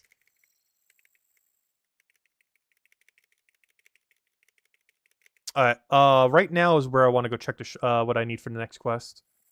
So if I'm not mistaken, we will be... Actually, you know what? I'll do it now. There's a bank there. It's not that big a deal. If someone kills us, they kill us. Oh no, I should probably... I'll just do it. Alright, this should complete the quest. And then we could go straight into Morning's End Part 2. I forgot what items we need for Morning's End Part 2. I don't believe it's much. There we go. Billion HP XP and a billion thieving XP. Nice. And talks about the Temple of Light. Yes, I would like to start Morning's End Part 2. Also, whoa, what just happened there? My screen just, like, spazzed out. Not sure if it looked like that on stream, too. Like, super spazzed out. That's so weird. Did it look like that on stream? Let's see. Yeah, it did. That's weird. The, like, sidebar got, like, absurdly big for some reason. That was so weird. But anyways, what do I need? I need a chisel. Alright, let's go do this. I need a chisel, and I need a teleport to West Arty. About that.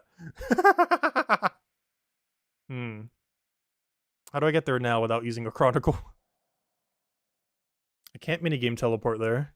I don't have Arty Cloak. Well, let me go get a chisel. Seems like the only thing we need. Chisel.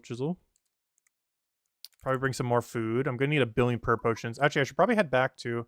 Okay, I'm gonna use my last chronicle telly and hope I never need to go back there again.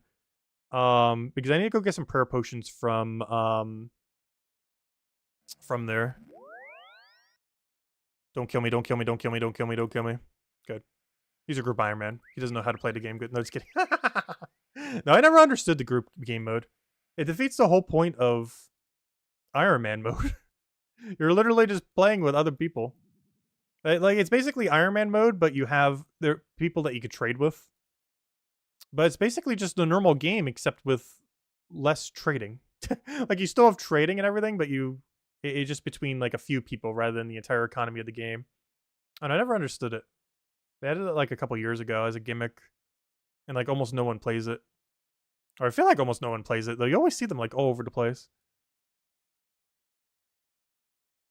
I never really understood it. Let's see. Why do I feel like this is too much food and not enough prayer potions?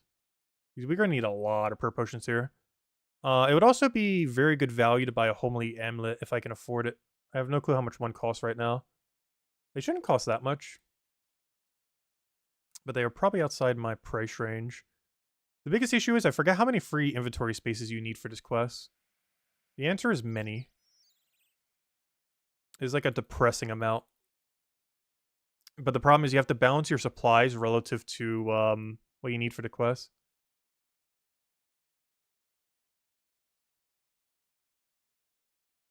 Alright, let's go and buy a holy amulet. We can technically buy an unholy one and go make it holy ourselves if we don't mind risking it. Well, let's just open holy amulets under 1k. Holy symbol. Okay, I might need to make one myself. Oh no, do we bother? It's not that much prayer bonus. Plus it's an inventory. Actually, it's not inventory spot now that I think about it. What if one of the stalls are on the Grand Exchange? I highly doubt it. What if I just try buying a random stall for 1k? Yeah, then if anyone has them in there, it's not going to be for 1k.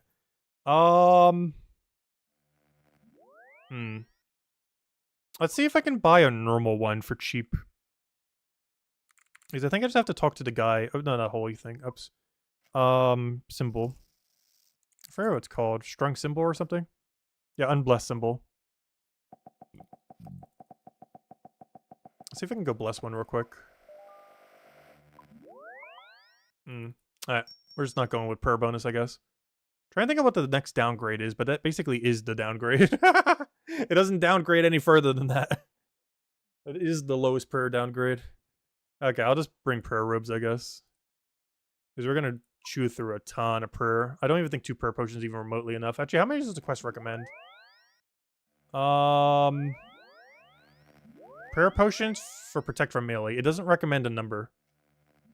But I know you need a lot. Okay, I'm just going to wear holy robes and just hope that's enough, I guess. A little unfortunate that I can't get more bonus than that, though. I don't think I have any good amulet. Like, I don't have any amulet that gives me prayer bonus right now. Because Ghost Speak doesn't have it. Those don't have it. I guess I could try a power, but there's no way I could buy a power for that cheap. I'd rather go scrap to get some gold real quick. Which, honestly, we might go do. We are so poor right now. We are so perpetually poor forever. What if I sell, like, 2 super attacks for money? What if I sell, like, 1 super attack for money? And try to buy a power amulet with it or something. Wait, that didn't sell? What is the market right now? Maybe a ranging pot? I have like a 3-dose range.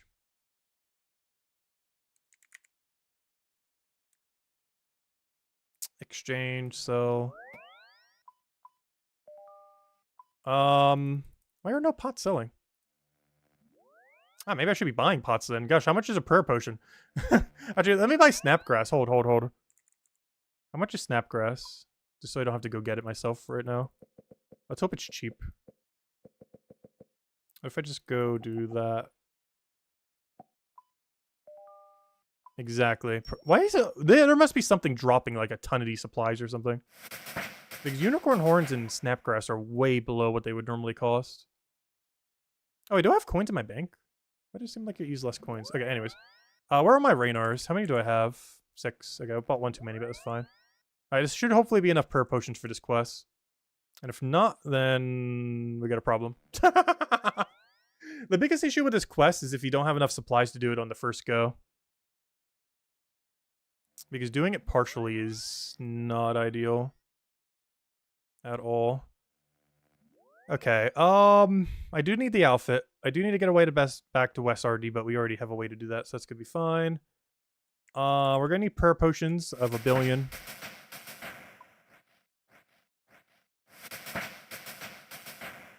I'll make all these into thingies. We'll then decant them manually, even though there's a thing right over there that does it for us.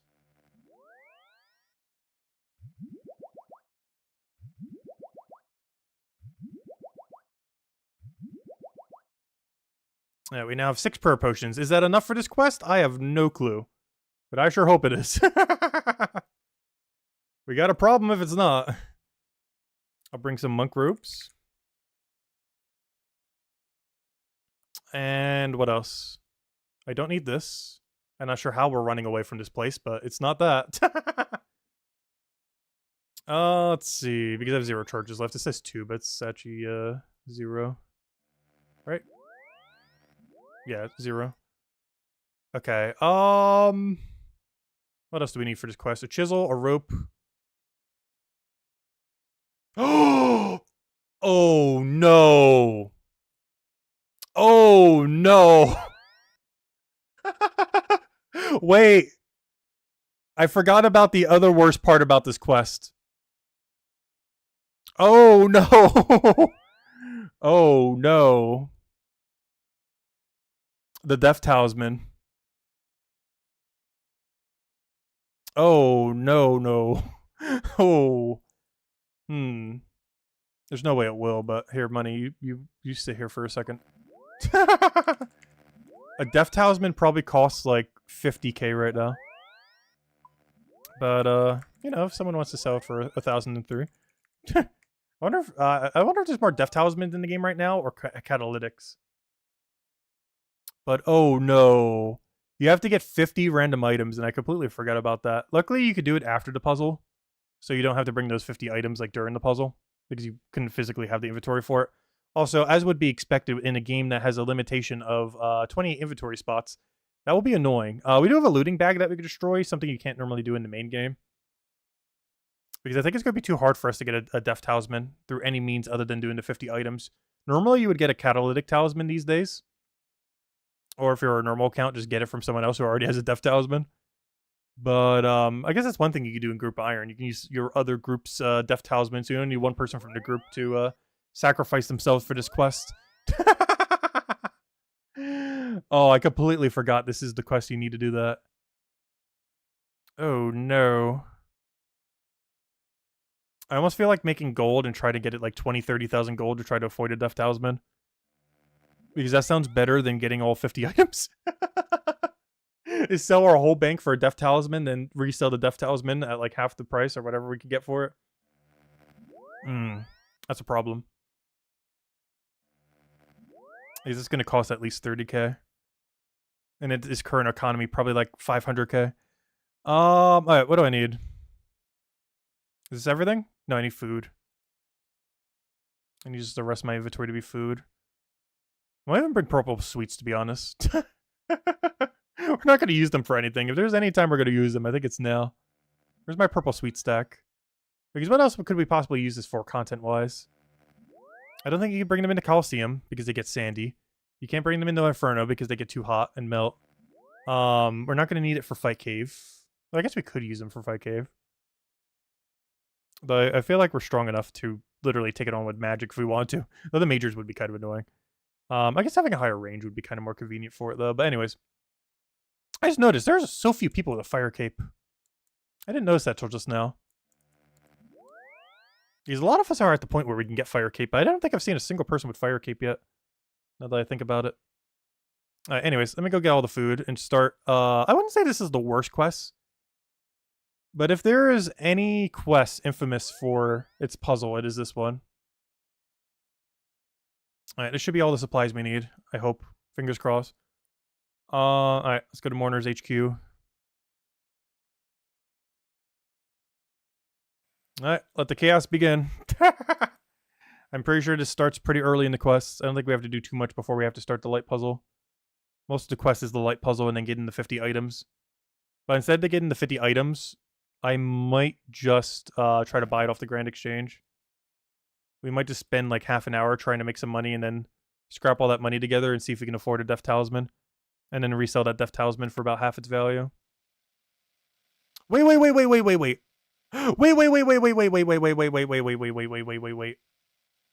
Oh no, that would take too long. I was gonna say, if we had the rune crafting level, we have entered the abyss, and we're not a hardcore, so we can enter the wilderness. I believe one alternative thing is you can just enter the abyss, right?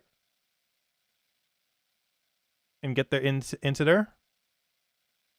I'm pretty sure that's the thing. Though I'm not getting 65 rune crafting right now. Or 60 if it's boostable.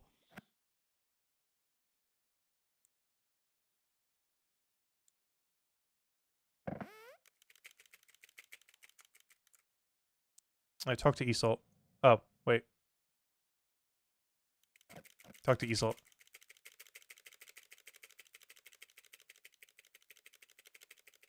Alright. Now this is the key. I need to put my key ring. I don't believe you can go through this door without this key. Although anyone who's realistically PKing here will have the key, so I guess it's not that useful.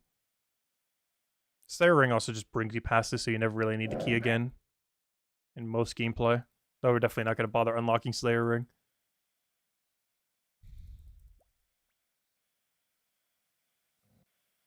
And the best part is, I think we still have some time to kill some blue dragons after all this.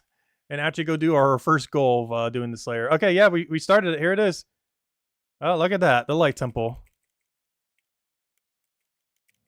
It's like Zelda, but way more annoying. But honestly, this takes about as long as the natural Zelda dungeon. I think that was the vibe they were going for. And we will be using the quest helper the whole time for our sanity. It's already going to be hard enough with our supplies. Alright, now is when the monk robes go on. And any other prayer gear we have.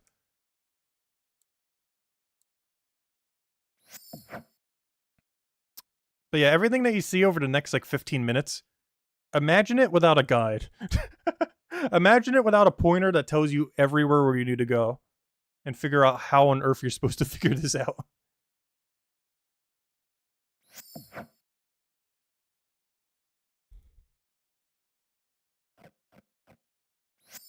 Alright, let's go chisel this. Alright, what do I do now? Bring the crystal. Oh, I gotta bring that to what's his name? Oh no, that means I have to come back here. Oh no, they have to bless it before we do it. Oh no. Wait, why won't it let me tele? Oh, we're in Deadman mode. I can't tele while in combat. I was gonna be even more annoying than I thought. I have to find a way to get back to Artie now with no teleport to Artie. That's gonna be fun. So it looks like this teleport crystal will have exactly enough teleports to finish this.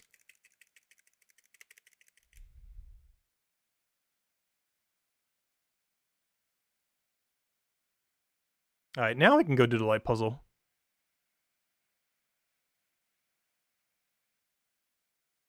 Alright, now we can go do the light puzzle. Ah, Death Talisman. Do we try making the money for Death Talisman right now? Or do we go do the puzzle? I think we do the puzzle first.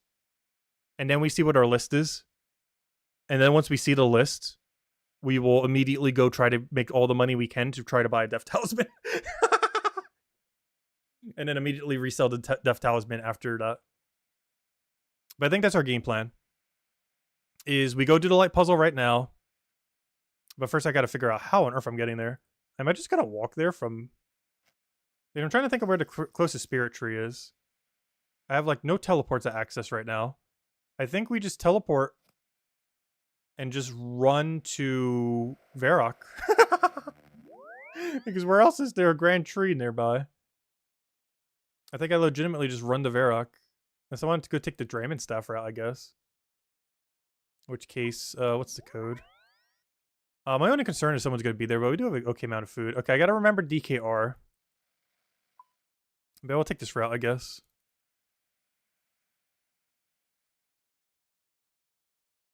Alright, light puzzle time. We just got to get back there. But now we do the entirety of the light puzzle. Which, I'm not sure how long it's going to take us even with a guide. I want to say like 15 to 20 minutes, assuming we don't run out of supplies. My biggest concern is running out of supplies, though. As I'm very under-geared for this quest. We have like almost no prayer bonus, almost no prayer pots. Luckily, I think the thing does stay partially completed if you leave and then come back. I keep forgetting you can't use it as a fairy ring. It allows you to teleport here, but it doesn't allow you to teleport to all the normal places you'd be able to. I'm surprised there hasn't really been any people going the Imp route. Unless they're just camping it. I don't really see anyone like going through Xanaris.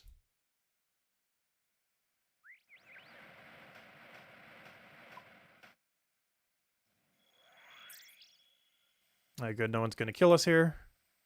In all fairness, your kill potential is so low if you're trying to attack someone here. Alright. What else do we need? I guess one more food, maybe one more potion. I feel like if we're going to run out of anything, it's going to be prayer. It's way better to have more prayer than anything. So give me another prayer pot. How much it cost? 15k? Give me that. But yeah, prayer is by far... Oh wait, do I not need your chisel anymore? I want to keep it just in case we really do. Because that'd be so bad if we actually do need it. And I don't have it.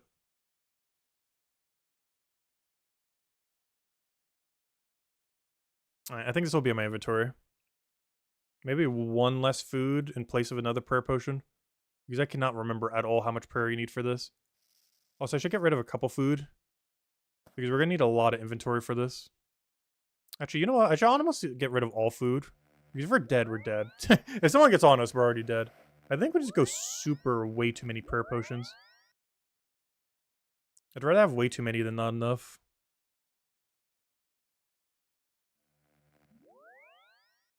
Alright, I think that's fine. I still feel like that's not enough somehow. But I don't know, about to find out. 2 food, 10 prayer pot. Hopefully enough.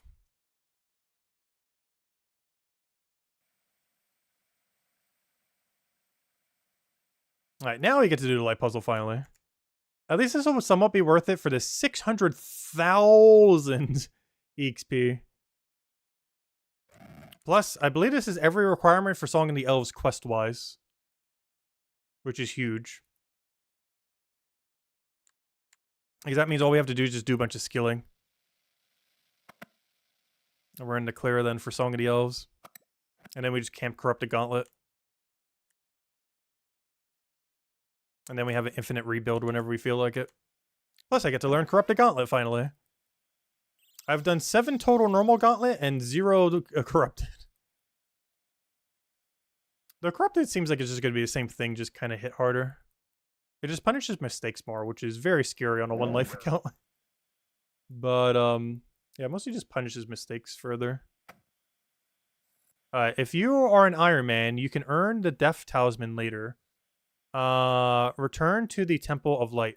Make sure you're prepared for shadows to be continuously attacking you for the next 15 minutes. It doesn't say that, but that's about how long it's going to be. Maybe even longer. Also, if someone kills us here... You know how troll that would be?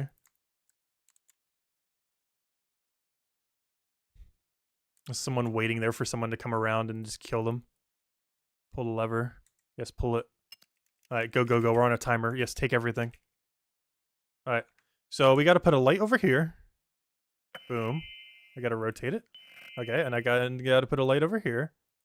This puzzle starts out simple, but then it gets mind-numbingly complex because there's 3 different floors of lights. And then you gotta keep manipulating them, trying to get them to like the closest thing, try to figure out where an outfit even is if you're not using a guide.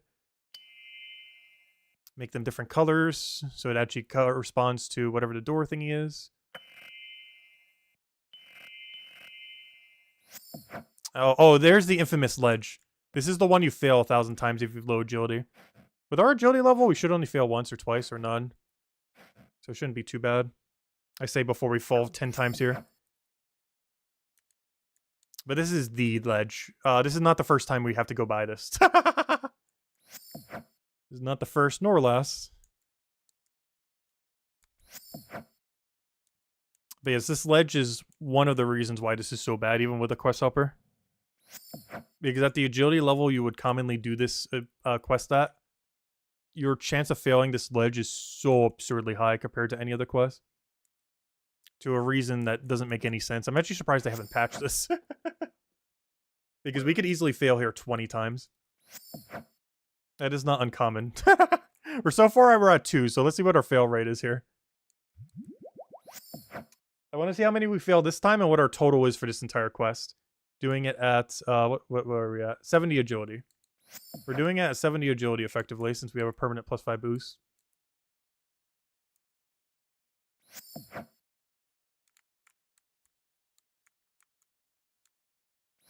So far we're at 2 fails. Let's go get the counter ready for 3.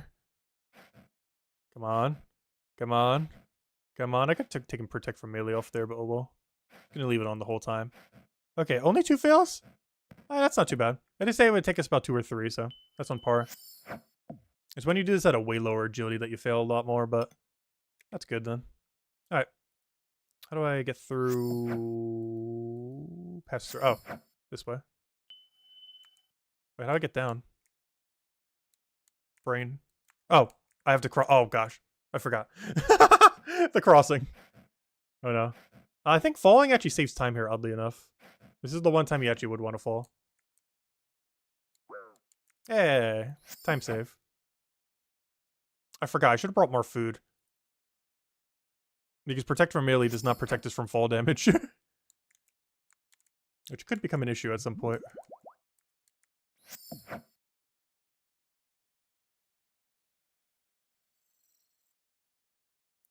But yeah, you have to reset this puzzle multiple times.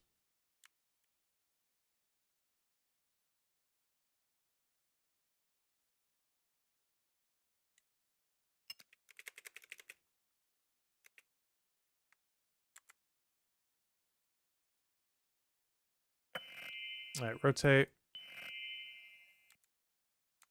Rotate.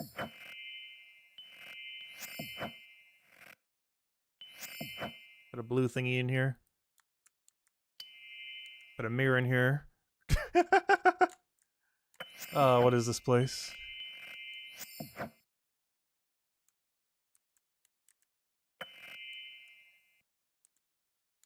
Put a yellow thingy in here. And we're in.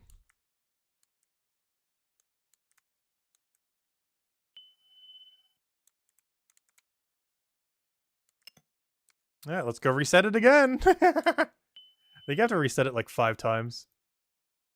That's why I left a lot of my inventory cleared. Oh, do you not have to reset it for this one? Okay, this one's not too bad then. But now we start using the 3 floors. This is when we get into the 3rd dimension. Because now, not only are we doing the light from side to side, but we're also doing multiple different floors simultaneously.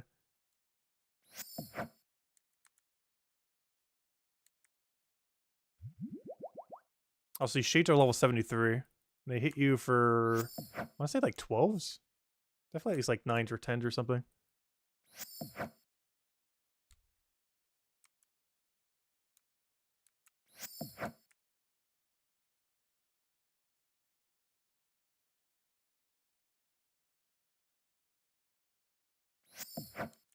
Where am I going? Hello, run. Please run. I have run on. Why are you walking? Oh, and of course there's a trap right there. A double trap right there. Luckily it didn't damage us. Because I'm actually really limited on food. I didn't really fully factor in the amount of damage we would take from, Alright, there we go. Alright, go down to ground floor. Oh wait, I can't go through there. Oh wait, do I have to go back through the thing? I might have to, actually. Can I walk all the way around? Alright, good. I think I can walk all the way around instead of go through the trap. This is another trap on this side. Is this the puzzle? Yes. Oh no, I do have to go through the trap. It forces you to have to go through the trap. Hopefully I don't fail them. Because we're actually really limited on food. I should actually brought slightly more food. Because even though our prayer protects us from the shades, it does not protect us from various traps. But yeah, we're not even halfway through this puzzle, by the way. We're on step 3, and I'm pretty sure we're not even halfway there. And after all this, you have to do a fetch quest for 50 items. But I might just try to earn gold and try to see if I can buy it off the Grand Exchange. Because honestly, I'd rather spend 300k for Death Talisman than go get him the 50 items he needs. Unless it turns out I have like 40 of them in my bank already somehow.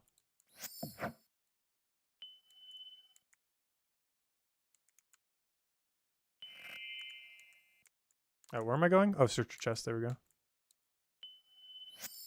Well, it's easy when we have an object that keeps pointing at everything we have to do. But this would legitimately take me at least 3+ hours if we were to do this without this helper. Probably even longer. It is easily the most complicated puzzle in the entire game. I would say it's even harder than the Song of the Elves version. The Song of the Elves version is similar. But it's just like a different level of annoying.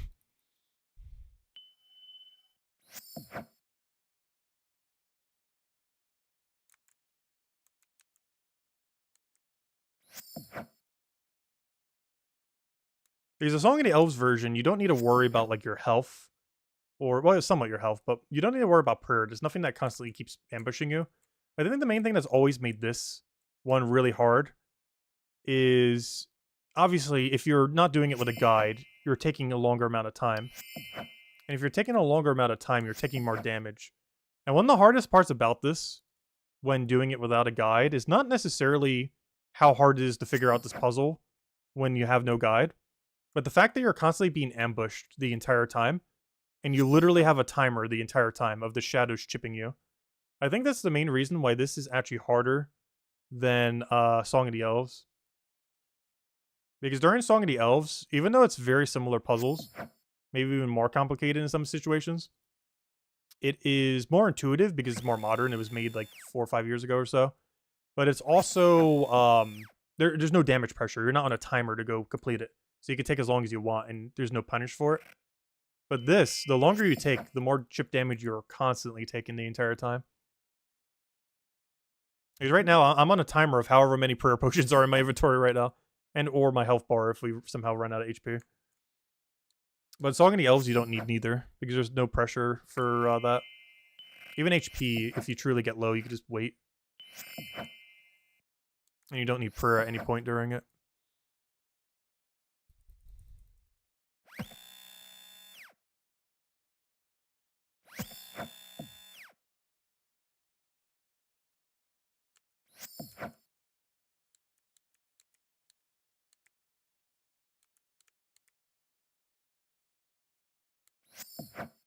Alright, that's where I needed the rope. Oh, also, that's another thing too.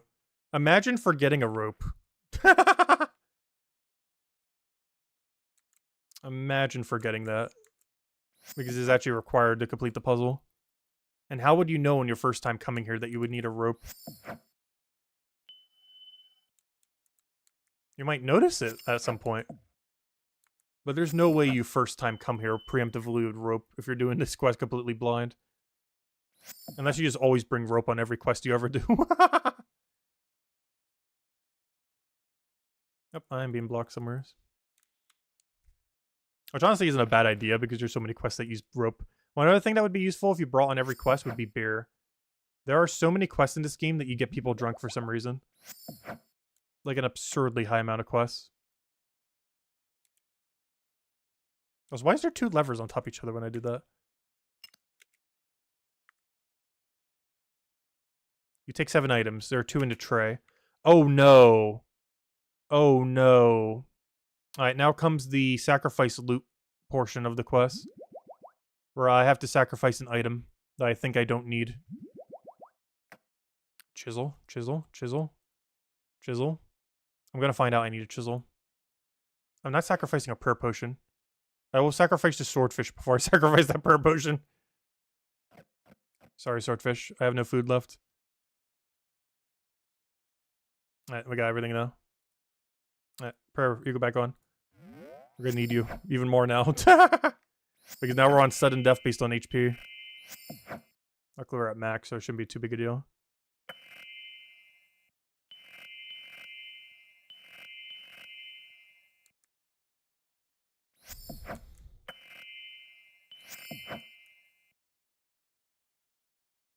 You carry rope, let's see. You always carry rope everywhere, even in real life. That's funny.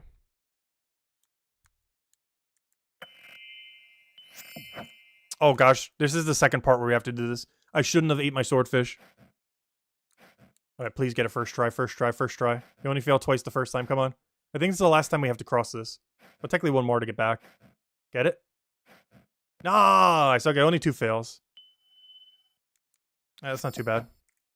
But we are at a bit of a higher agility level than you would normally do these quests at these days. Let's see if we fail on the way back.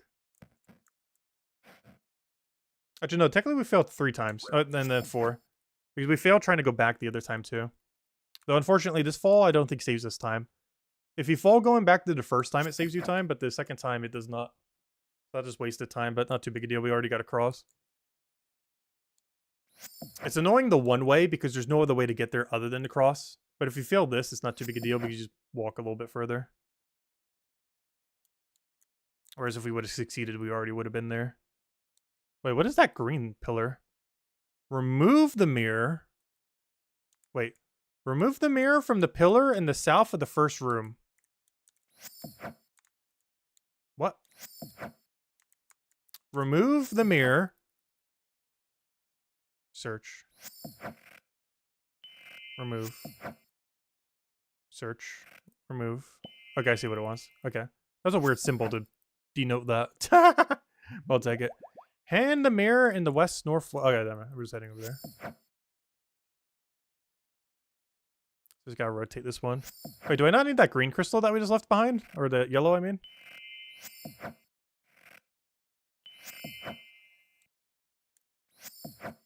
What are we doing with the... Oh! I think we do it vertically upwards. Because we do a triple floor up. Wait, what's my item on the ground? Oh, no, this is a vial. That is fine. Wasn't sure if that was another person or something. Also, that'd be the trolliest thing ever. Coming back here later just to camp it to kill anyone who does it.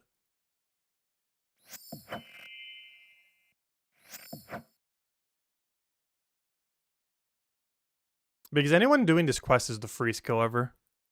Unless they notice you and teleport.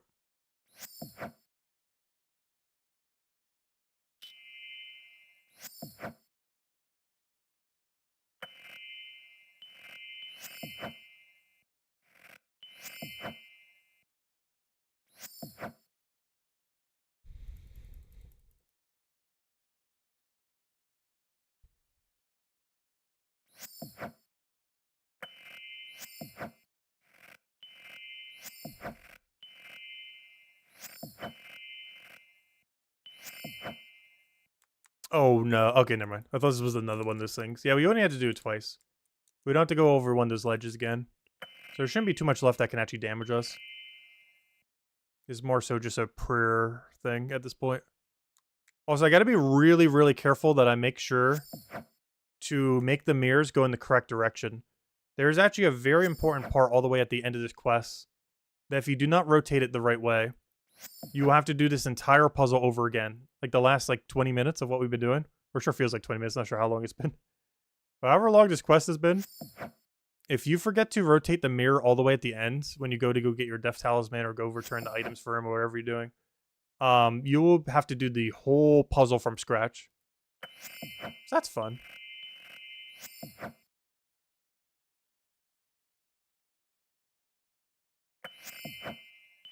I just like it's from scratch, but you do have to do a lot of it over again.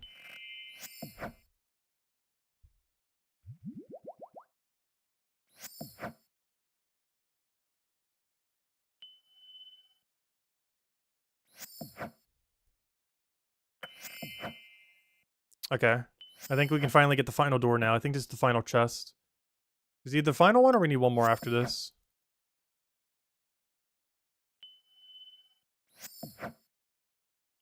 All 3 floors have been looted, I'm pretty sure.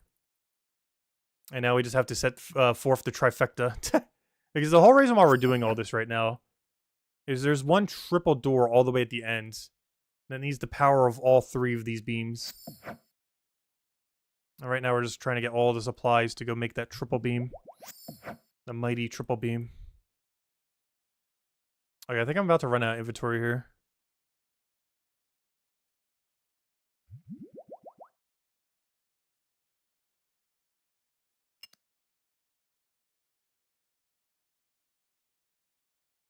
There are 4 items left.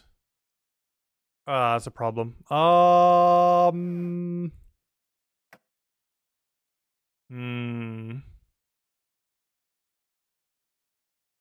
I need this to get back. I need this to get back. I need this to get back. Sorry, pair of robes. Sorry, pair of robes. I don't think we need to chisel anymore. But I'm going to be too paranoid. Which I can buy these. I can get these robes again. Quick, quick, quick. Wait, if I can set up these mirrors. Because I think this is the final one. Let's hope it is. There's no way you need even more inventory than this. Oh, I don't have prayer up.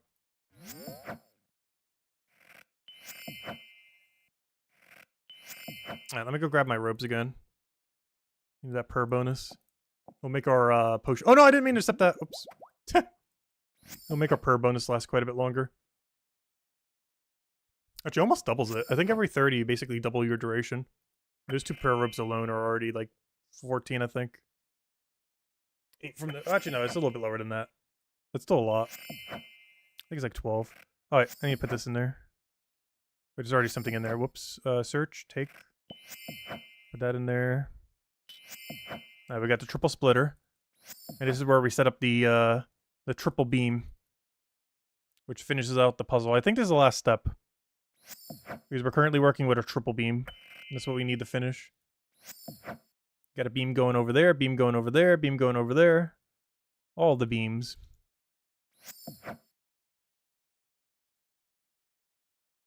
Alright, we got one in here. Oh, no, I need another little fractal one. Wait, what is this? I'll put the other fractal crystal? What do you mean other fractal crystal?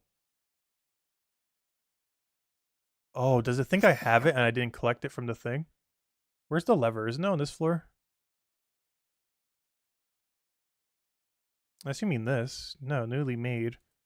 Collect. I think there's one in here and it forgot I don't have it. Yep. Take the crystal. Aha, I was gonna say. I thought there was one more item that I was missing. There it is.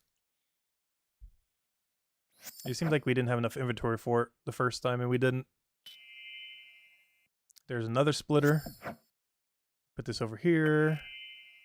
Then we put this over here. We're almost there. And this would be almost quest done if we had the Death Talisman.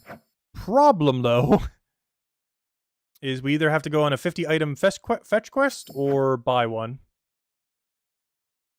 And I am pretty sure for our sanity, it is better to buy one. As long as it's 300k or cheaper, I'd rather earn all that gold than go give him his 50 items. Plus, it might not even be that expensive. Because a bunch of people are going to be selling theirs off as soon as they finish the quest. Including ourselves.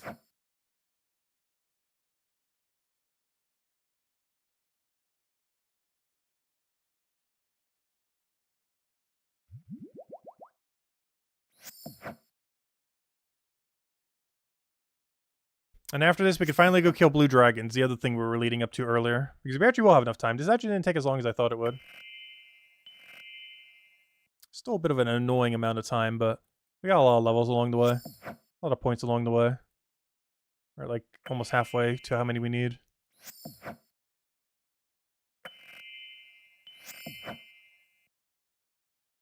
Yeah, we're almost there. And soon we can walk through that door.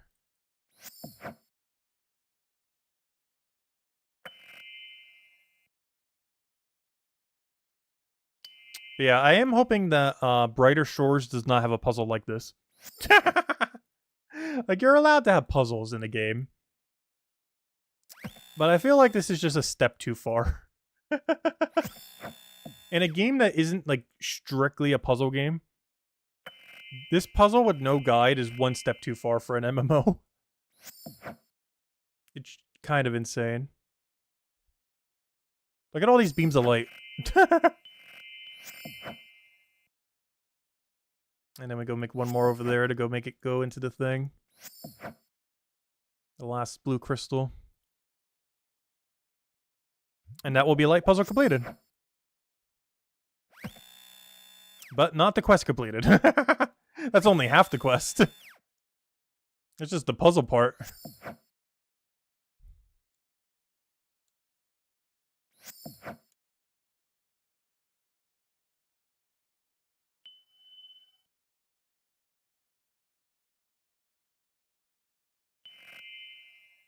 Okay. So what you have to remember before you leave this place is to rotate this one to the right. If you don't, you have to do everything again. Though you will already have all the mirrors, but you just have to do the last step that we just did again, I think. Alright, where's the guy? Oh, it's cutscenes us. Okay. Hello, guy. Yeah, even reminds you in all caps. Do not forget to turn the mirror! Do not forget to turn the mirror! I'm aware of that.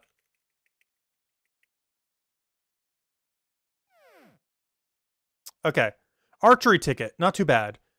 Perfidinous history. I have no clue what it is. Geoki. I have no clue what it is. Rope. Easy. Spade. Easy. Iron pickaxe. Easy. Iron axe. Easy. Knife. Easy.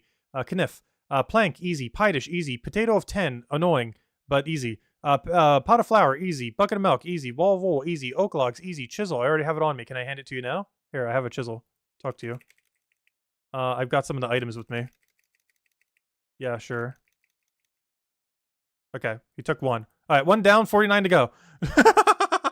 Alright, Geoki. I need to figure out where that is. Knife, kniff, pie dish, potato, pot of flour, milk, ball of wool, oak logs, shears, needle, thread, cooked meat, iron nails, unicorn horn dust, bronze bar, white berries, hammer, potato cactus, skull. Oh, I gotta go to orders for that. Baby dragon bones. Hey, see, we do need to go kill baby dragon. Look, we get to do our blue... See, our blue dragon task came through. We gotta go kill a baby dragon for the, and we can go kill a blue baby dragon one to go his bone. Face mask. Pure essence. Actually, I don't have a pure one now that I think about it. Lobster pot. Fishing rod. Tinderbox. Lockpick. Bronze medhelm. White apron. Jug of wine. Kebab. Swamp paste. Red berries. Not pie, just the berries. Cheese. Vial of water. Flax. Gold ring. Egg. Leather gloves. Cake tin. Necklace mold. Rotten tomato. Okay. So now we need to ponder for a moment. Is it easier to do all that or to try to earn about 300k or so?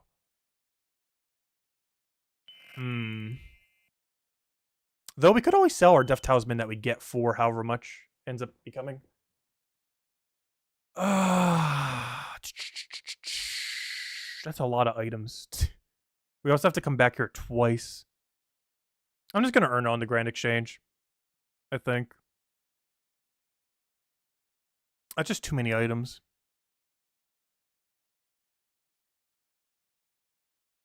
Yeah. Oh, my telly's not up yet. I gotta wait 35 seconds.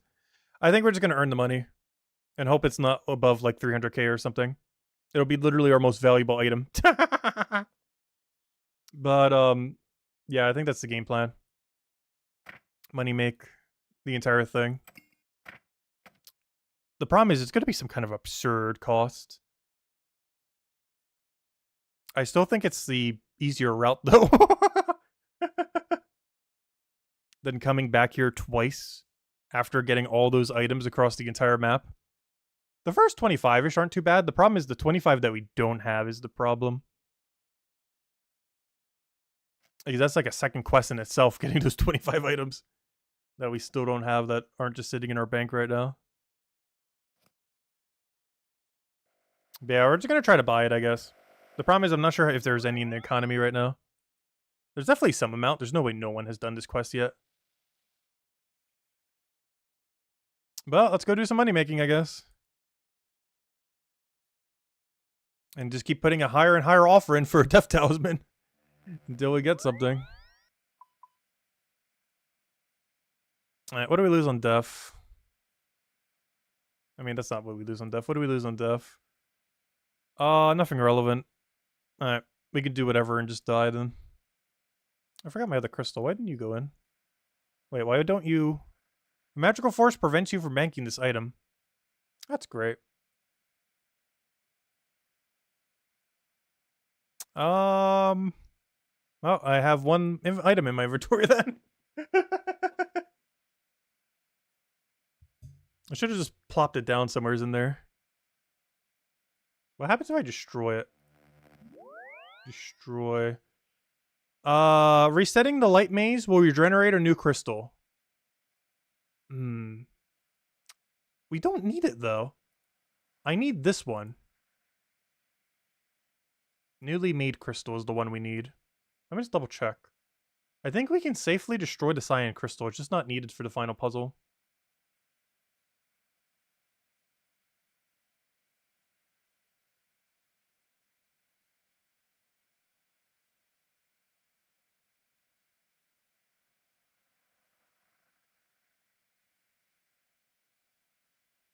It's hard to tell. We will take the ramifications of this later. But I don't think we need it. Let's hope not. We'll find out when that makes it so we have to reset the entire thing and do the thing for like 10 more minutes. But, okay, now let's go money make for a Death Talisman. We have access to High Alchemy, but there's very few things we can High Alch. Though, maybe we do start utilizing that. I don't have any starting money to do that, so I think what we do is you start with these keys. Use up, like, almost all these keys and go from there. So let's go head over to Volamore. Before we do I have any cash? I need to go get more teleports into my thingy. How many coins do I have? 1. That might be too many. Let's see. Alright, new plan. Rerun to Varrock. Alright, commence new plan. Okay, I can put this quest helper away for now. Hopefully it doesn't get confused, but I'm pretty sure I know what I need to do when I get back. All I really need is a Death Talisman. Alright, well, let the hunt commence. Let's go earn all the money we need for a Death Talisman so we can go finish this already. And I'm probably just going to thieve some houses, see where that gets us. I could technically go do Agility Pyramid. Oh, bird nest, bird nest, bird. What on earth are you doing dropping 2 bird nests? What on earth are you doing dropping me my Cerberus? Eventual Cerberus. Thank you. Oh, gold ring. Wasn't that one of the items? Ooh. Tempting, tempting, tempting. I don't know. Do we get... The problem with getting the 50 items is not only do we have to go all across the map and get a billion different random junk things, but after doing that, we then have to proceed to go back there twice. Even with a looting bag, I'm pretty sure it's still going to take 2 trips. And if we die along the way, we got to get all the items again. Though in all fairness, if we die on the way of doing the Death Talisman, we have to go get the Death Talisman again. Which, oh gosh. But yeah, I think what we're going to try to do right now is earn like 100k, 200k. Or whatever means we can scrap together while still training stuff. And then put an offer in for that whole amount in the Grand Exchange. And just hope someone who's already done the quests is reselling theirs. And then we go complete the quest and go resell ours as well. We could go get all the items and then go sell our Death Talisman for however much we basically buy it from someone else. I'm just not sure if I'm willing to do all the effort that is required to do that. All 50 items. If it's like 25 or 30 list of items, it's like, okay, yeah, that makes sense. Like, hey, you have 28 inventory spots, give me 25 items. 50 is just insane, though. Technically 49 since we gave him the chisel already, which reminds me, is my only chisel? I think I got another second chisel. But anyways. Alright, let's go money make. We're gonna just thieve Voldemort of all their money. Not sure what else to do for money that's kind of safe. Not that this is safe, especially with no teleport whatsoever. But we have nothing to lose, so. If we die, we die. We're playing this whole mode, not caring at all about death. Yeah, let's go loot some houses. We got 11 keys. I'll probably just do all of them. We can also get some jewelry this way. And I forget how high you can get, but I wonder if we can get a power amulet from this. Because I actually don't have a power amulet yet. I'm pretty sure it's pretty cheap on the Grand Exchange. I just didn't bother getting one earlier. Hello, random person. Should I punch you to death? What if we had a punch war? Can you imagine? They're using a training sword, so I technically could. We could just go kill them. There's nothing stopping us from just killing them. But every single one of these valuables is worth 55. Once we do Coliseum, they're worth more than 55. Making this method actually quite a bit better. I think it's like 10 more gold each. Which isn't a huge amount extra, but when we're desperate for a little bit of gold, it can help out a lot. There's also jewelry we can get while doing this. And we also get some passive prayer XP because of some of the things we could chip down while doing it. I just realized we still don't have 70 prayer. Luckily, we have a blue dragon task, so technically if I just did the whole dragon task, saved all the bones and did them on an altar, we would easily get it. But I think what I should do if I do that is I should kill 27 blue dragons, then go to the wilderness, and do it like that, where we kill full inventory, go to wilderness, use all the bones, then keep doing it. I shouldn't go get all of them first. Oh, nice. We just got a defense amulet, technically. Or it could be enchanted into one. I think that's a clue step item. Not an emerald amulet, but the upgraded version of it. But yeah, technically we did a complete light puzzle then. The only problem is we still need the Death Talisman. And I sure hope it's not too expensive on the Grand Exchange.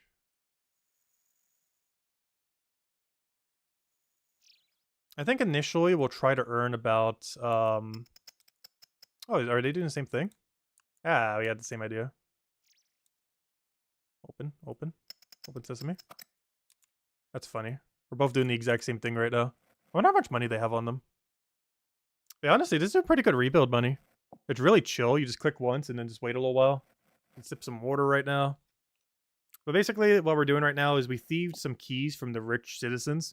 We're then using the keys from the rich citizens to get into the houses of the rich citizens. And then we're looting all of their valuables.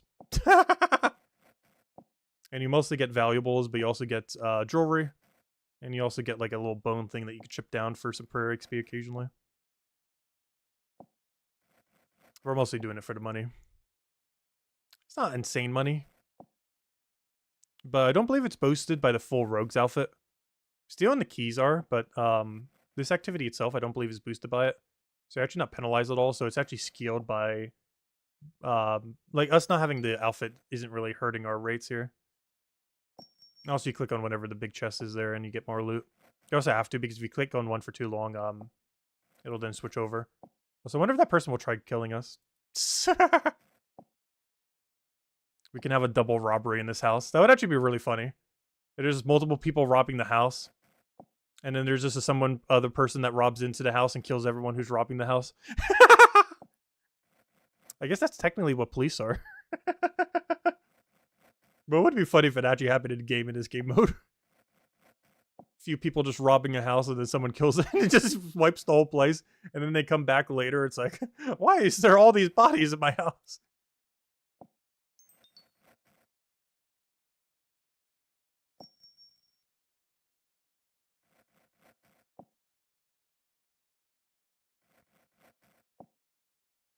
Right, we're almost up to 10k already. There's actually a lot quicker mending than I remember. I want to say it's almost 100k an hour.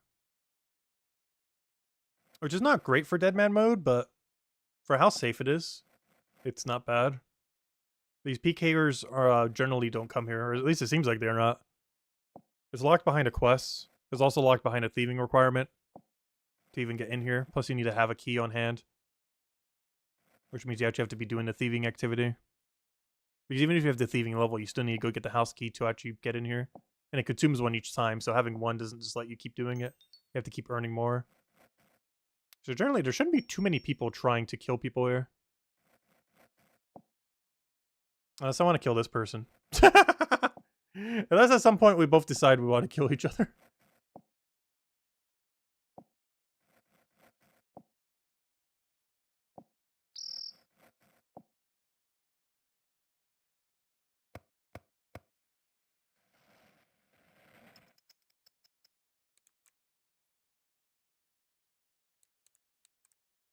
So I wonder what happens when you kill someone who has valuables on them.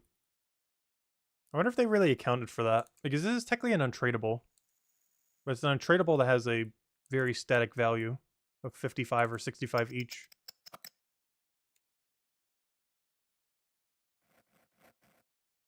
Oh, so one consequence of this is we will be gaining thieving levels. We have enough to thieve the gem stalls now. They did buff them recently. I'm not sure if they're worth doing, though, after the buff. I believe the answer is no. However, they did buff them. Likely not enough, but they did indeed buff them recently. Is she getting PK gear to go kill me? No, okay. I'm just concerned anytime I see her run away to an area that isn't here. That she's just gonna come back in, like, full mage gear. Teleblock us and then freeze us in place. That'll eventually happen.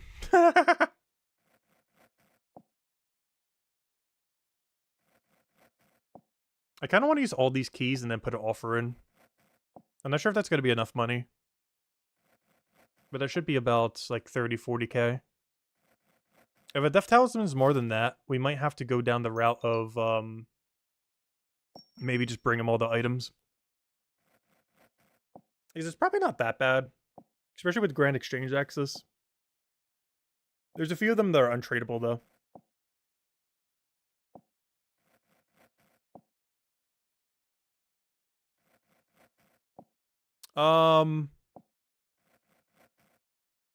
Why are you wearing armor and a scimitar? The sad part is that's enough to kill me in what I'm wearing and my inventory of 0 food. Let's start going back to sand crabs. Honestly, this island seems pretty chill. I haven't seen anyone on this entire island attack anyone yet. It's almost like everyone just agreed that this island is a safe area, even though the entire island is a dangerous area. Not even a single bank on this island is safe. That is a pretty funny escape method, though. If someone hasn't done Coliseum at all, you could use the Coliseum Bank, but the person attacking you might not be able to use the Coliseum Bank if they didn't do the Coliseum yet. Which means you would have access to a bank to tank them out with that they would not have access to. It's one of the few instances in the game where that can actually happen. Because there's a bank in here. Right there. But you only get access to it if you do some Coliseum. Which means if the person on you hasn't done any Coliseum, which I'm pretty sure if someone was to camp this area, they would have. But if they haven't, you would have access to a bank that they can't even use. It would just tank them out eventually. Since you would have infinite food and they would have none. I say that, though our bank has, like, no food left in it right now. Absolutely nothing. I kind of want to put in an offer for, like, 15k just to see if it'll go. I know for sure it won't, though. There's no way it's anything cheaper than 50k to get a Death Talisman.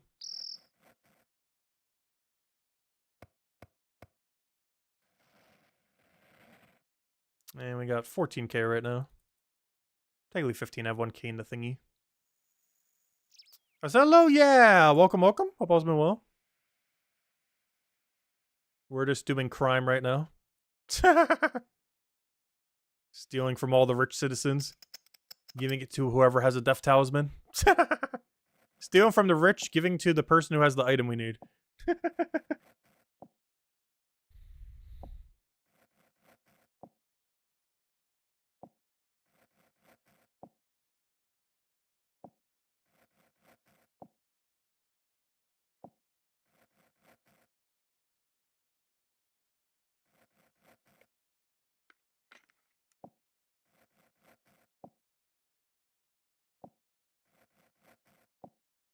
I might try at 20k, I think.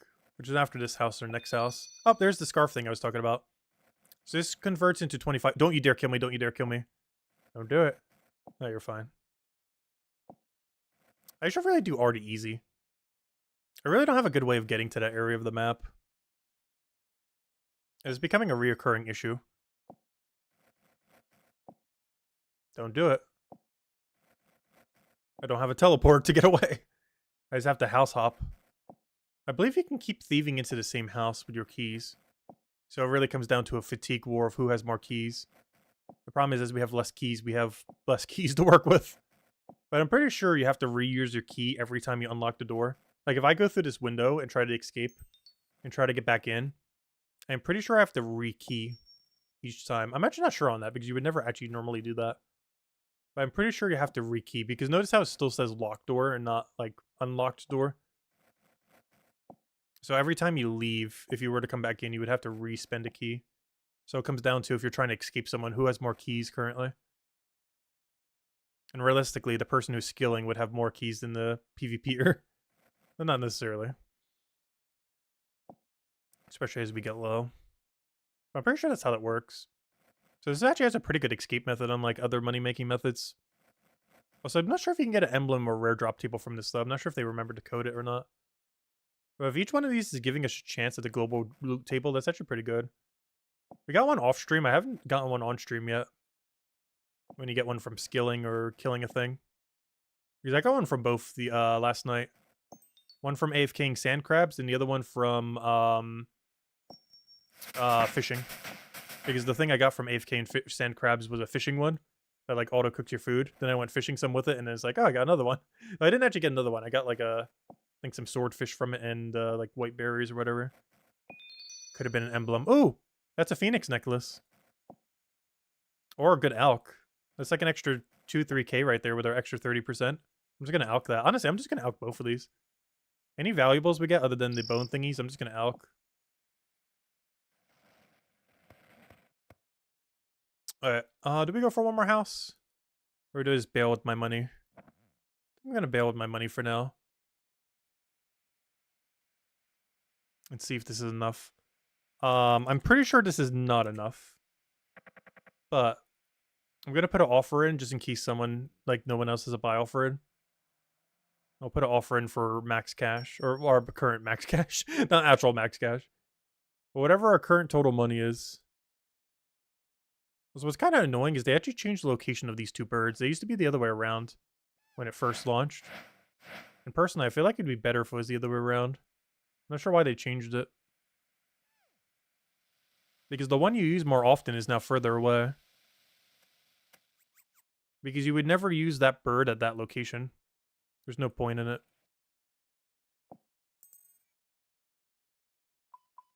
Alright, give me my fire runes, give me my other thing. All but one, all but one. Alright, let me go high alch everything we have except for this stash thing. That'll become XP later. Alright, high alch that. High alch you. Let's go put our offer in for like 25k for a Death Talisman. Probably not enough, but maybe someone will put it in at some point. And then I'll go use the other 7 keys. Or at least 6 of them. It's good to have a spare just in case. I think I have a spare in my bank, which is why I kept it there. So I actually can use all 7. Let's see how much that gets us. Yeah, it's a really chill thieving method. That's kind of the whole reason they added, is to add like a more AFK method. Because normally, normal thieving training in this game is just spam click like crazy. Also, what on earth happened over here? What on earth is this? Oh, it's a bone bolt. Yeah, someone tried bolting someone down there. It looks like a whole bloodbath happened over there, gosh. Like a dozen red dots all across the land. So I wonder how many people are in the highest combat bracket at this point. I don't want to try getting there. But I don't have the melee relic, which makes it a lot more annoying. I really should have if that was one of my goals. Originally it wasn't, and then it became it, and then we had like mixed tools to be able to do so with it. But at this point, our main goal is just try to hit 30k points. But our main goal right now is get a Death Talisman. Alright. 2, 5, 6, 4, 9. That's not a 4. Please sell. Yes, I know it's over the price. Please. Someone sell their Death Talisman. Alright, let's keep earning money. Also, if we die at any point during this money making, I am giving up and getting all the items.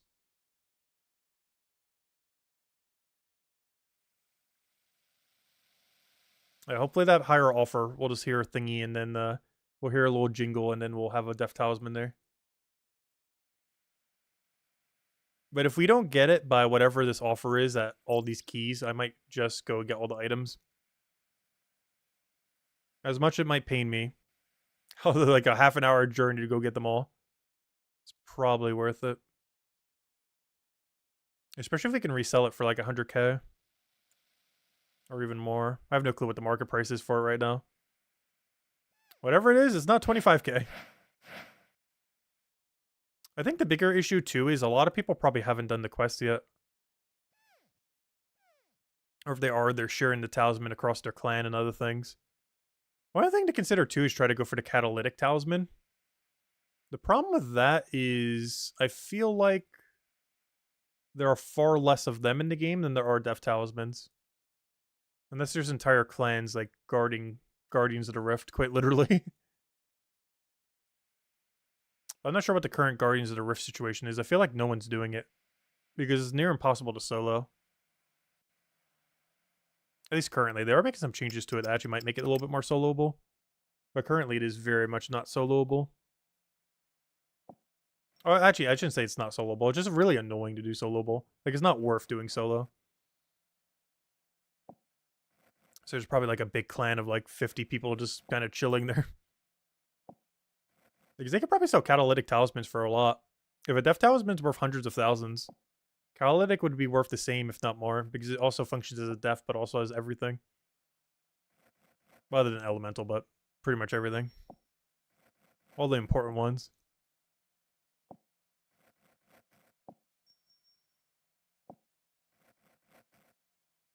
So unfortunately, you do lose some of the value from your first key whenever you start doing this activity. It's actually worth camping to some degree in the sense that anytime you leave, the first key you come back with will always get less value. Because you're not going to be able to do a full house, you'll be doing a partial house. Because the timer is not based on when you come in, it's based on when they leave. So unless you go in exactly when they leave, you will get less value from your key. It's not too big a deal, though. If we want more, we can just go thieve them right over there. There's a billion wealthy citizens just sitting there. They're all marked with their little tiles and names above their head. These have two different plugins marking them right now, which is why they're double marked.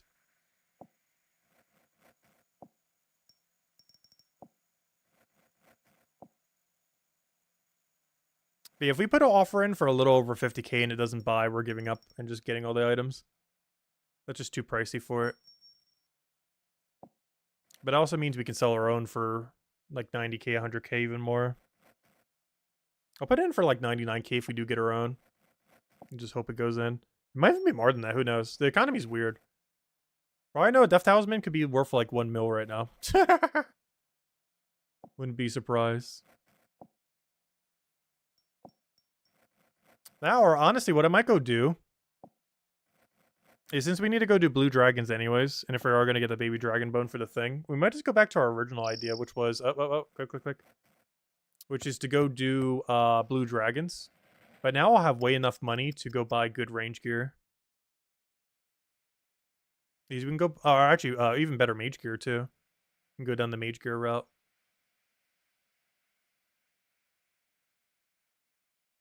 Because maging them with water is probably fine.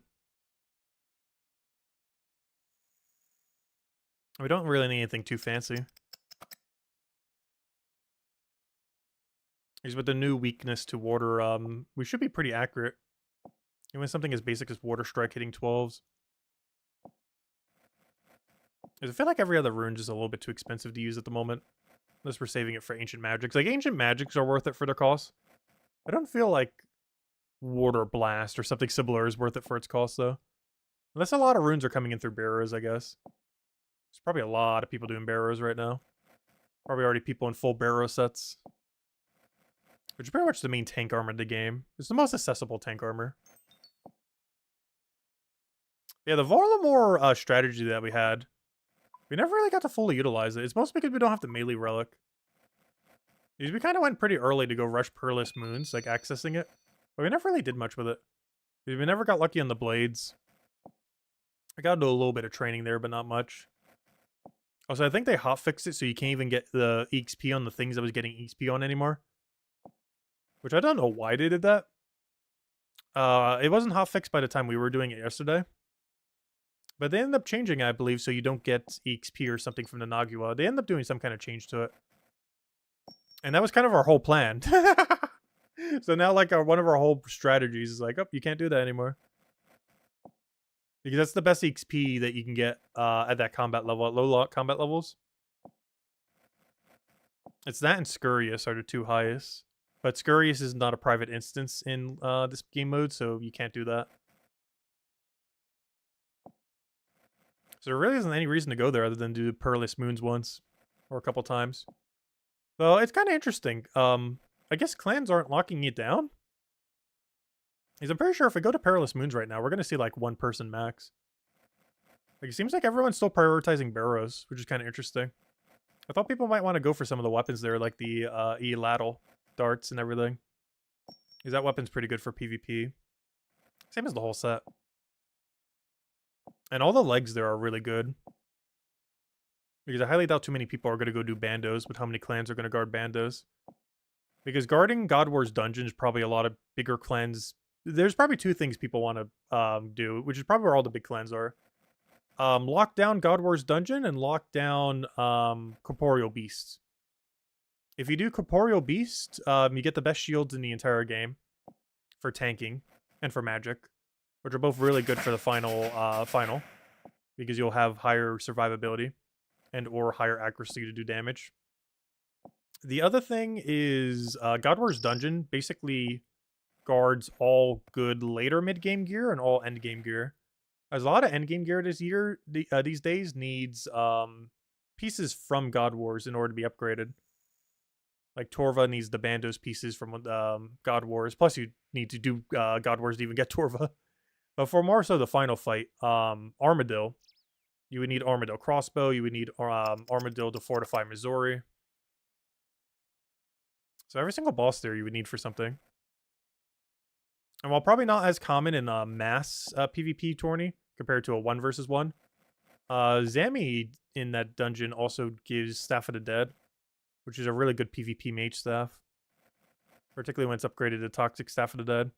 It's a special ability that reduces all melee damage by 50% for a minute. Which is really good in 1 versus 1s, but I believe this final is mass this time. There's 5 different mass worlds.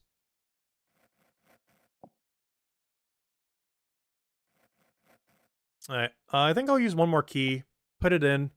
If the Death Talisman doesn't buy, I'm going to buy all the mage gear we need for now. Actually, I say that. Can we even afford that? If we're talking about, like, full mystics and stuff. I don't really need full mystic. The problem is I can't afford anything that gives magic percent.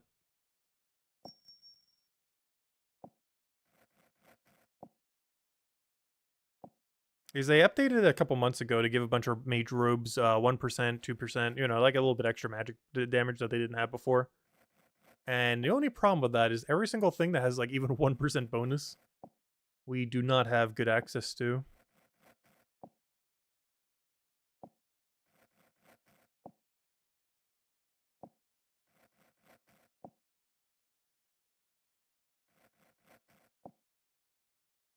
Yeah, this will be the last house we go for now, I think.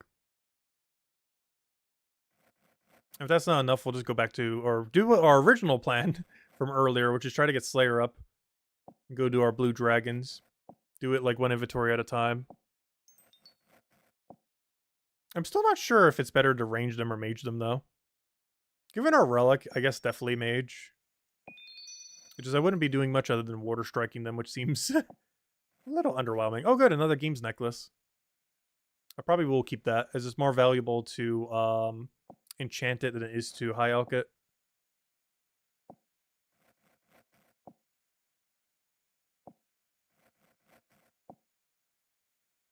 Yeah, too bad we can't do the blue dragon. We can't do Vorkaf yet. There is an auto-complete for in the final section. I believe I'm going to be auto-completing Desert Treasure instead of Vorkaf. It doesn't actually auto-complete Desert Treasure, but it does give you all the quests I believe you need to go do Desert Treasure. With every other unlock we've done. And by Desert Treasure, I mean Desert Treasure 2, not 1. We actually already have Desert Treasure 1 auto-completed. What are you doing giving us only a gold ring? Alright, let's go turn this in. How much is this? 16.5k. Alright, moment of truth. If this doesn't buy, let's go buy some basic gear and then start just running some bones. I really need a burning amulet too. I wonder how much that is. I feel like more than it's worth. Oops, that's just showing me the house. I thought a wealthy citizen was being robbed. Alright, we're out of here.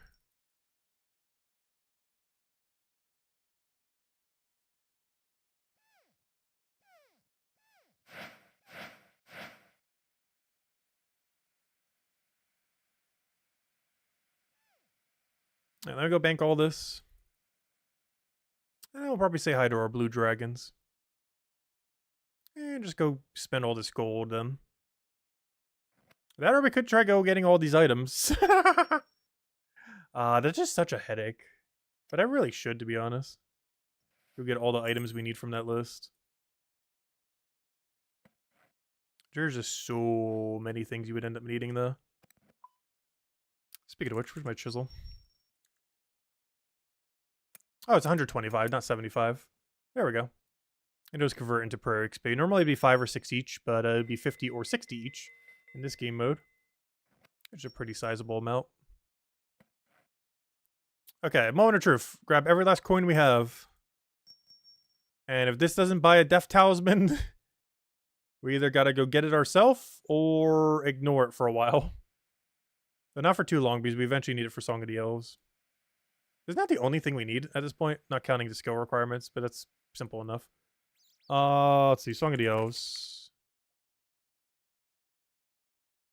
Morning's End Part 2 would be completed. Oh, we have to do Making History? Really? What do you have to do for Making History? Sapphire Amulet. Spade Ghost Amulet. Huh. Why do I not remember this quest existing? Like, I know it exists, but I mean... I don't remember what you do during this quest. Like, I know it's a quest. But I don't understand how it's related to the other quests. Maybe it drops lore that's really relevant to it. Alright, final chance. Max cash, or all the cash I have. 42150. Yes. No. Sad. Unfortunate. Alright, plan B. Time to kill blue dragons. We were going to earlier for a bit and then never did. So let's go do it. What do we lose on death right now? Oh yeah, I can't check. Why is there only one banker that can ever let you do it? Oh no, I have to check it over here too. Wait, I don't lose my coin. Oh, because I have my coins on me. I was gonna say. I wonder if do I not lose my coins, but because they're all already on me right now. Alright, if that's the case, let me bring all but one of my fire, all but one of my natures, some basic mage gear, or just prayer gear. Not anything too fancy. And I guess we just kill the dragon, bring them up. If I just re-die a PVM death there, I need to get a burning amulet. Even if it costs 10k. You need to get a burning amulet if we're going to do this. I will pay 15k for one. Alright, that's not too bad. It was 8k. Alright, I have a plan. Alright, plan. Let me go and just get a basic staff. Actually, I guess I don't need the high ox then. I don't know, is it still worth it? I guess. We'd be sacrificing all the money we have on us. So in all fairness, we're sacrificing all the money pretty much always anyways. Yeah, all but one. All but one. I don't need that many fires then if we're doing it that way. I only need, what, 200? No, I need 5 each. 250. Alright, so we bring this, we bring this. We simply go kill the dragons, which is a really, really basic setup. Then we bring the bones over to the burning amulet place. Hope no one is there. Do all the bones. Boom, boom, boom. Get in, get out. We could do the rise place, but I would need to go get the full process of getting a whistle. And while that would be a lot safer, it is a lot more annoying. It would take far more time to set up, so we're probably not going to bother with that at the moment. So our game plan is then to basically get mage gear with this. Basically all the runes we need, all the everything we need. I'm pretty sure I'm just going to be striking them. Let's see, how much are mind runes? Pretty sure it's way cheaper to get them through here because there's a lot of people through barrows. A lot of people probably just not using mind runes anymore. If I buy like 1k mines, yep, perfect. Yep, they're down to market price. Same as in the main game. Alright, perfect. Now I need 1,000 airs though, and or water. Now these are probably still more expensive. As people really went crazy with rune crafting. Let's see. I guess we'll do a water staff, so we'll do wind. Well, actually, it doesn't really matter. Do I have either staff right now? What's my deposit box? Just so I don't have to walk over there. Perfect. Okay, we'll do water then. Exchange, buy 1,000 water. Water rune. If I can spell words. I'll pay a little over market. Okay, I'll buy it from the shop. Alright, fine. We'll bring like 1k casts. That should be all we need. And the rest we can invest in... Well, we don't need survivability. I'm only gonna keep I'm only gonna keep 3 items on death. Which means I actually need to teleport out. This plan might not work as good as I thought. Because I'm keeping everything else on me, I need to have a way out. Because this would only work with like a charge thing. Unless I bring exactly enough ammo each time and don't bother with the high alch. Which is worth considering, I guess. I'm just not sure how many casts I would need to kill X number of dragons. Alright, well, let me buy more mine runes then. That's not what I want to do. Let me buy more mine runes. Buy water with the rest. I don't need these then. I can just put these away. And we literally just do it in this. We don't really need prayer points. Buy... I do need an anti-fire shield though, that I do need. So my 3 items would be an anti-fire shield, air staff, and the burning amulet. Those would be the 3 kept on def when we do a PVM def. Perfect. Alright. And then I just bring exactly enough charges to kill what should be 28-ish dragons. I guess I could punch the last one to death. It has to be about 26 dragons that we need cast for.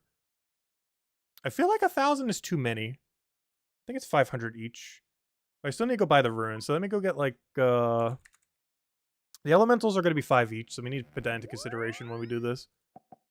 So I can only do this many then, I think. These are going to be about 5 each per elemental. Which I can do one more then. Mind runes, 1k. Alright. Oh wow, they were selling for 1 gold each there. Alright.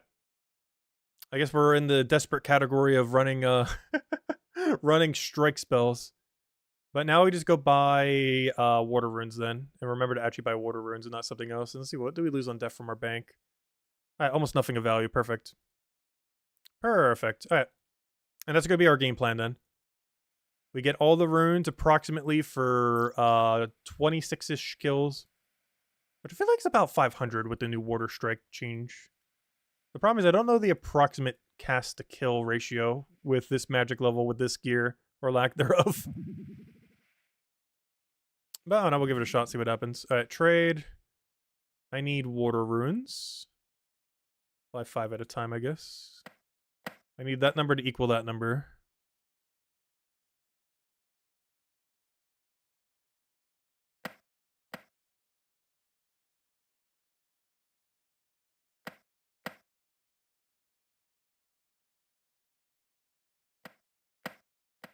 How much is this costing us?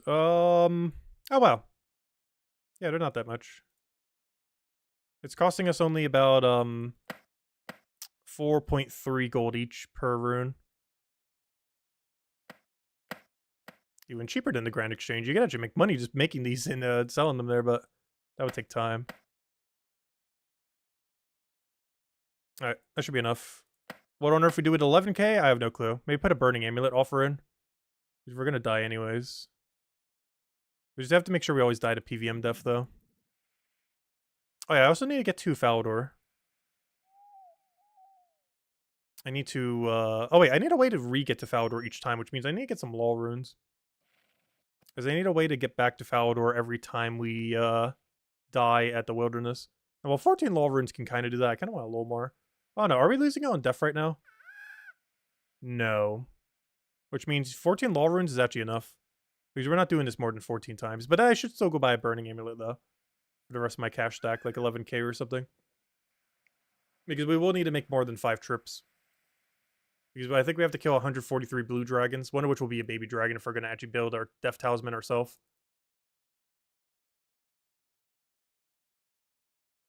Yeah, I think this plan will work. And then we bring like 500 casts each time. That does mean I only have enough to make 8 trips, though. And I'm not actually going to be making any money from them unless we get like a sigil or something. And even then, I'll probably keep it for myself. What am I doing here? I need to buy Burning Amulet for like 11k. Or whatever we can get it for. Let's see. Oh no, I don't want to get... Oh, but then again, we only have the other one for 7k. What do I put one in for like 501? Buy our mind runes at 1 each. Because eventually we'll get an offer in for that, if not immediately. And then we'll buy the water runes later with whatever money we somehow find.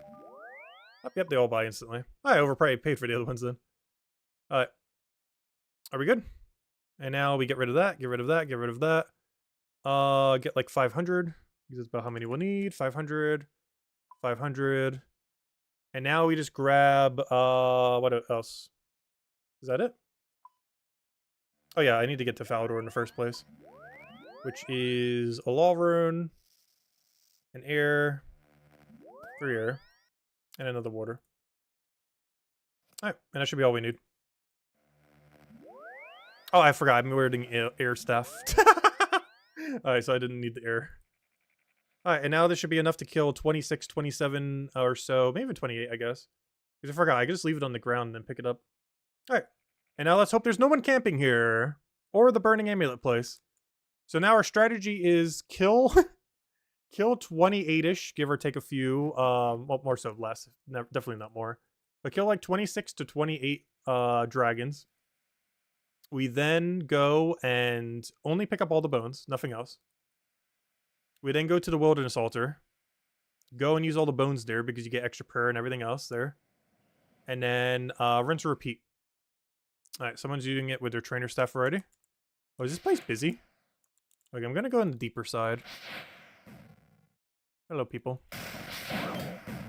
Hello, people. Goodbye, people. I'm not sure what a safe spot is on this side, but... if someone comes to kill everyone, they'll kill them first. Alright,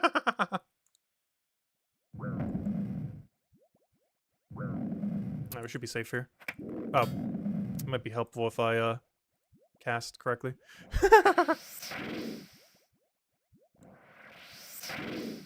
Yeah, this spot should be safe. And the best part is, if someone slaughters everyone there, they'll come for me last. I'm using them as a meat shield. Alright, maybe we need 1,000 casts. I'm not sure. But however many it takes.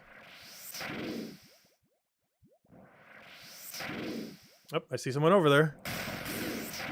Alright, it doesn't look like they're here to kill. They're in a trainer staff. That reminds me, on our next bracket of protection, I need to go get a major training arena 2 cape. I think this is what I'm using my next protection bracket for.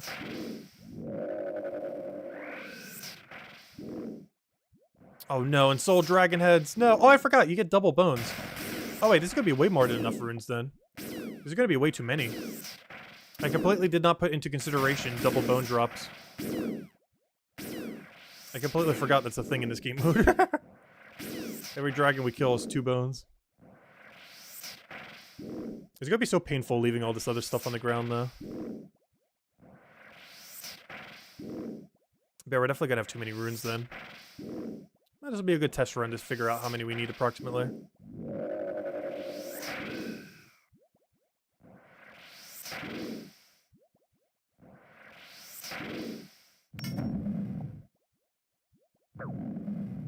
So I didn't bring any food. I didn't really think we would need any. Because we can just protect from melee. I just keep not doing it. Alright, so this is definitely way too many. It looks like we'll need closer to 250 or 300. Probably 300-ish. Because we only have to get 13 to 14 kills, not 26 to 28. Also, that's the thing that drops the baby dragon bones that we needed for the other thing. But yeah, at this point, I think we're just getting our own Death Talisman. I probably won't do that on this stream because it's just a fetch quest where you get a billion different items all across the area. It's just really annoying. I don't think I've ever actually done it the normal way. Ever. This will actually be my first time, I think. Because on main accounts, you would just buy it off a Grand Exchange. And on Iron Man accounts, you just use Catalytic Talisman these days. Which is something you can't really get conveniently in leagues. I mean, during, not leagues, during, Deadman mode, I mean. Oh no, this game mode somewhat feels like leagues, but not really. Leagues was definitely way more fun. I do have to say. But I want my reward points. We need 30,000 there eventually. And while I won't be streaming this tomorrow, we will be streaming it about 1 or 2 more times. Do some endgame stuff like Coliseum, various bossing, maybe even PvP since this is the PvP game mode and we have 0 kills so far. Probably go get some kills. Oh, so I wish Slayer was this easy in the main game. 1,000 Slayer per kill. There's a lot of Slayer XP.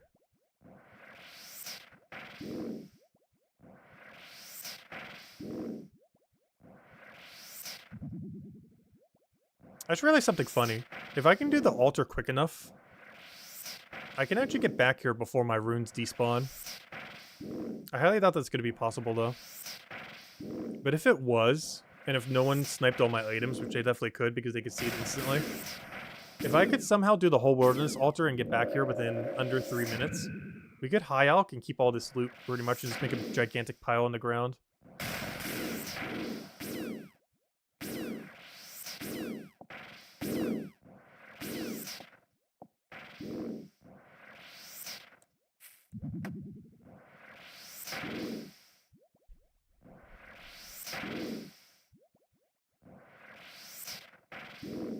I just realized I still have the quest helper thingy on. There we go. I gain a level in something. But yeah, I really hope no one's guarding the wilderness altar thingy. That's gonna be really annoying if they are. I'm just giving them free prayer XP if that's the case. Ooh, 15 nature runes. Nice. I wish I had the high alchs to use them. Maybe we should have bought fire runes just for the XP extra that we'd get.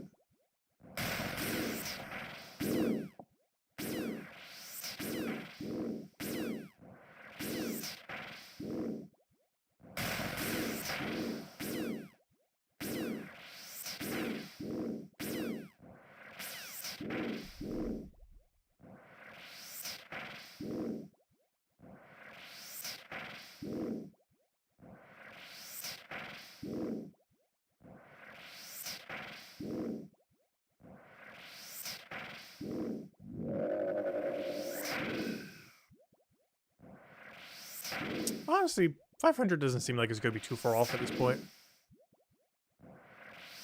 Which means technically our number was off. Because we thought we needed twice as many.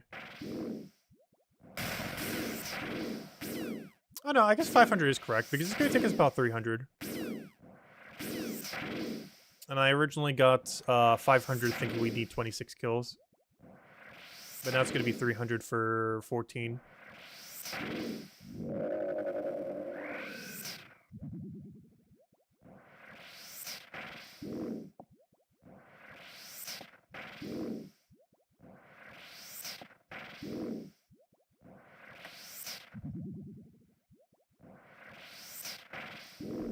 Also, one thing that we can see to see if anyone's just killing everyone there,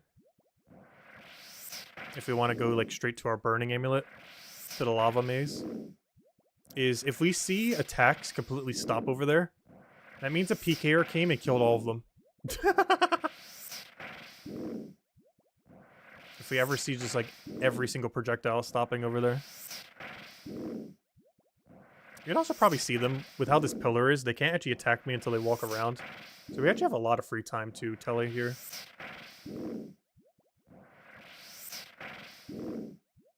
Oh, that looks like someone who might try killing. What's he wearing? I said, hello, keys. Welcome, welcome. You're trying to get back into Gems of War, but the PvP is all different, so you can't farm gold anymore. Do you have any tips on how you can? Explore. Do the highest level Explore you can do. Ideally level 12, but if that's still too hard, try a lower one. But Explore is pretty good for gold.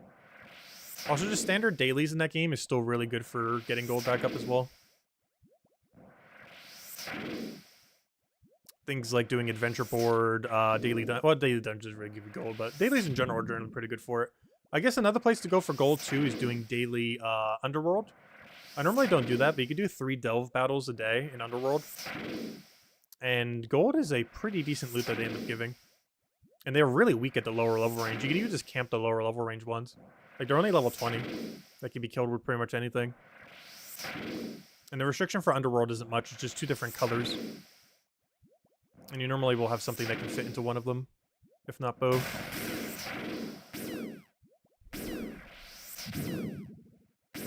Yeah, we're streaming Gems of War tonight at around 8.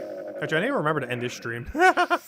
Unlike last time, where I accidentally went all the way until 8. It's like, oops, it's 8 already? But no, I do want to end a little bit earlier tonight so I can actually grab a bite to eat, because I haven't ate anything yet today. Other than sipping this water. Alright, looks like it's about 300 then. Maybe 350. It's hard to tell because we could either be getting lucky or unlucky right now. But we definitely brought too many. But that's mostly because we were planning for 26 kills, not 14 kills. I completely forgot about the double bone mechanic. Ooh, Raynar Weed. That is so tempting. I can't pick it up, though. You know, it'd be really nice to have right now, though. I guess that wouldn't work either. No, it could. I wish I had those imp in the boxes. You can do them at, like, 71 Hunter. It's a mechanic most people don't use in this game. But would be really useful right now. But, yeah, we're not gonna bother. It would take too long to go get it just for what we're doing right now. It just hurts to leave that on the ground. It's very painful. Yeah, I think we just bring 300 casts. Because even just 200 is going to be enough at this point. And if we drop some, we're dropping almost nothing of value.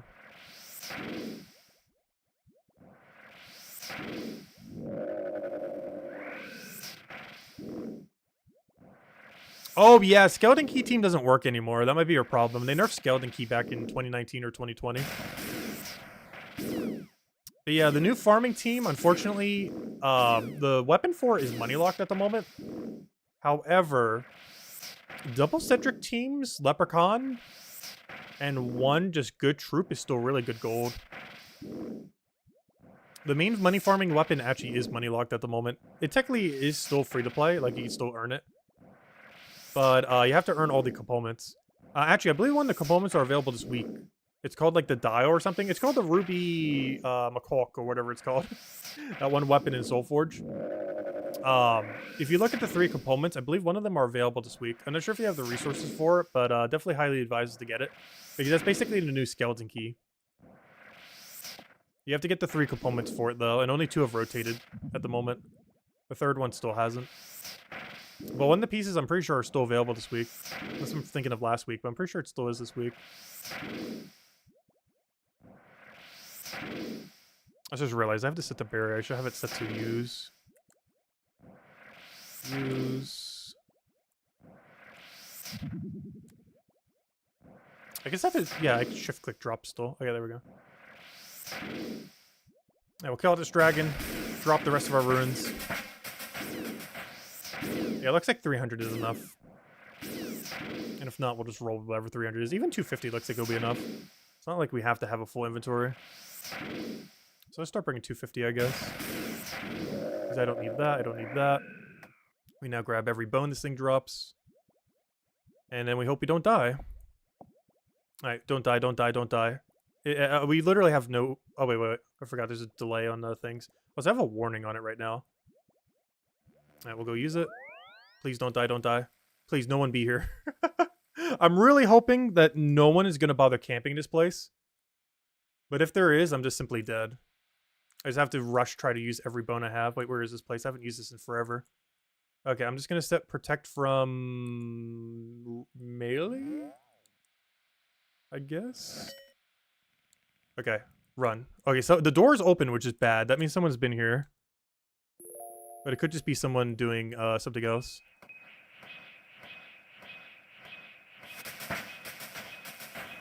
And now we just get like infinite prayer XP.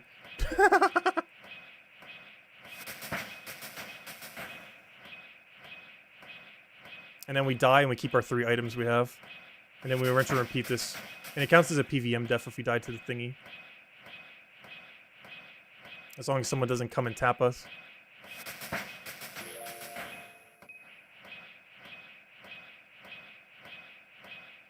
Alright, there we go. And now we die to this.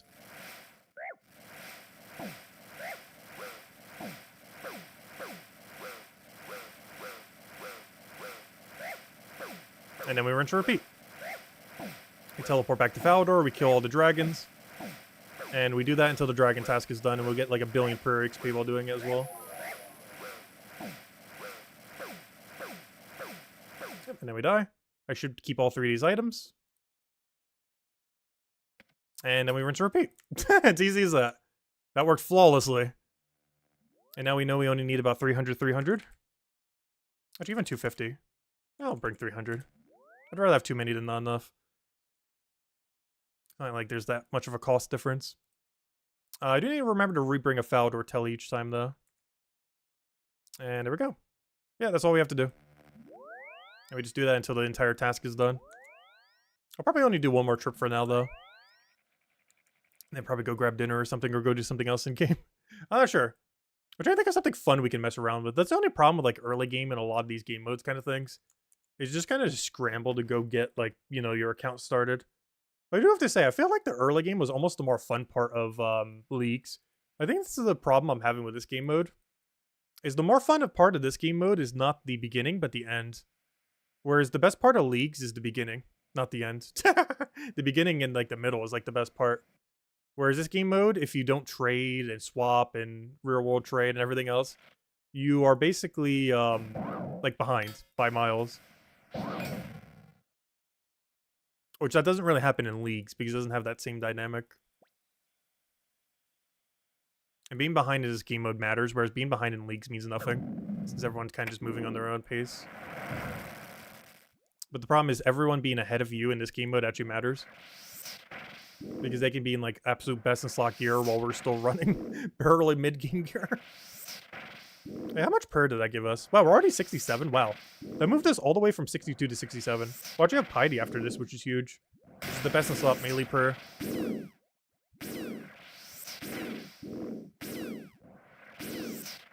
Alright, catch you later, Kaz. Thanks for stopping by.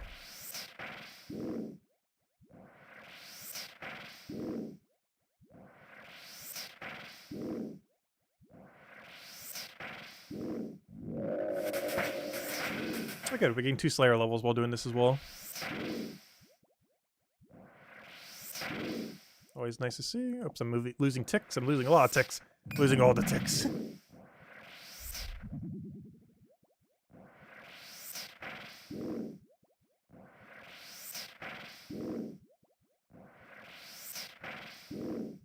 So our magic level still feels so low. I haven't been doing any of the better methods for training it really quickly. Mostly due to our lack of funds. Is this guy gonna kill me? He's wielding a Draymond staff. But he's also over here for no reason. Okay, he went the wrong way. He doesn't know where he's going. I'm like, wait, what's he doing? This is a dead end. Because anyone who's coming here is either killing these or killing other people. There's nothing in between. There's nothing here. It's literally a dead end. You're either here for the blue dragons or to kill the people killing the blue dragons.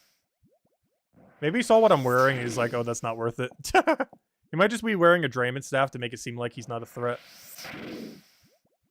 But then he saw we have so little on us, it's like, okay, never mind. That's a waste of a skull.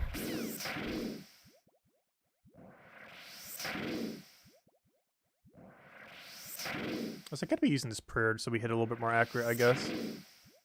It's not that big a deal, but it's free prayer. I don't really need it at the altar. Actually, I say that. We'll probably get PK'd the second I I don't do that. But realistically, if we have someone on us, we're just dead. Like, there's no surviving. Like, us having prayer or not having prayer is going to make no difference. So I might as well use it. Use a stronger one, too. Just don't feel like flicking it the whole time. It's only going to last for like 3 minutes.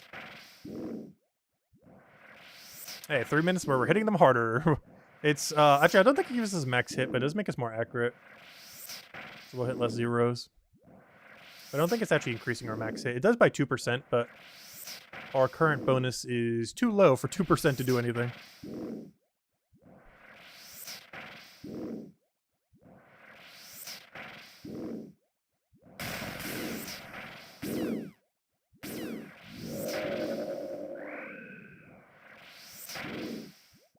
Nature runes. I hate that I can't do anything with them at the moment. Because I'm the kind of person who will always pick up every resource in every game I ever play. And it just pains me to do this. This is why I could never play an Ultimate Iron Man in this game. Where you have, like, no bank or anything. Because this physically pains me. Seeing stacks of loot like that just sitting on the ground that I can't pick up. Because for the strategy to work, I have to have these be our 3 most valuable items.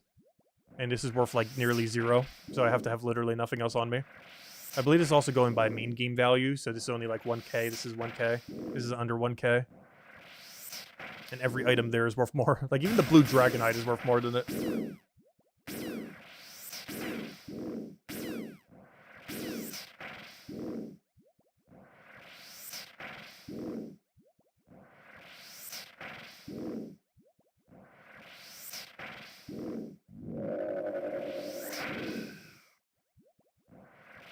Oh, irate leaf.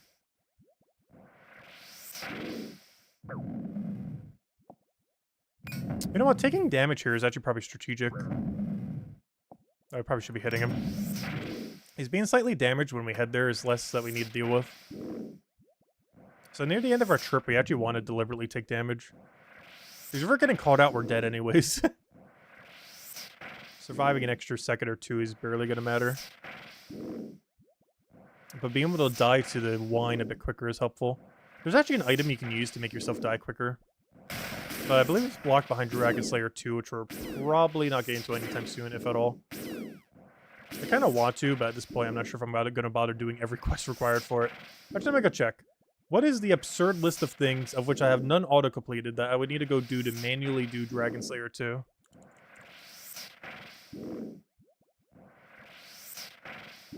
That's a lot. Legends quest, I believe, does get auto-completed, though. I'm pretty sure. Dream Mentor and Tale of Two Cats will not, though.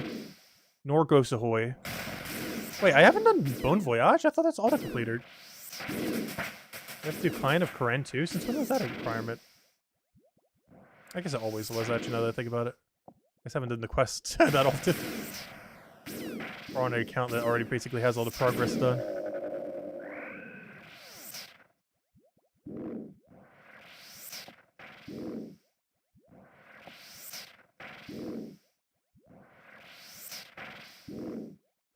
I should have used the weaker magic one.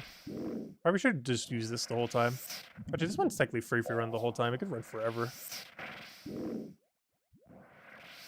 It's only 5%, but hey, if it makes us hit 1 less 0, it's worth it.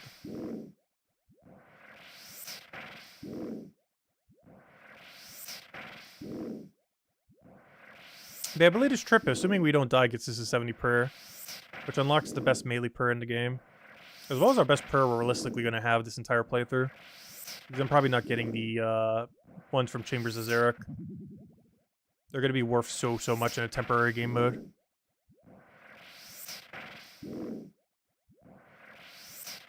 Way beyond anything we will ever bother getting.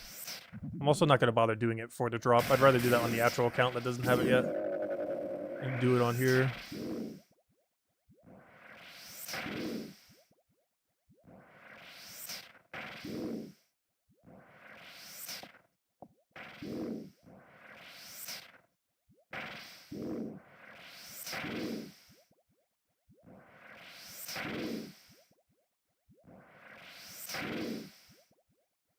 So it looks like each trip takes us about 12 minutes here, which is not ideal, but it is a lot of progress we get from the bones. And we need Slayer XP somehow. It's definitely pretty slow for Slayer XP though. Well, it's because we're water striking them.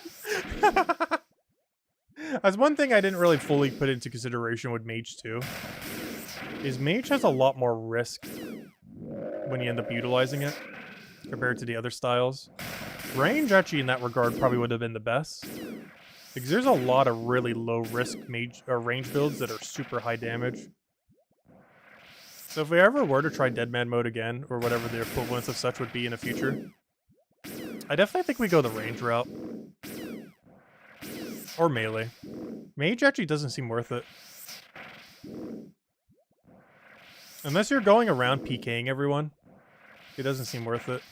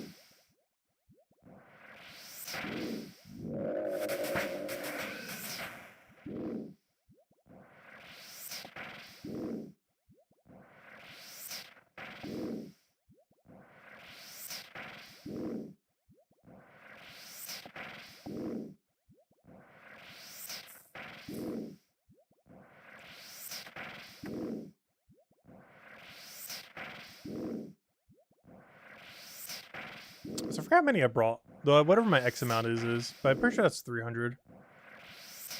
Yeah, I think we can get away with 250. This is 2 inventories in a row where it looks like 250 would have been enough.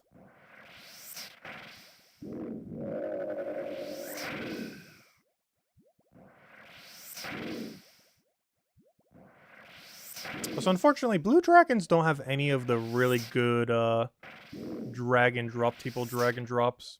They mostly just drop the dragon bones. Which is still nice. But what I mean by that is also, why on earth are you in that? It looks more like a PK setup than anything. That's concerning. Get the preemptive telly ready. If I see him walking this direction around here.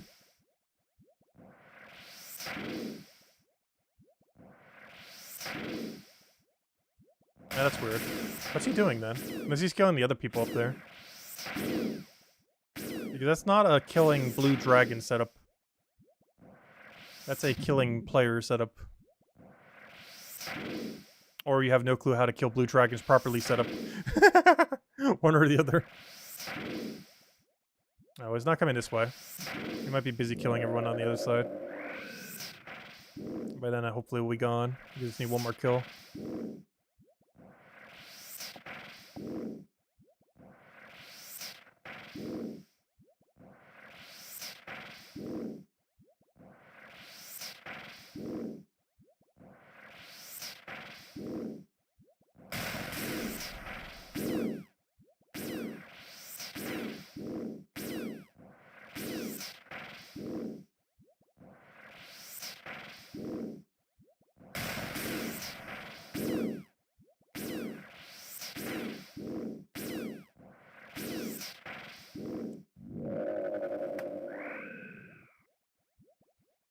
Alright, there we go. Dragon bone, dragon bone. Alright, let's hope no one is there, please. Please no one be there. I have no prayer, we have no heal. What is that one guy doing over there? He must be doing a Slayer task. Alright, hopefully no one is here. As I have no counterplay other than hope I can use bones quick. Please don't kill me. No, why? Please. Oh, well, I have my bones. Repity. Well, there goes my bones. Goodbye, bones. I forgot, there's a 3 delay. You can't just log out like you can in the main game. Alright, well, I can give him a run for his money. Actually, there might be a way we can escape if we're really funny about it. Actually, you know what? I'm about to... Oh, wait, what if I shift-click all the bones? He's not going to bother grabbing them all. Go ahead. What are you going to do? I'll be back. Oh, he is going to grab the ball, really? Rippity. Well, I think that's a good place to end on. Because of my burning amulet. Likely we lost like almost nothing of value. What do we lose now if we die? Also nothing of value. In all fairness, there's nothing of value to lose in there. You kind of have no value left. But I don't know, we'll still be messing around, still get our 30k points. AFK a couple things. Get to the point where we can actually do some endgame stuff. And we're pretty much halfway there. Probably grab all the things we need for Morning's End Part 2.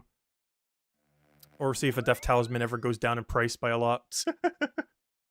Because I really don't want to get all those pieces, but if we absolutely have to, we will. But anyways, guys, I think we'll end it there then.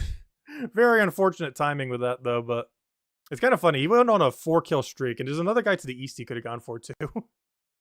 But, oh well. But anyways, guys, we will be back, as far as this, probably sometime next week. I do want to do at least 1 or 2 more streams for it, before we completely edit out Deadman mode. Definitely nowhere near as many as we did for leagues. I think in 3 weeks in leagues, we did like almost 20 streams or something absurd. But, yeah, we're probably going to do about 3 or 4. It is only 2 weeks long, so obviously it is quite a bit shorter as compared to leagues. But the main goal has always been just to get 30k points, enough to get everything. So that's pretty much the game plan. Just have some fun, mess around with things, and go from there.